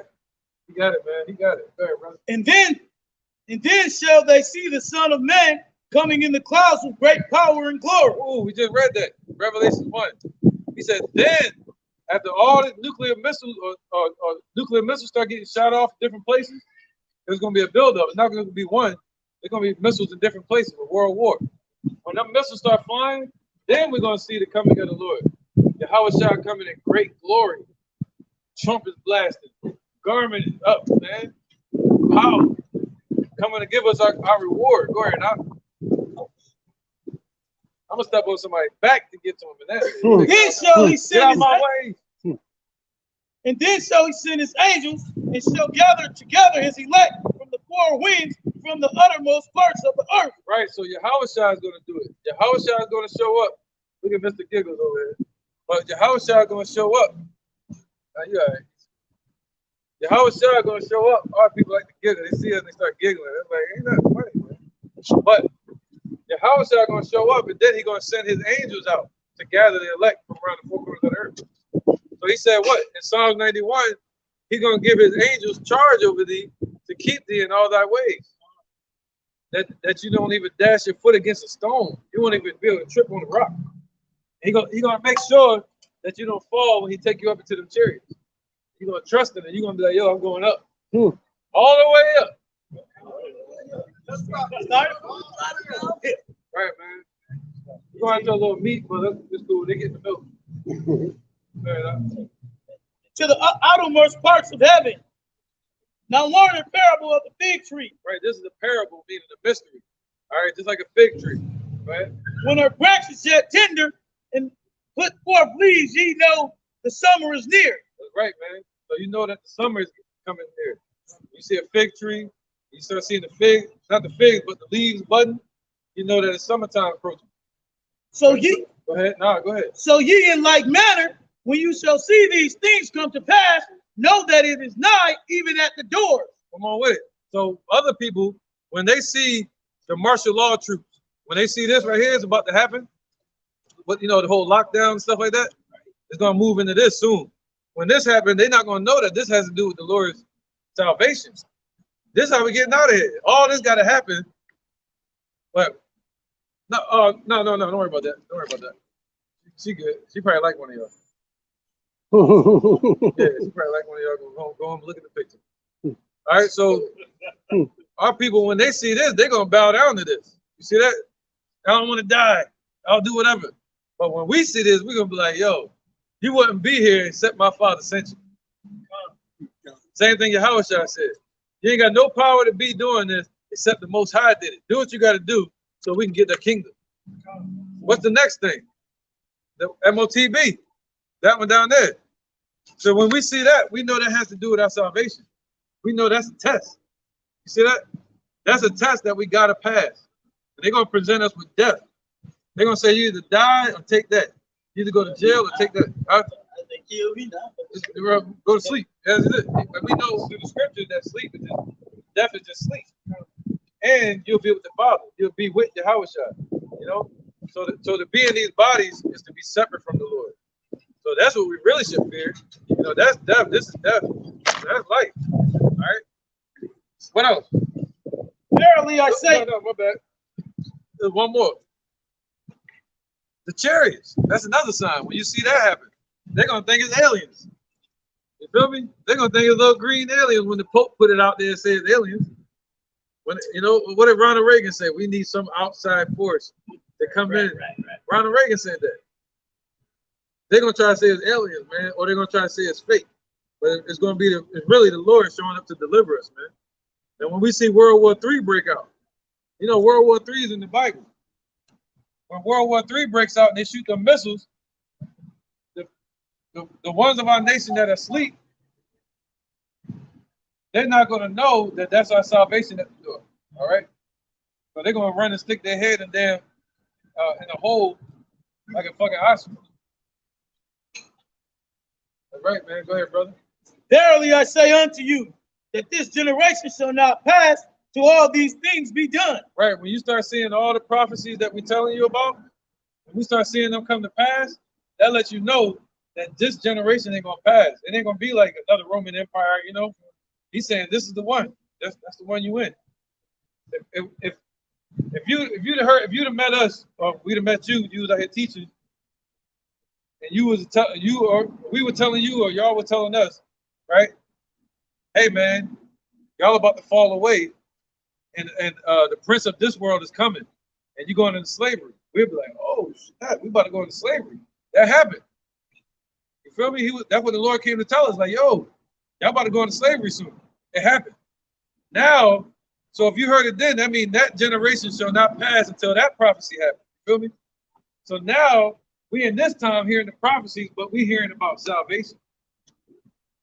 Now we're hearing about Esau fall. So that let you know when you see the signs, the prophecies happen of that age, of this age, you know that you're in the right time. You're in the time period where you talk about deliverance. You know what I mean? According to the prophecy. Heaven and earth shall pass away, but my word shall not pass away. So he's showing you that all those ages, all those different kingdoms, they've come and gone upon this earth. And they had prophecies set with all those kingdoms. See that? Just like Egypt, it was prophecies set for that. You know, Sodom and Gomorrah, Babylon, all these different kingdoms, they all have prophecies to them that the Lord raised up prophets to go prophesy to, right? So now in this one, the Lord said all these kingdoms gonna fall. No, America ain't gonna never fall. He's saying all the kingdoms gonna fall, but his word gonna last forever. See that? We're gonna live it out. Be the witnesses of that. Go ahead, brother. But of that day and that hour know no man. Right, but of that day, there's a specific day that we get the hell out of here. And an hour that the Lord got set. An actual moment where it's gonna happen. The Lord said America's gonna be destroyed in 1 hour. So of that day and that hour, no, of no man. Nobody can tell you that on earth. Oh, I know when the day, I know when it is. Hey, it's gonna happen on this day. This day is doomsday. You know what I'm saying? Come over, I can show you where the Lord at. No, you can't. The Lord said when he show up, it's gonna be like lightning shooting across the earth. You know, you're gonna know it. You know what I'm saying? Nobody gonna be on earth saying I'm the Lord. You know what I'm saying? No, not the angels which are in heaven, neither the Son, but the Father. Right, not the angels in heaven, not the Son, but the Father. Right? Take right. Not even Yahushua knows what day he's gonna be sent back. Not even the angels know. They said the angels desire to look into this. They desire to know, but it's like the Most High, like, nah, I can't tell you. One day he's gonna, what we call days, and that sun going around the earth like a clock. At one moment he's gonna say, go. And Yahushua gonna be like, the throne's gonna be empty. Yeah, he's gonna lament. The scripture said he's gonna lament. The day of vengeance is in his heart. And he said he's gonna lament like a woman in travail. You know, travail means pregnancy. So you heard a woman cry, pregnancy out of like that. And Most High said, go get him. We're gonna hear Yahushua yelling. He's gonna be yelling, screaming from the heavens, man. It's gonna scare the hell out of everybody. It's called a war cry. He's gonna give out that war cry. Ah, we don't know what it's gonna be like. Go ahead, brother. You have to go over to that. Take ye heed, watch and pray, for you know not when the time is. Right. So the Lord said, take heed, man. Take heed to what we're telling you. And watch the prophecy. What's the main thing they say in America? We don't want to talk about news and religion and politics. That's what you gotta watch. You gotta watch the news, and you gotta know who, you know, spiritually who you are. So they're taking it from you right there. Before you even get into the fight, they're taking the sword out your hand. Go ahead, Doc. That was it on that? That's right, man. So you, yep. I was about to say, interjection real quick. It's the book of 2nd Ezra, chapter 2 and verse 38. Arise up and stand. Behold, the number of those that be sealed in the feast of the Lord, which are departed from the shadow of the world, and have received glorious garments of the Lord. Take thy number, O Sion, and shut up those of thine that are clothed in white, which have fulfilled the law of the Lord. The number of thy children whom thou longest for is fulfilled. Beseech the power of the Lord, Yahweh Ba'ashem Yahushai, that thy people, which have been called from the beginning, may be hallowed. Right. Right. The same way Yahushua trusted the Most High to raise him from the dead is the same way Yahushua is trusting the Most High to raise us up and to present us before him when he appears, man. And the Most High gonna say, hey, I told you I was gonna give you the dew of thy youth. I told you they're gonna be there waiting on you when I send you. That's what the Most High is waiting for. Once he see that the number is reached, he's gonna send Yahushua. All right? That Yahushua has been longing for. He's been tilling the ground and working hard for. The Most High gonna say, all right, you've done it. Go take your kingdom. Just to add on, the reeling back of his sheep, man. Right. Because his sheep hear his voice, man. So if you hear his word, if you subscribe to his truth, it's a blessing. You know? That's right, man. That's a blessing, man. All right, you want to be in that number. You want to be in the number, man. That's you want to be in the number. That's the point. This is Mark 13:34. Yeah. For the Son of Man is as a man taking a far journey, who left his house and gave authority to his servant. Right, isn't that clear? Yahushua. He's like a man that took a far journey. What's that far journey? All the way to the outside of the space, which is out in the heavens, out in the spiritual realm, on the right hand of the Father, man. He's been exalted above everything, above angels. All right? So he took a far journey all the way to the right hand of the Father. See that? And he left orders with his stewards. All right? He left us in charge. Go ahead, brother. And to every man his work, and commanded the porter to watch. He left every man their work. He told the porters to watch as well. Okay, go ahead. Watch ye therefore, for ye know not when the master of the house cometh. Woo. You don't know when he about to show up. Come on with it, man. But even at midnight, or at the cock crowing, or in the morning, lest ye coming suddenly he find you sleeping.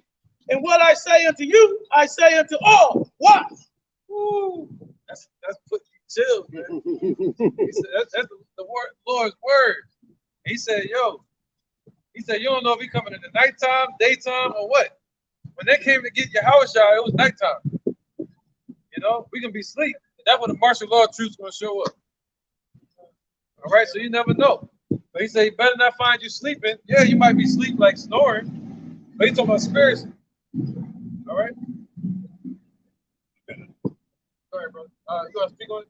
All right, we can wrap it up. This is John chapter 18. We'll start at verse 8.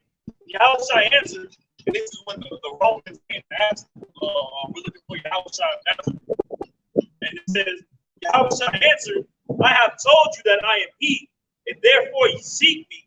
Let these things go their way, then that the saying might be fulfilled, which he spake of them, which thou gavest me, have I lost none. So it was like, if it be so, then it be so. Or it has to be done for the fulfilling of Yahweh's word being spoken. Right. Yep. But those that the Most High gave to Yahushua, the Lord's not gonna lose none. You know, even if it's 2, 1, 2. You know what I'm saying? That's right. That's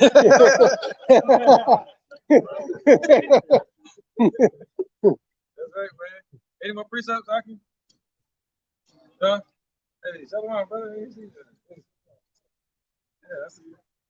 Yeah, we're gonna wrap it up, man. Y'all good? Any more precepts? All right, that was great, man.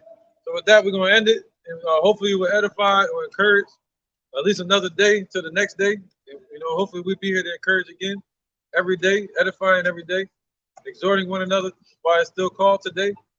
You know. So with that, we want to end it. We want to give praise to the Most High and His Son. In the true Hebrew, we want to say, Call, Halayim, Yahweh, Ba'ashem, Yahushai, Ba'ashem, Ha, Wakah, Wadash, Mama. Double honor to the elder apostles of GMS and their elders. And shalom to you, Akim and Akwatim. Yep. And children that believe in sincerity and truth around the four corners of the earth. All right, put it back on me, brother. We're going to put that. We're going to say shalom. Shalom. Yep. Yeah. That was a good